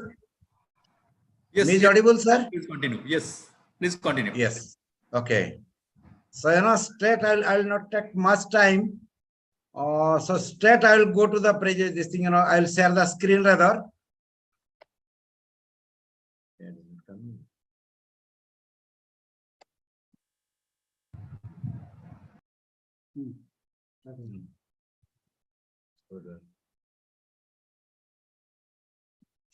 Yes, good afternoon, sir. Just this is nothing but, some experiences from the field I am going to share that having the potency. I have got a small presentation, in this presentation, I'll be keeping, the new crops which is being cultivated in the locality, like Artemisia, lemongrass, Acorus calamus, Cyprus cariaceus, Rauwolfia serpentina, Catharanthus, and some common facility centers I like to highlight, that is known as CFC for the farmers, for extraction of several flowers like rose, betel vine, tuberose, other things. So, some slides from the field, Artemisia cultivation. This is the nursery practice. Last year cultivation, we had a cultivation of around 85 acres. First time we tried. Before that, we had tried a little 1 acre and got success. So now actually last year we had taken it is 85 acres. This is the practice. The seedlings in the bed. Then, transplanting. This starts actually during November, December, January, finished. Only 3 months crop, 90 days crop only. And the result is tremendous. These are the plants, 1.5 feet, sometimes it is 2 feet also. This way it goes up, only 90 days crop. So this was in Koraput. And the yield is one plant is around 180, so to say around, 150 grams. 180 grams like this, average. 1 ton of the materials we processed in this machine. 1 ton of these grasses actually yield 1 kg of the oil. And last year the demand was quite high. Earlier it was around 40,000 rupees per kilo. It is known as Artemisia pallens, Davana they call it. Only in Karnataka it was being cultivated. Now we extended it to here. Of course, the guidance from the RCFC Jadavpur University, Kolkata is there. NMPV. So the return is around 6 to 8 kgs of oil per acre. Last year we started, 50,000 per kilo. Lastly, now it is around 65,000 per kilo, but we could not hold it. We sold it directly. The farmers are cultivated. We had guided. We had some, crop in our own field also. So this is so far Artemisia is concerned. Second crop me is going this thing field orientation of the lemongrass. Once planted 7 years, 6 years, 7 years, it will be there in the field. Farmers orientation, this is the way of plantation, the way of do deal. Initially, we had started very small scale, but now it has got, scale up like anything. More than, sorry, in 11 districts, it has got more than 11 districts, it is more than 8,000 acres. This is a 3 months crop, 2 months, this is the style, and we used to harvest in 3 months only. 90 days. Once planted, just after 90 days, it will be harvested. It is being harvested now. And it will go on harvesting in 90 days onwards. So it will be remaining in the field for 6 to 7 years. Variety is Krishna. Some varieties we have done Simsikhar, but this is a Krishna variety. Krishna is giving very good result, oil. Now the present rate of oil is 1450 to 15,000. We have got the arrangement. We have a contact with the buyers are there with us. They are buying at the rate of 1500. And we have got the FPOs. We have formed the Farmers Producers Company in the name of So Sunum. So means smell. Sunum means oil. This is a tribal language, Santali language. So Sunum Farmers Producers Company is there in Mayurbhanj district of Odisha, West Bengal border. Some farmers are also from West Bengal. So actually a company doTERRA of USA.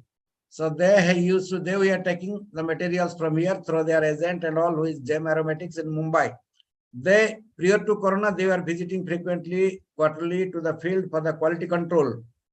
And they used to do the documentation. They have done a lot of documentations. It is there in their website also, our documentations from our field.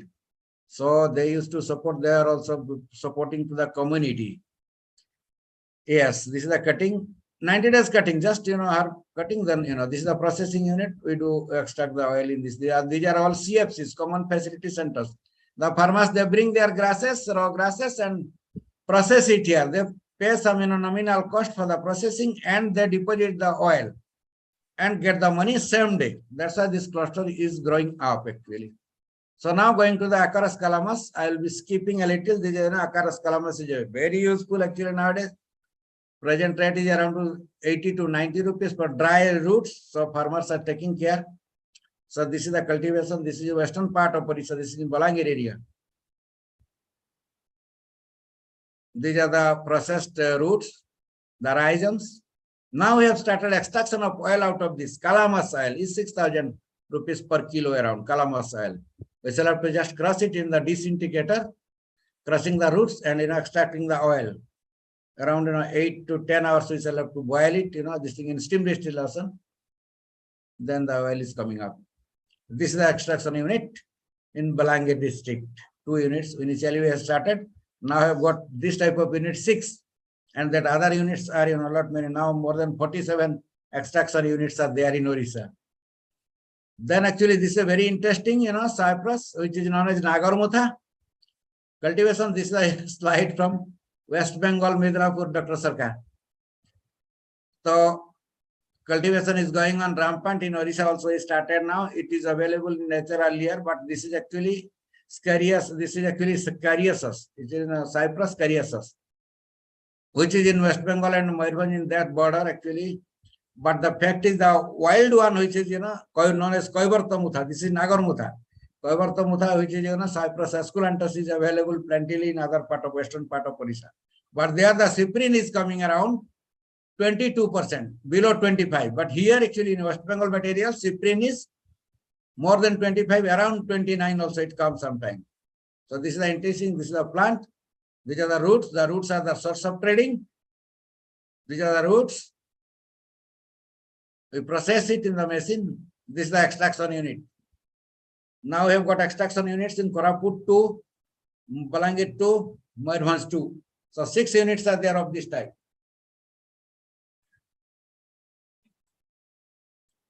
Nagarmutha. These are some slides from this thing, Raulpia Serpentina field, very low cost cultivation. This year, of course, Jadavpur, this thing, our Eastern, RCFC, Eastern region, Jadavpur University had supported for that to the farmer for this thing, raising the quality planting material and distribution. Huge plantation is going on this year. More than 300 acres will be covered here, and seedlings are being supplied to Pune and this thing, Western region. This is the old photo. Of course, this is the mixed cropping, so to say, this thing, other moringa and other things, moringa and Raulpia, mixed cropping, 2-tier plantation system, because the seeds are being sold at the rate of 7, 8, 10,000 nowadays. A kg of seeds are not available in the market. So now demand has gone up for the seeds for the cultivation purpose. So it is being procured and marketed by our, this thing, farmers. So these are the crops of Raulpia serpentina is concerned. Yes, these are all organic totally. Leaves are also used, 200 rupees per kilo. Seeds, as I told, it is not less than the 7, 8, 9,000 rupees per kilo, 9,000. And the roots, if the reserpine content is this material yielding more than 1%. Positively, this is RS1 actually. So, Dr. Sarkar was guiding me sometime that only RS1 can be sold, and this is actually RS1, and reserpine content is more than 1%. It is being tried in Biotech Air, Balesar, Dr. Pati's laboratory. And some slides from the cultivation practice which was done earlier, not this year, it has gone again, started because the buyers got, and now actually this our system we are planning to have a supercritical extraction unit. One supercritical extraction unit is here in Odisha, in the university where me is the professor adjunct, Centurion University, Parlakhemundi, it is there. And now we are going for the second one. So, some common facility centers I like to highlight here actually, which is being done, and farmers are getting this thing support out of this. Support means they are taking they are getting the support means they used to carry their materials, whatever they are growing, any grasses, leaves, flowers, fruit, wood, bark, root. For everything now the system is full-fledged, like from grasses and leaves, one type of, I like to show it. Recently, we have, in government support, of course, have taken up 12 acres in damask rose trying, and last year the result was very good. The Kannauj people actually, they have tested it and agreed to take the same damask rose, the absolute of damask rose. This is the, processing unit, so to say. And we are, working some kevda also. The kevda in Berhampur, the best kevda of India, so to say, from Ganjam district, Berhampur. So kevda now 4.5 lakhs per kilo. Earlier it was 3.6, 3,60,000. This year it has gone up. Now it is 4.5 lakhs per kg of kevda extracts. We tried, this is our own field in Koraput, actually tried this thing, Rajnigandha, tuberose extraction. This is hydrodistillation, so to say. 45 kg of flour, 45 kg of water. Then having that deck bhokka, then this thing like that chonga and bhokka. So it is being extracted and the result is very good. Then we tried, this thing tried means then we are extracting betel leaf oil, betel wine. Not only the leaves, any stems, the rotten one, the damaged one, when they like to clean that pan borja, this thing betel field, that waste product also being used for the extraction of betel leaf oil, and it is very good. If the parameter matches, rate is coming around 35,000. If it is mithapati, so to say sweet pan, then it will be more than 70,000. So we have got the order for that. So these are all CFCs, common facility centers. People have to cultivate eucalyptus, and that leaf is we are utilizing for extraction of oil, and it is a huge demand from south side, mainly from Kerala, Cochin. Yes, these are the CFCs. This is the CO2 extraction unit of Centurion University, Parlakhemundi, which I was telling you. Where we are doing this thing mainly from turmeric and from ginger. Other things are there, trial is being done. Now actually I will leadership of some experts, those who have taken care, is going to do a lot of things. Thank you. I think these are some of our products. Take it, lemongrass, tamanu oil, cypress oil. These are the species in the locality West Bengal, Orissa, Bihar, Jharkhand can be cultivated, or naturally it is available like curry leaf. Curry leaf demand is also huge. Lot many of us we are getting to supply them. Then Jatismati oil, Tagetis, recently it is started, Tagetis minuta. Then actually this thing trying to get some oil of Indian frangipani, so to say Katchampa we are calling it, Palmera. So again, trying this year we have tried some Hamolomina aromatica. Hamolomina aromatica is in Sugandh Mantri. Mintha, of course, it is there. We have tried, but we are not we are not able to compete UP and all. That's why last year we did the trial. This year we have not gone for. I think this much. If any queries, thank you, sir. Thank you, Mr. Das. Actually, Mr. Das is doing a great work in Odisha on medicinal plants. He has motivated so many farmers for cultivation of medicinal plants as well as extraction. So if you have any question, I think question will be there must. So if you have any question, please ask.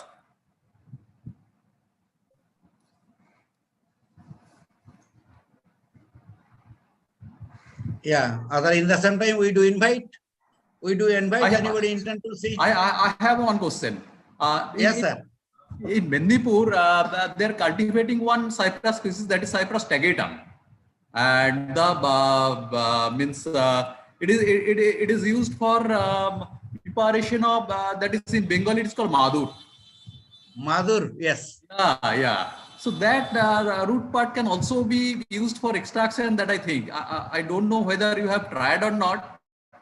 The species is Cypress tagatum. So that is Cypress tagata. Yes. Yeah, tagatum. Yes.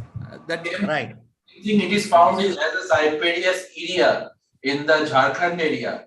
As the local people are using that to make grass products, treated as is grass, and from different kind of grass products is being made from the tribal people, grass mats. In Agra region of Mendipur, it is cultivated. It is that particular species. Yeah, Dr. Sarkar, it is actually, mainly the areas like Balichok, Sobong, Ruinan, yes, all the areas, that is the species, and not then, if I am not right, if I am not wrong, more than, this thing, 1,000 trucks materials used to this thing, sell these farmers. Once they are taking the top, leaves of the plant is being used in Madhur. This, mat, organic mats, and kilo is 400 rupees. 6 months once they used to cut, then the root they harvest and sell it 23 rupees. Green roots, wet roots collecting from the field used to sell 23 rupees, 22, 23 rupees. When it is being dried, it is coming around, because 60% it dries. Then actually it is being, we are also collecting from there also for our Mayurbhanj unit. Tremendous. Thank you, Dr. Sarkar. You have got the data. Okay. Let you So thank you. Thank you very much, Mr. Das, for Thank you very much. Permission, can I? So, in this session, our next speaker is Dr. R.K. Singh. He's on social worker and presently is running one NGO that is Biomap. It is in Bidar, Karnataka.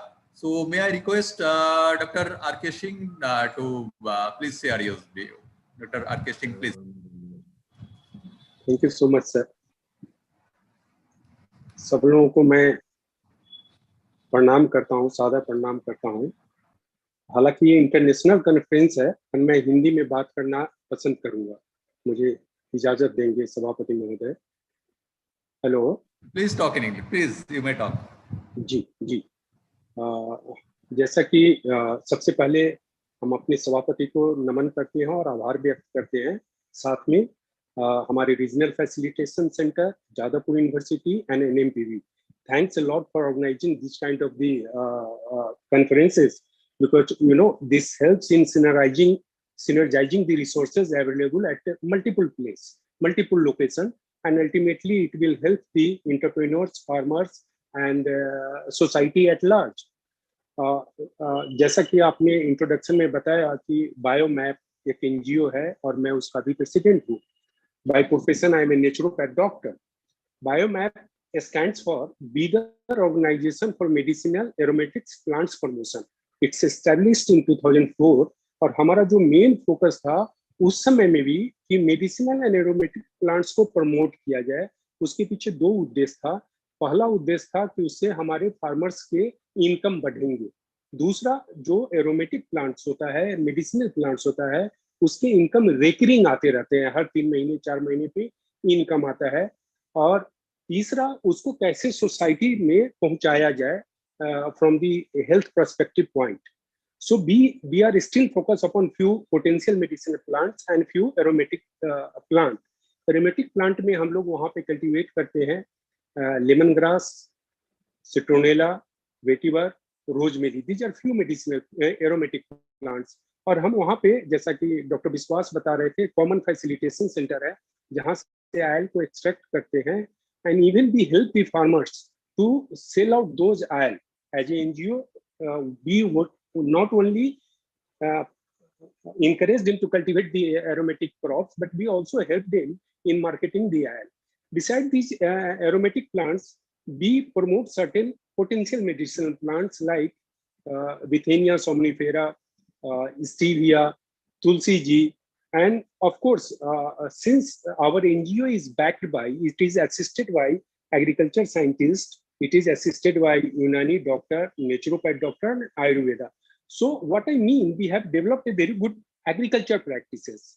Our last speaker, Dr. Munsi, was discussing about good agriculture practices, and that matters the most because in 2019, I had one seminar organized by the IUs in Ujjain, wherein every pathy of the doctor came.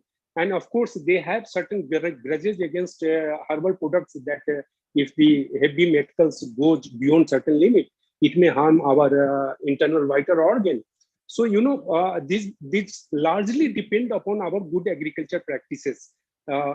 So far, even they have said that the heavy metals goes 10 times higher than what is prescribed our Ayurvedic Pharmacopoeia of India Part 2.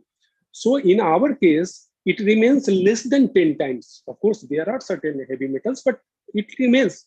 And that remains only because of our good agriculture practices. We largely focus upon cultivating all the medicinal aromatic plants through organic input.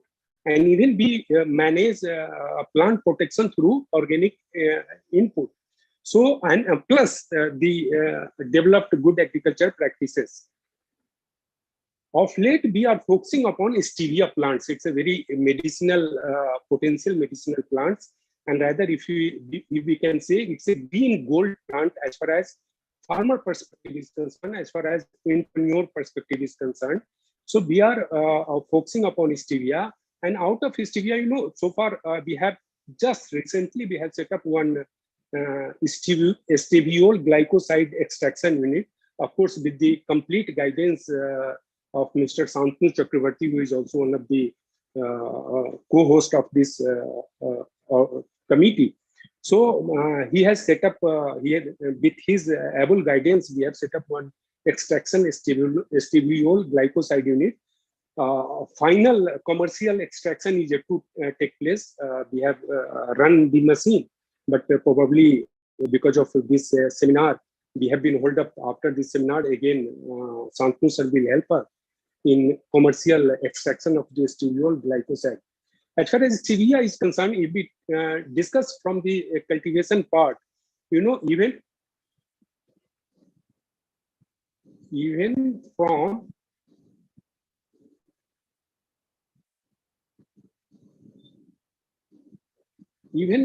farmer is benefited a lot out of it. Usually the yield is around 1.5 to 2 ton, and we have a farm buyback with 110 rupees per kg. So that way it gives the yield of around 2 lakhs to the farmer, and we give the farm buyback because just we have set up one steviol glycoside unit. It is yet to be commercialized, but before that we have formulated certain product which contains stevia plants also, because stevia is having therapeutic value. So we have developed one very good product for diabetes management, and we have even gone for clinical trial. Of course, it's a animal clinical trial, but we have gone as a animal clinical trial that has given a scientific evidence that it works very good for diabetes. The product is named as geodapine. So out of this stevia, we have developed one product, Geosakhi. I mean, that helps, of course, with other medicinal plants. So till the time we have set up our steviol glycoside unit, we have been cultivating stevia with the assistance of the farmer. We encourage the farmers to grow the stevia. So out of this produce of the stevia, instead of trading the plants, we are using in our own formulation, and we have developed a good market out of these herbal products. Now we are focused upon steviol glycoside unit. Here, of course, in last session, Dr. Sarkar was not there. Their last session, Mr. Saurav Agarwal was there. So as far as steviol glycoside extraction is concerned, and zero calorie natural sweetener is concerned, there are challenges. One challenge is not only cultivating the stevia, but the stevia varieties that contains higher glycoside. We came to know that IHBT has already developed one variety named as heme, but somehow we tried to email to them, but they were not able to provide us those kind of the variety. But as of now, we came to know that even organizing committee, Jadavpur University, RCFC, has developed one very good variety that contains good glycoside, good percentage of steviol glycoside unit as well as RAV-A. So this is what the NMPV need to synergize our resources. NMPV needs to recognize the potential entrepreneur, the genuine entrepreneur, and with the resources scattered here and there, like our regional center RFCFC Jadavpur is doing very, very good under the guidance of Jadavpur University, and of course NMPV. And as far as extraction is concerned, steviol glycoside extraction is concerned, it's a big challenges before us, but to certain extent, to greater extent, not certain, to greater extent, Santanu Chakravarti has done a very, very meticulous work upon it. And he's also working upon developing a few good stevia plants that contains higher steviol glycoside. So if we synergizes our resources under one umbrella like NMPV, and let the NMPV identify the genuine entrepreneur, genuine NGO, genuine FPO, farmer producers organizations, and if these resources are synergized, then it will work wonder. Last session we had certain pessimism about stevia, that there are many challenges, these challenges, that challenges, but managing the challenges and overcoming the challenges is known as a development, and this is what we are meant for as a NGO, as a entrepreneur, or as a individual. So we are very open for that, how we can scale up the cultivation of stevia, how we can extract commercially the steviol glycoside, and how we can promote in our country, as well as we must compete with the China as far as stevioside is concerned. The larger market, more than 90% market is covered by China. So with the passage of time, let us take a target of 5-year plan. And as I discussed with synergizing of the resources, certainly we can overcome these challenges. And next 5 years, we too shall have our own penetration in international market.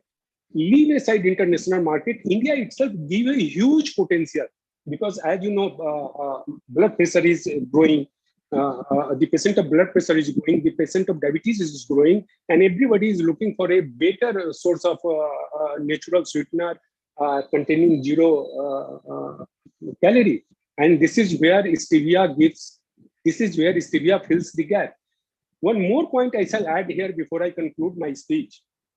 So far, I have discussed about stevia from the perspective of farmers, that it gives a very good remuneration to the farmers. It contains a therapeutic value and have zero calorie as far as natural sweetener is concerned. Besides this farmer's perspective and entrepreneur and health perspective, one more point we need to note here, that stevia needs very, very less water for cultivation and irrigation than that of the cane sugar. I name cane sugar as largely 98% of the our sweetener is being provided by the sugar cane. So if we think from the perspective of irrigation and water consumption, almost 10 times water is less consumed vis-a-vis sugar cane. So this is one of the most important point, and this is where all the stakeholders, name NMPV, name SNPB, name RCFC Stunt Center or something like that. Southern Center should be opened. And if we work together like NGO like ours, organizations like Saurabh Agarwal, and of course, the forcing force or combining force like Shantanu Chakrabarti ji, if we synergize our resources, then I am seeing a great future as far as stevia plant is concerned. This is what I need to discuss. This is what I need to have a talk through this committee. And thanks once again to the committee for providing me the opportunity to interact with you. Thanks a lot. Thank you, Dr. Singh, for sharing your view. And in this context, I want to inform you that in the inaugural session of this conference, Dr. Tanuja Neshari, CEO of NMPB, he was present, and she assured us that the NMPB will take the stevia as one their target medicinal plant, and she will promote cultivation and processing of stevia in India. So thank you very much. If anyone have any question, please ask.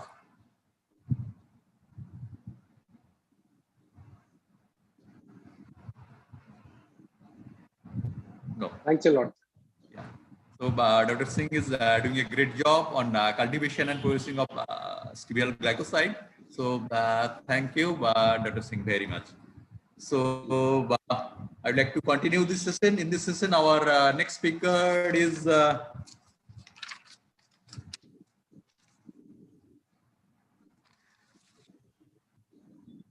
Professor Devashish Ghosh. Professor Devashish Ghosh is now working as Professor, Department of Geography, University of Calcutta. Devashish Ghosh is not available. Actually, he couldn't make it because of some emergency meeting. Okay, he's not present in this session. Okay. So our next speaker is Dr. Gopal Shukla. He is presently working as Assistant Professor in Uttar Banga Krishi Vishwavidyalaya, Kuch Bihar. I would like to request Dr. Gopal Shukla to share his view. Please start your lecture. Dr. Gopal Shukla, please.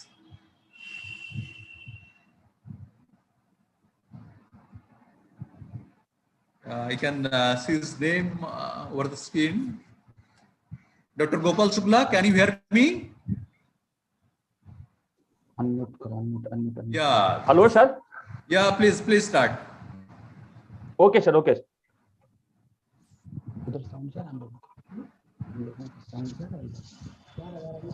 Okay. Good afternoon to all of you, sir. First of all, respected session chair and other participants, I am thankful to the organizer of the second international conference on medicinal plant, and especially thanks go to Dr. Sanjay Bala sir for inviting me to interact with all of us on the topic allotted to me. Why the organizer is medicinal plant as a component in agroforestry systems. Actually, as we all are aware about that, since the time immemorial, we are using medicinal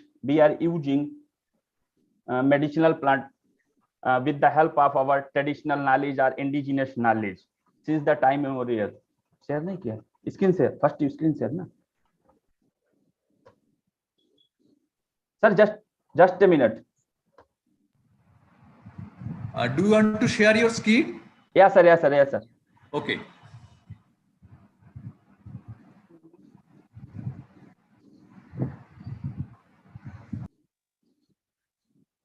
Sir, is it okay? Hello? Yes, okay. It is visible. Please continue. Okay. Sir, the topic allotted to me is medicinal plant as a component in agroforestry system. As we all are aware about that, the medicinal plant are used by the people. Those are inhabiting in and around the forest or away from the forest area in day-to-day life since the time immemorial with the help of indigenous knowledge or the traditional knowledge. As the India is a diversified nation having 16 agroclimatic zones, 10 vegetation zones, and 462 habitat for the each and specific species. and representing one of the mega biodiversity nation of the world, along with having four hot spots, and representing about 47,000 of different medicinal plant species. Out of that, 8,000 are having medicinal value, and among them 1,800 are used in Indian system of medicine, and 650 to 700 are used in herbal industry. But the thing is that out of that, 175 to 200 species are having only commercial importance. Out of that, we are earning each and every year about $5.5 billion money, economic money, and the total outlay of that, but the market is about 62 billion USD, and the USD. And as the market is increased in near future, around in 2050, the total outlay of the market is 5 trillion. Then the question is arises, from where we will get the raw material of the medicinal plant, or the items those are used for making herbal formulations. At present, if we see the area wise area as well as the production in our country, that is India, since the 2013 to 14 to till date 2017-18, data is quite old, but just this table is just for an idea how we are increasing the area each and every year, but the production is almost constant. Then how we will meet the requirement? And the we are producing from the area are used in the different way. Out of the total production, 43% of the medicinal plant are used in a Ayurveda or formulation of Ayurvedic formulations, and followed by 27% in Siddha, 18% in Unani, and only 20% in homeopathic medicines. Then the thing is that area is increased, but the production is constant, or production is not increasing up to the level. Then the question is arises, from where we are getting the things, from where we are getting the resources. Actually, at present, we are receiving the medicinal plant resources from the natural habitat, mostly from the forest. As the forest are main source, are the treasure house of the medicinal plant, and MAP, medicinal and aromatic plant, one of the many valuable category of non-timber forest products available in a forest and collected by the people, those are inhabiting in and around, as well as through the government agencies to supply from local level to national level. What the thing is that the collection from the natural habitat is not scientific way, that is undiscriminate collection, that poses the threat to the medicinal plant, as well as the degradation of forest is also responsible for not getting the increasing the production as we are required today.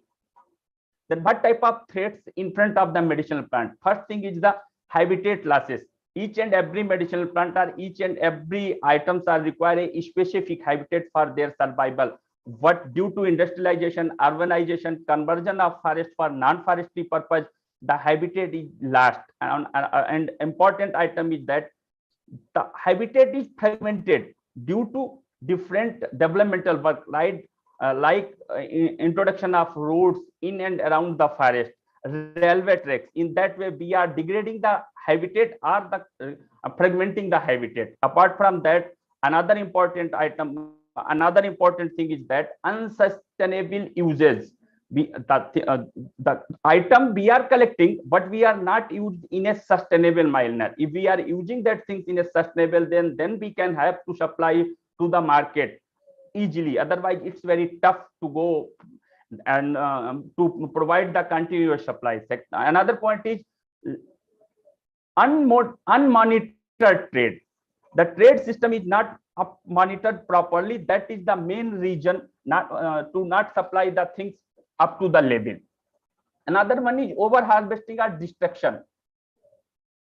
Over harvesting or destructive harvesting. The item we are collecting or we are extracting or we are harvesting from the forest are not in a scientific way due to lack of awareness or due to lack of proper training. Those are collecting or those are harvesting from the forest that people are not having up to the level of scientific awareness. They are collecting unscientific way. That is also one of the major threat toward the medicinal plants. Apart from that, introduction of alien or invasive species is also threatening the indigenous or native species. Then the global composition changes. That is also another important questions. And another point is overexploitation of the species. That is the major indicator. Those are providing us, those are indicating us we are increased the area, but we are not getting the up to the level items due to overexploitation and unscientific collections. Then, as we know, the large number of people in our developing nation are depend on the large number of people in developing country have traditionally produced or derived from the plant that are used day-to-day activity for curing human as well as animal. About 12.5% of the total out of the total plant documented in worldwide having a medicinal utility, but only few hundreds are cultivated in a cultivation way due to lack of agro techniques, lack of proper agriculture practices. That is also one of the important aspects. Another point is that supply from the natural resources is degrading each and every day, but the demand in global as well as in regional or national level is increased continuously. That is direct threat to the medicinal plant. And how we can deal with this? We will deal with this with the help of cultivation of medicinal plant or the introduction of medicinal plant along with the agroforestry system or along with the forestry, so that we can ensure the continuous supply of the medicinal plant in a local market or regional market or national market or in a global level. Apart from that, we can conserve our resources. Otherwise, we cannot conserve our resources, and each and every day we are degrading our resources due to heavy pressure. The important medicinal plants are degrading each and every day. You can see the number of medicinal plants; those are facing the threat toward the extinction or the endangered conditions due to heavy pressure on our natural resources.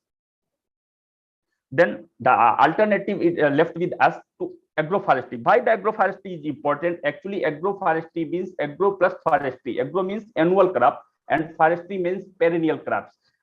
We can introduce the annual herbs, either annual perennial herbs or such along with the tree, so that in a same piece of land in such a way that we can use the we can properly use the available natural resources and receive more from the small piece of land. And in a agroforestry system, actually agroforestry system is somewhat different to agriculture system. Agroforestry system have the advantage over standard agriculture system in that there are a wide range of microclimatic ranging from near full sun to partial sun to full shade. And most of the medicinal plants are growing in are available in a forest area, and generally they are growing shade conditions. So agroforestry is providing the set as well as the leaf fall. Those are getting on a soil that will decompose and improve the health of soil, and acting as a mulch to reduce the weed growth in medicinal sector, medicinal plant cultivation. And that apart and another important aspect is that we are trying to introduce medicinal plant in agriculture, but it's very tough because we cannot spare our highly productive agricultural land for the medicinal plant because our population is increased day by day. And for that, first we need to provide them food, thereafter any other thing. But a agroforestry system generally developed in a agroforestry system are developed in a unfertile land or unused land. Those are not fit for agriculture. First we will introduce the tree, and thereafter introduction of the tree, after 3 to 5 years the health of land is increased with the, because we will introduce that those trees, those are having nitrogen fixation capacity, and that tree fix the atmospheric nitrogen along with the decomposition of litter fall and other things.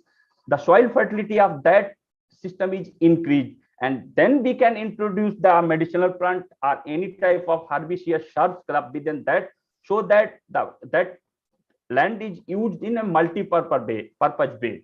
That is the thing. Then how we can integrate the medicinal plant in agroforestry?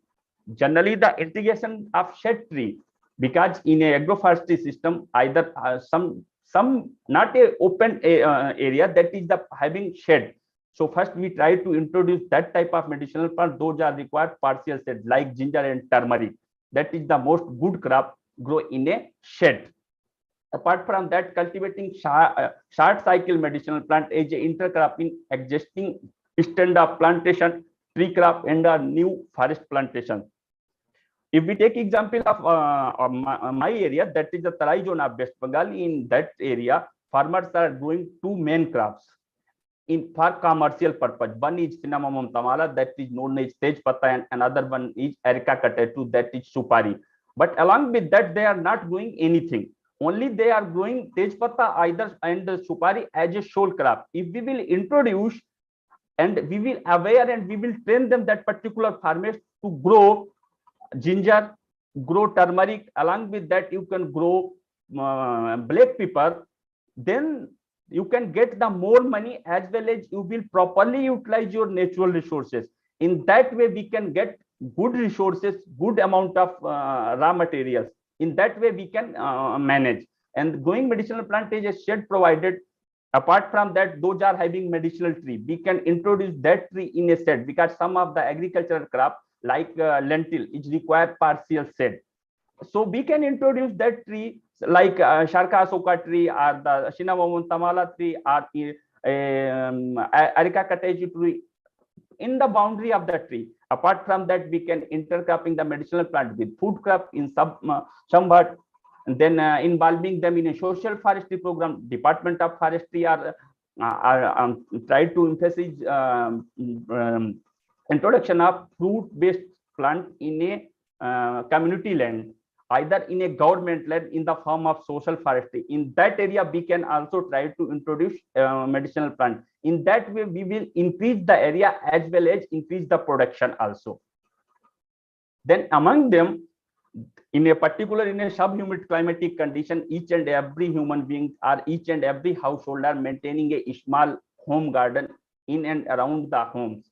And out of that home garden, most of the owners are tried to choose that particular plantage. Those are fit for that, but the owners, and maximum those are the underground, and each and every home garden having 1 to 4 strata, and upper strata always having forestry in a lower, and in upper and third strata is always having forestry. Then in second strata, the owner is always placed fruit and flower plant, and in a lower story, that is the ground level, always owner try to prefer some herbaceous plant like podena, tulsi, and that is highly useful for in a day-to-day and a medicinal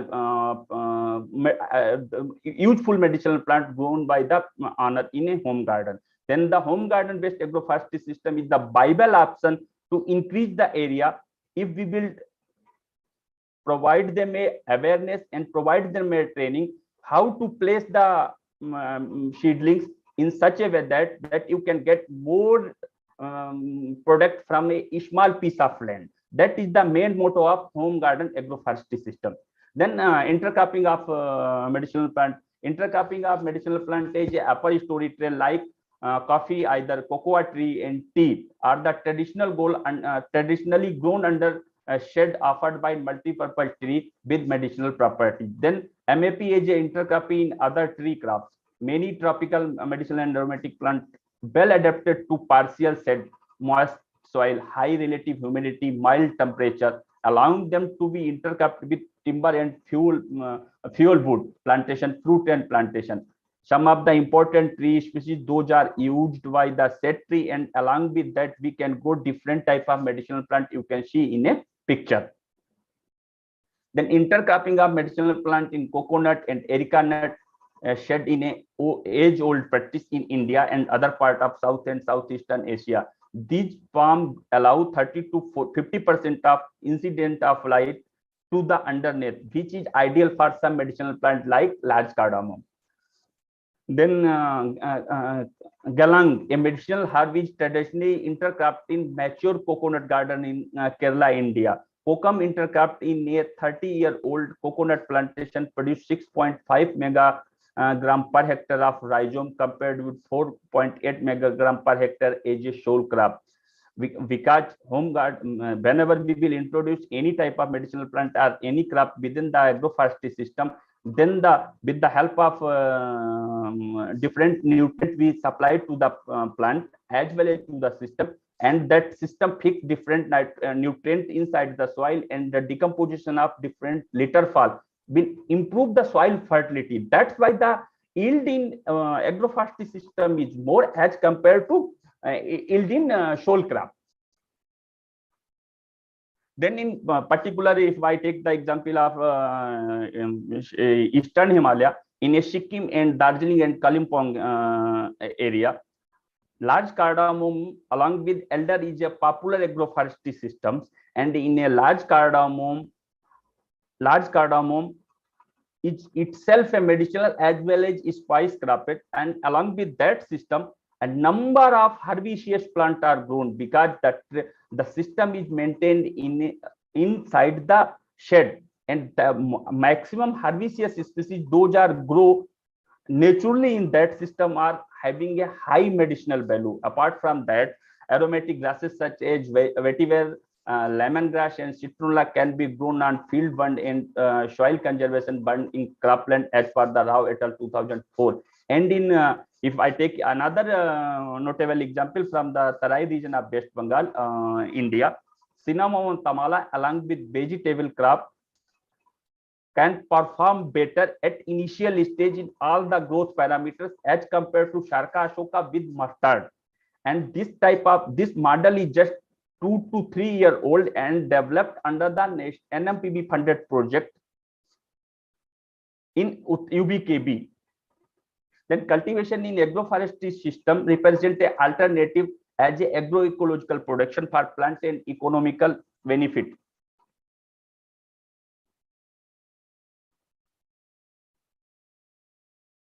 Sir, just a minute.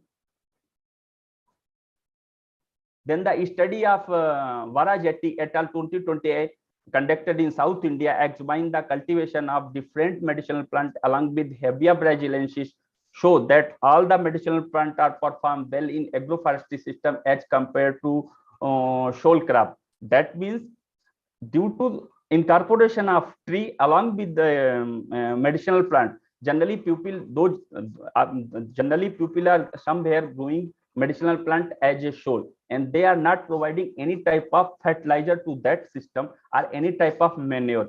But in a agroforestry system, generally farmers are not providing anything, but due to the decomposition of litter fall as well as the nutrient fixation through the tree inside the soil, that enhance the soil fertility status of that area. That is the reason behind improving the yield of medicinal plants under the agroforestry as compared to shoal crop.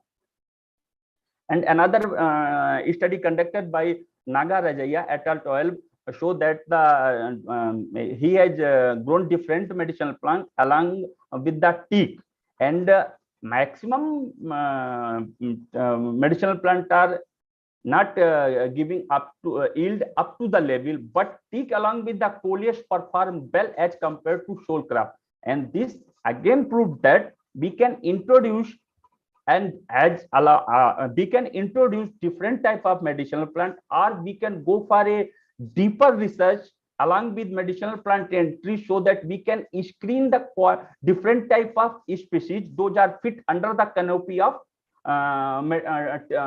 trees.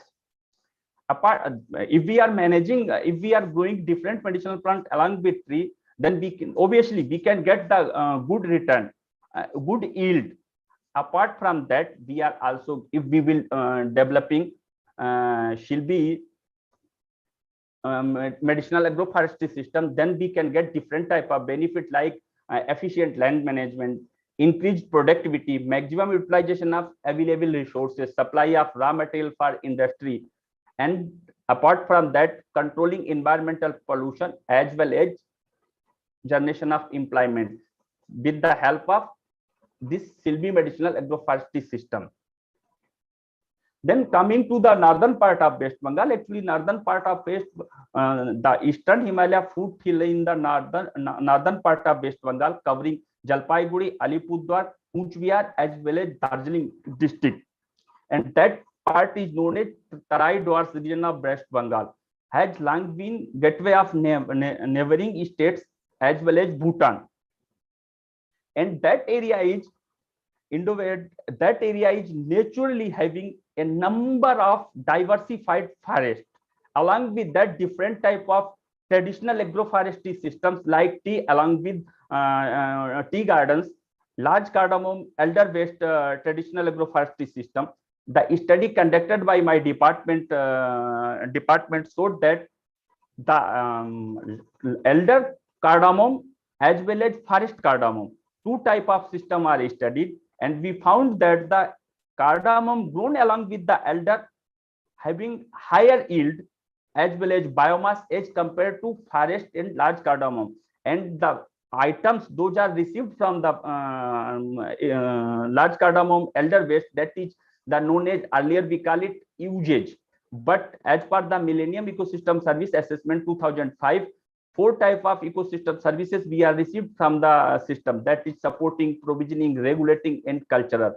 And in the large cardamom elder system, the provisioning provisioning services received from that system like food, water, NTFE, fuel, wood, fodder, timber, and the species those are naturally grow in that system along with the large cardamom are having higher medicinal utility. That's why the farmer of that area are maintaining that system. Still, they are not getting good return from the system, but maintaining that system because they are getting different type of benefit from that system.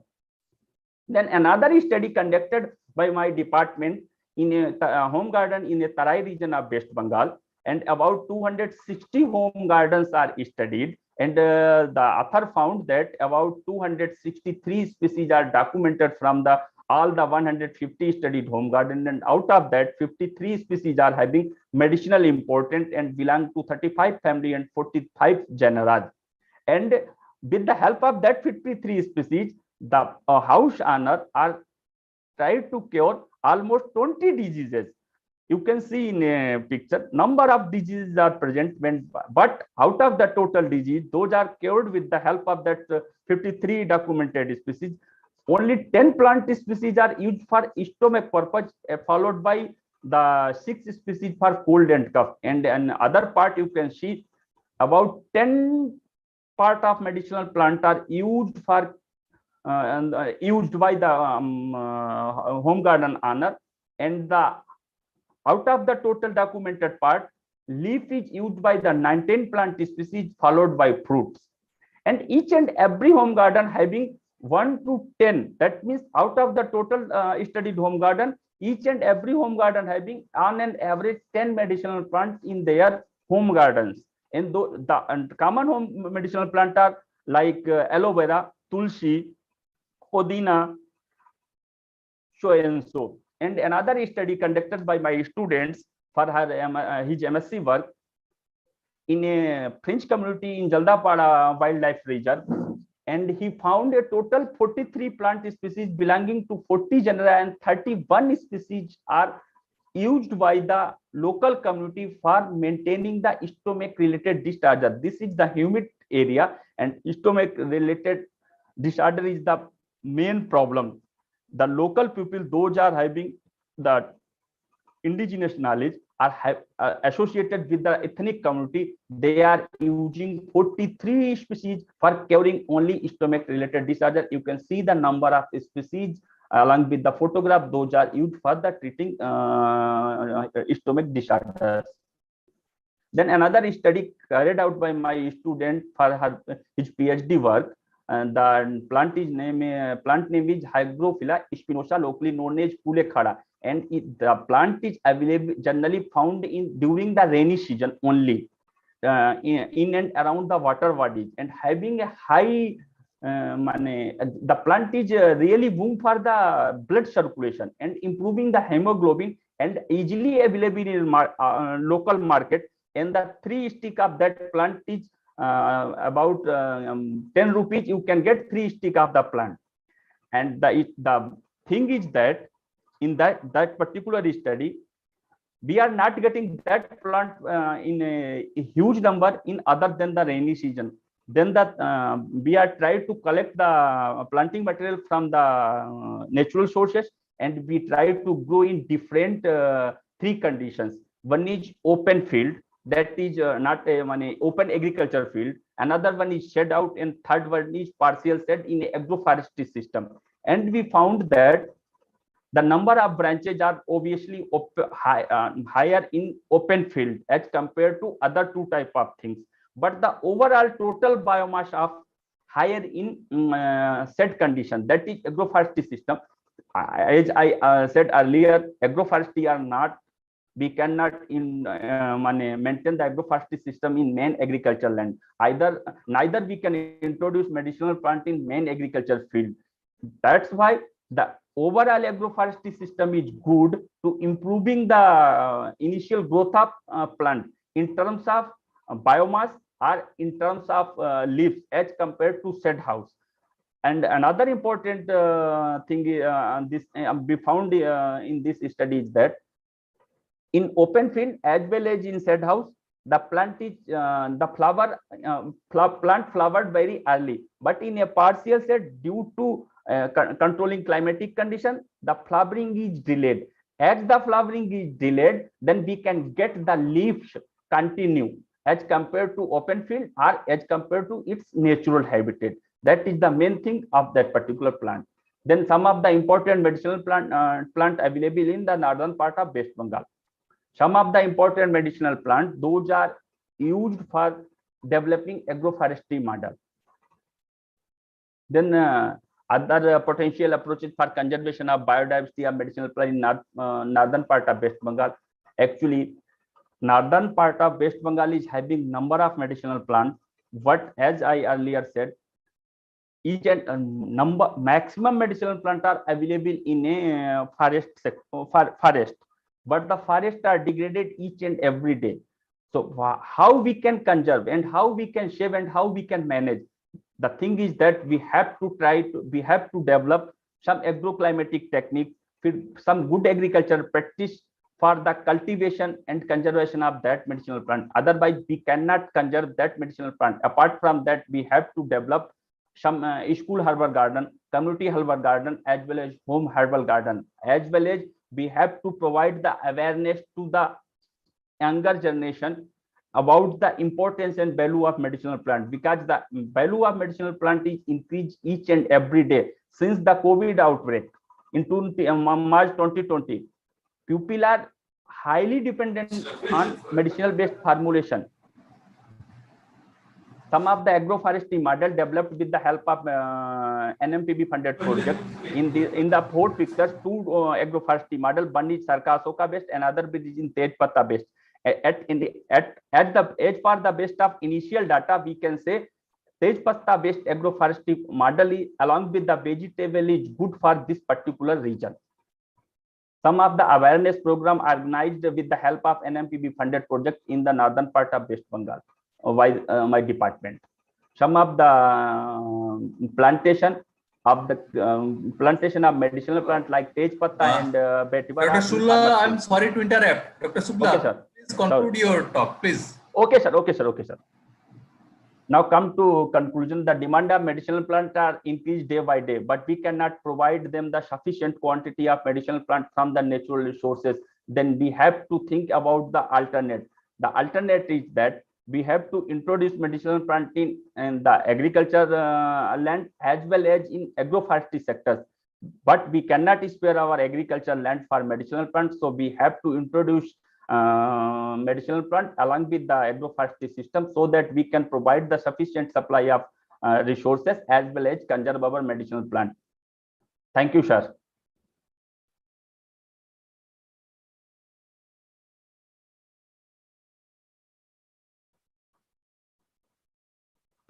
So thank you, Dr. Sugla, for your nice deliberation. Thank you, sir. Thank you. To ask question from the audience. If anyone want to ask any question from the audience, please ask. Any question, please?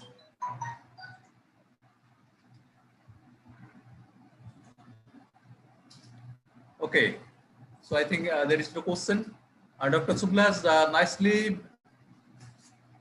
presented on in situ cultivation of medicinal plant in forestry. So thank you, Dr. Sugla, for your nice presentation. Thank you, sir. So in this session we have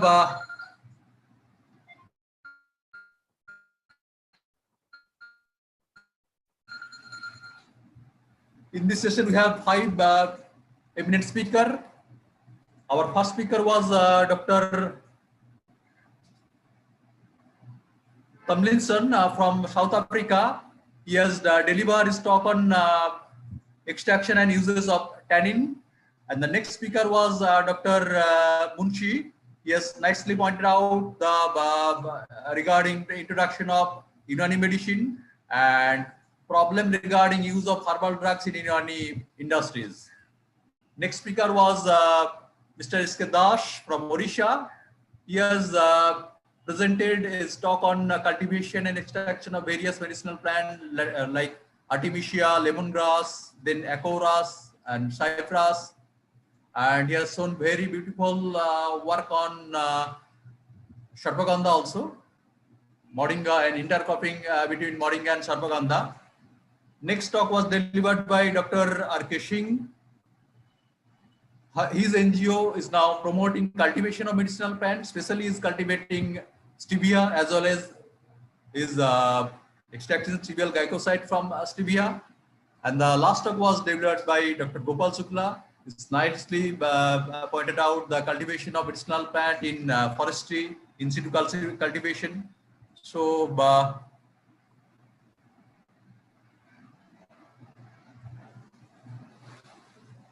these are our eminent speaker. We have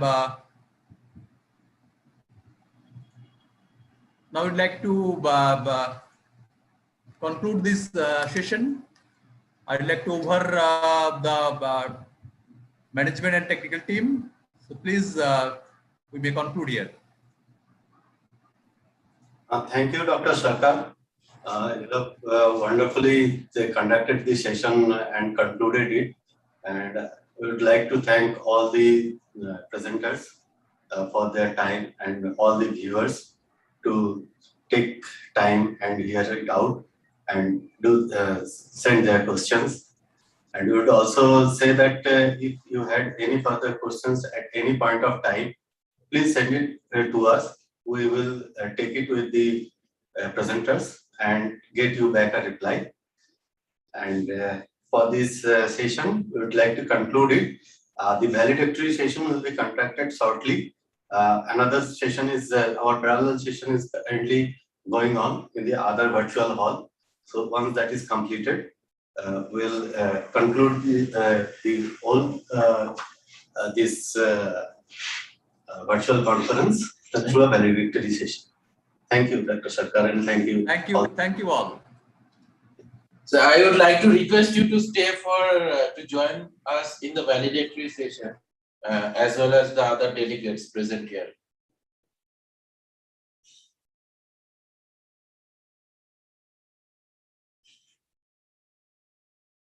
Please.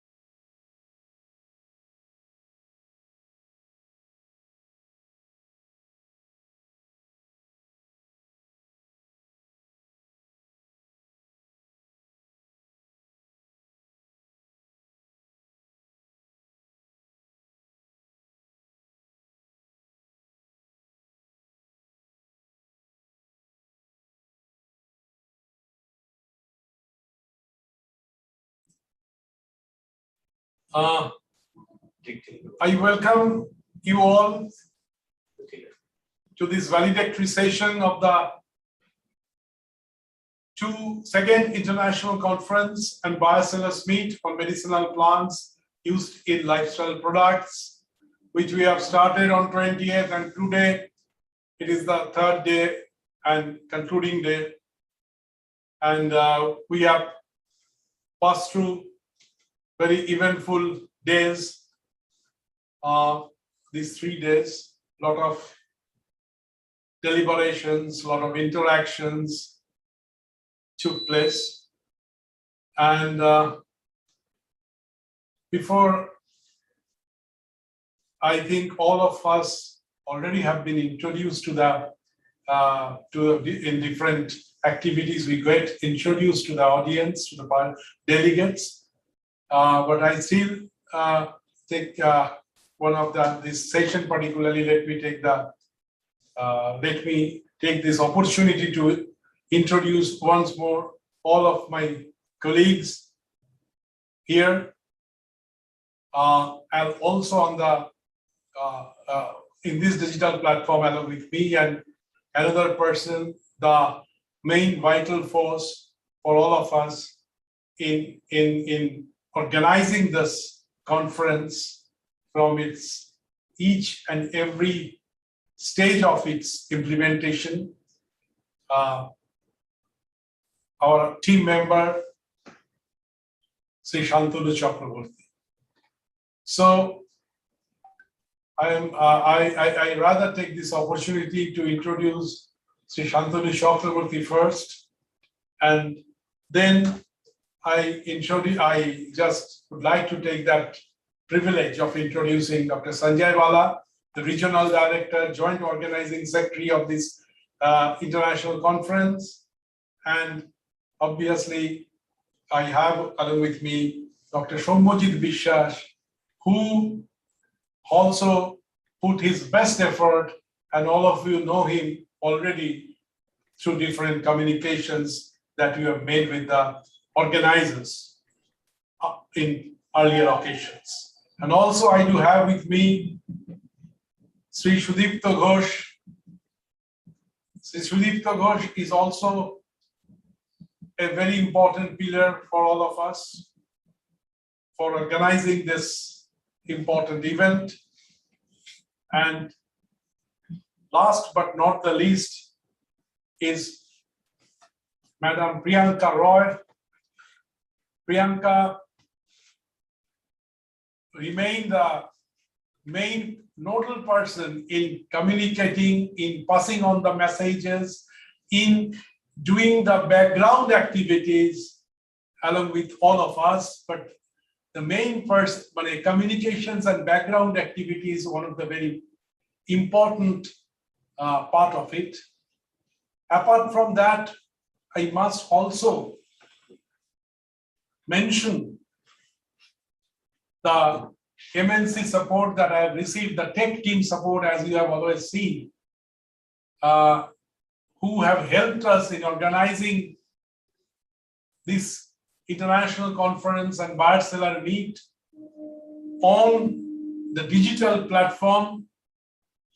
I think very smoothly they have performed their work, and I must say they are always attentive, so that conducting this conference becoming easier for all of us, for the participants, for the organizers as well.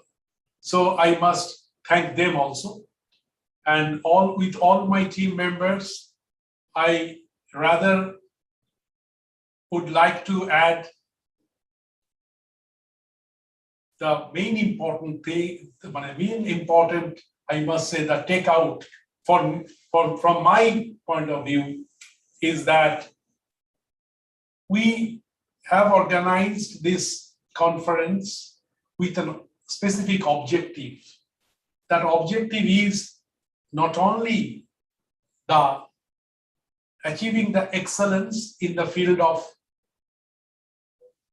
research, in the field of development of medicinal plant sector, but most importantly, also to explore the new opportunities coming in this area. And I must say, most importantly, is its connectivity to the development of the business.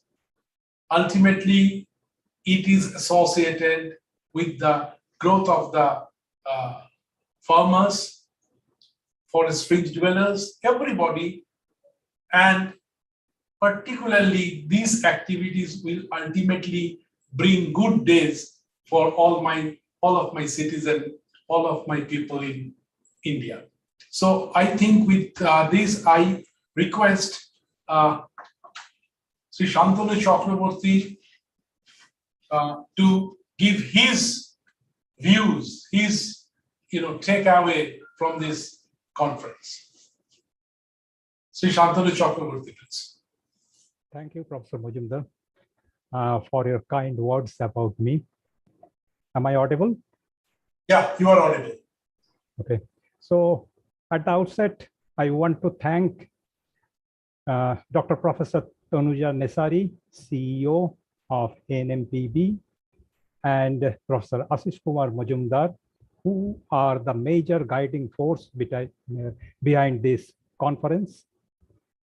And the team of RCFC East, they really went beyond their comfort zone to make this conference a success. I want to personally thank Dr. Sanjay Bala, Dr. Soumajit Vishwas, Mr. Sudipta Ghosh, and Ms.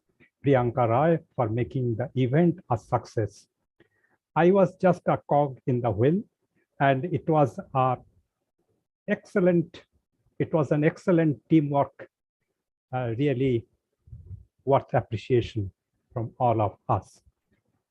And I also want to thank personally all those esteemed delegates and invitees and dignitaries who attended this conference to make this conference a success. Without them, the conference won't have been this much successful, and their involvement with this conference is getting more and more as time passes by. And it's a pleasure to see that everybody is now owning this conference. The conference became home ground for all of them, and they have created a niche of love for this conference in their mind. That is very encouraging for us. That is our greatest reward after this conference. And again, I want to thank Professor Majumdar just to give me the opportunity to remain associated with this august activity. It was really an honor and a privilege. Thank you, sir. Thank you, Sri Shantanu Chakraborty. May I now request Dr. Sanjay Bala to say a few words about what do you think, because it's an event, as he has mentioned, but I must say that he is also a part of our RCFC Eastern region, Sri Shantanu Chakraborty. He's consultant, obviously technical matters, but most importantly, so far this conference is concerned, he is really contributing a lot. Apart from that, obviously our joint organizing secretary, the regional director of regional RCFC Eastern region, Yadupur University, has contributed a lot, and I take this opportunity to request him to say a few words what is our takeaway from this conference. Yeah, thank you very much, sir. So foremost, I would like to extend our sincere gratitude to Professor Tanuja Nesari, CEO, and he is the main guiding force while we have started even international conference, the first part of it. And obviously, Professor Ashish Majumdar is also always guiding us, overseeing each of every activity. And this was a very much good combination of scientific session, technical session, business session, and R&D session.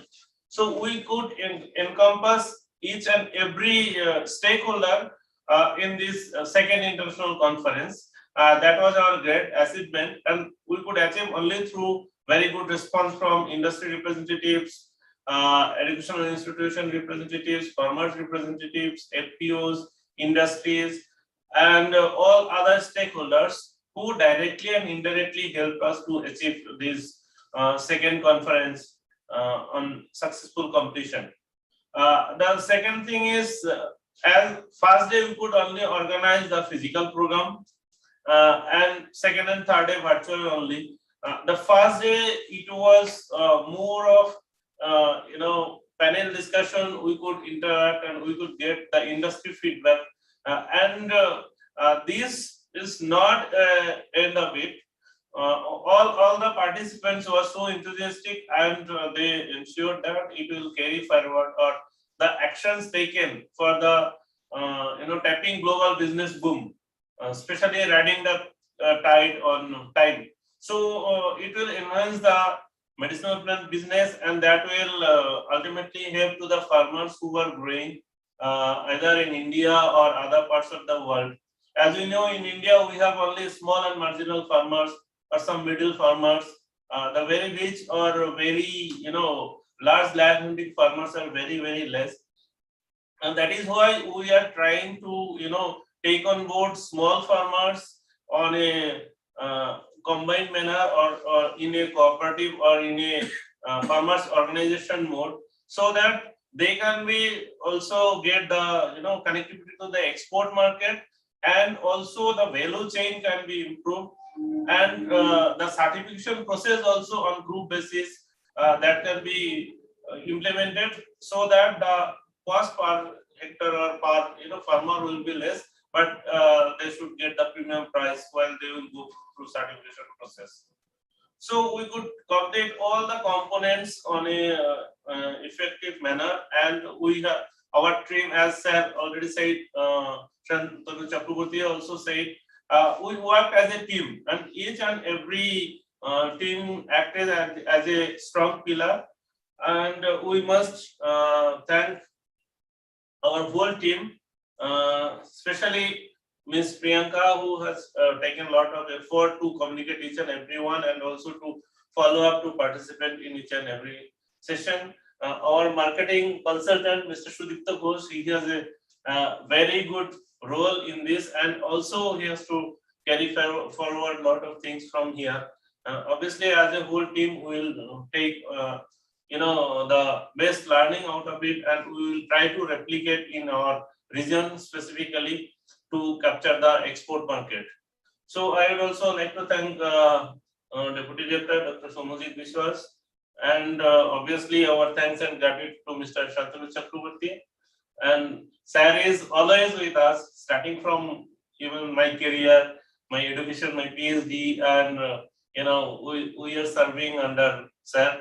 And Sir is always guiding us to broaden the ideas and encapsulate all type of stakeholders to this international event. And we hope that there will be third one, and that we will inform all the participants and listeners in due course, so that again that the process we have started, that can be further extended. So we thank you all the virtual platform participants, those who have just was videos or listened to all the lectures, and they will also get benefited in addition to the physical presence of those stakeholders who have taken a lot of things, and that will be implemented in this sector, and the whole sector will make a boom like worldwide it is happening. Though in India's share will be more with all effort of every stakeholders. So I thank you all once again. Thank you very much. Thank you, Dr. Sanjay Bala. Now I am switching over to another pillar of this organizing committee of our Second International Conference, Dr. Somojit Vishwas, who is also eventually the Deputy Director of the Regional Cum Facilitation Center, Eastern Region, National Medicinal Plant Board, Jaipur University. So, young Dr. Somojit Vishwas, please say some words. And I am also very happy just now to hear from Dr. Sanjay Bala that even after the 3 days of this, whatever the effort that we have put, he is not only at the end, he is exhausted. He's not at all exhausted, rather he's rejuvenated to organize the next conference, if possible, to be organized. So this is what is called optimism and doing the work very positively. Always at the end of the process, we think the path forward. So Dr. Shomujit Bishas, please. Thank you, sir. First of all, I would like to thank our Chief Executive Officer, Professor Dr. Tanuja Nesari, and all the officials of National Medicinal Plant Board for sponsoring this event. Without them, the program would not be possible. And next, all the eminent speakers and dignitaries who spend their time to deliver their lecture, both physically and virtually. Without their cooperation, this conference would not be possible. I would like to thank all the RCFC's team. Obviously, Professor Majumdar and Sir is always our support, and Dr. Sanjay Bala, Regional Director, Joint Organizing Secretary, Mr. Shantanu Chakravarti, Mr. Sudipta Ghosh, and Ms. Priyanka Roy. And apart from that, we have some background supporting staff also, Mr. Chandan, Mr. Meghna, Mr. Chinmay, they are also helping us a lot to even make this program very much successful. And obviously all the participants who have actively registered for this conference and send their abstracts and all the paper, we are going to try to publish their full-length paper in the coming days in a good publishers. They might receive a communication from our site in a very short period of time. And if they want to publish their matter in a reputed journal or publishers under the publishers, they can contact with us. And lastly, what is my takeaway? This is one of the major points that what I feel that medicinal plant cultivation prospect is very high, though it has a very huge potential market in national level or international level. But though it has potential, so it is not very much successful. There might be several reasons: unsteady market, lack of due to minimum support price, the unavailability of minimum support price, lack of infrastructural support, lack of awareness, lack of planting quality planting materials. But apart from them, all those constraints, we are very much hopeful to promote this medicinal plant sector in our own way and to develop this sector as can be possible. And at the last, I would like to thank you, Sir Ashish Majumdar, sir, so giving us this opportunity to connect this with conference, and we will be hopeful in the coming year that we can do better from this. Thank you. Thank you. Thank you, Dr. Shobhajit Biswas. May I now request our very important pillar, the consultant marketing, but at the same time, he took a lot of initiative. It is not the marketing as such, it is the organizing the conference, and the conference, not only that, by Cell and Meat, which really heavily we depend on him. And he tried his level best to make it a wonderful business sessions. So may I request Mr. Sudipta Ghosh to say something, whatever your opinion about this.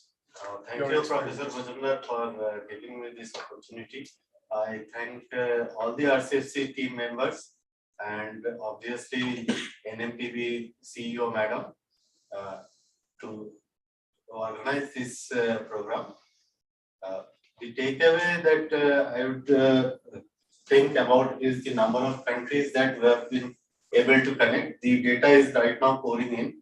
So we have been able to connect more than 20 countries in this conference. And thanks to all our dignitaries who has delivered wonderful lectures and shown us a path how to move forward. And obviously, we'll take these lessons and move into our third conference that we are hoping to organize. Thank you, everybody. Thank you, sir. Thank you. Thank you, Mr. Sudipta Ghosh. May I now request Madam Priyanka Roy to say a few words about your way of, this organizing, your experience, your satisfaction, whatever you have got out of this through organizing this seminar, this conference. Thank you. Please. Thank you, sir. I would really like to congratulate the whole team of the organizing team, and thank you, sir, for giving me the opportunity to be a member of it. And all the participants, the international, national participants, our CEO, Madam, she was here physically present, and it was a great opportunity for us to have her. I would really like to thank you, Mr. Shantanu Chakravarti, sir. Without your help, it was not possible for us to organize the conference. So thank you. Thank you, everybody. Thank you for being with us. Thank you. Thank you, Priyanka. Now it's really a time to express my sincere thanks, our gratitude rather, to the exhibitors who took part in the virtual exhibition, showcasing their product, and it is their involvement which makes that virtual exhibition successful. And this virtual exhibition will remain open for some days to come. So I think those who didn't get any time to have a visit on the exhibition hall, this virtual exhibition, they may please do so tomorrow, day after tomorrow, 2-3 days. It's not there, whatever they convenient to them. Now, apart from that, we must have to, the most important thing is that we are so much enlightened by the so many speakers in so many aspects of medicinal plants development, that it cultivation, conservation, development, business development, and obviously the challenges to make the natural resource to a important product. So these are the different people, different eminent speakers, different delegates, all have shown, highlighted many aspects, and which is really very good of it. At the same time, I see here that Sri S.K. Das, phytobiotics, and also an advisor. He is also in the committee of the advisory committee of National Medicinal Plant Board, representing the particularly the farmers or the entrepreneurs who are working in the field. So I think I should before I make it an end, I'm very happy if Mr. Dash share his comments with us, share his experience, and in a few words. Mr. Dash, please.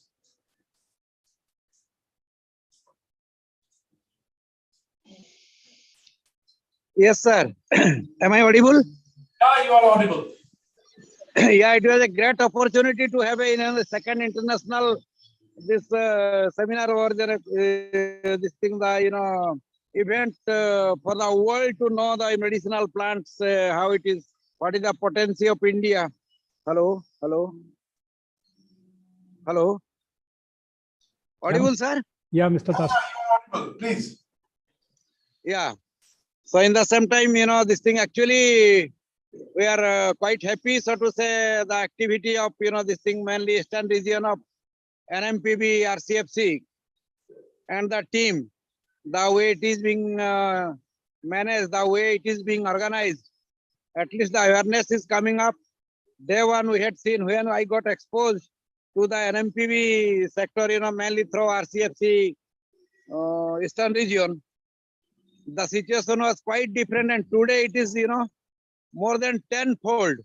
Lot many farmers are there now, lot many things are happening in the field, and it would have been not, easier to do the, mainly translating that ideas, the dreams to the reality in the field without the support of the RCSC and this type of events time to time.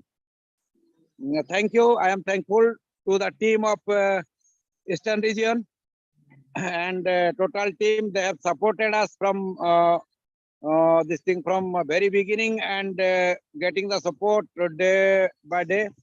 So it is a really enchanting support which we are getting from RCFC.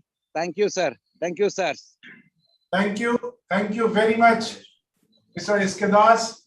With your compliments, obviously, this will encourage us to do something better than what we have done.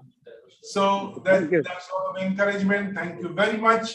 And that is whatever you have complimented the way, I'm thankful to you. And whatever the suggestions you have provided, that we should keep in our mind and should try to modify and update ourselves to the expectations of the stakeholders who are associated with us. Thank you, sir. Thank you. We have totally around 1,400 participants. Babu. For this is the latest my update by my team members. 1,400. Not only the as a delegates, but also those who are there also in the exhibition hall, participated on the exhibition hall. That is also, there is a good footfall. And at the same time, there is also, in totality, 1,400 people. So it's really, it is only possible from all over the world, not only from our country. And it is only possible, through, I am really grateful to, on one way, to this online digital mode system, which has become so popular, although through a very unwanted event of COVID, but still the usage of this sort of system, digital system, our acceptance to this is becoming very, very, very, in a dead order, I must say, that we are now accepting that this is the best way of getting involved with the world. If you have to think something globally,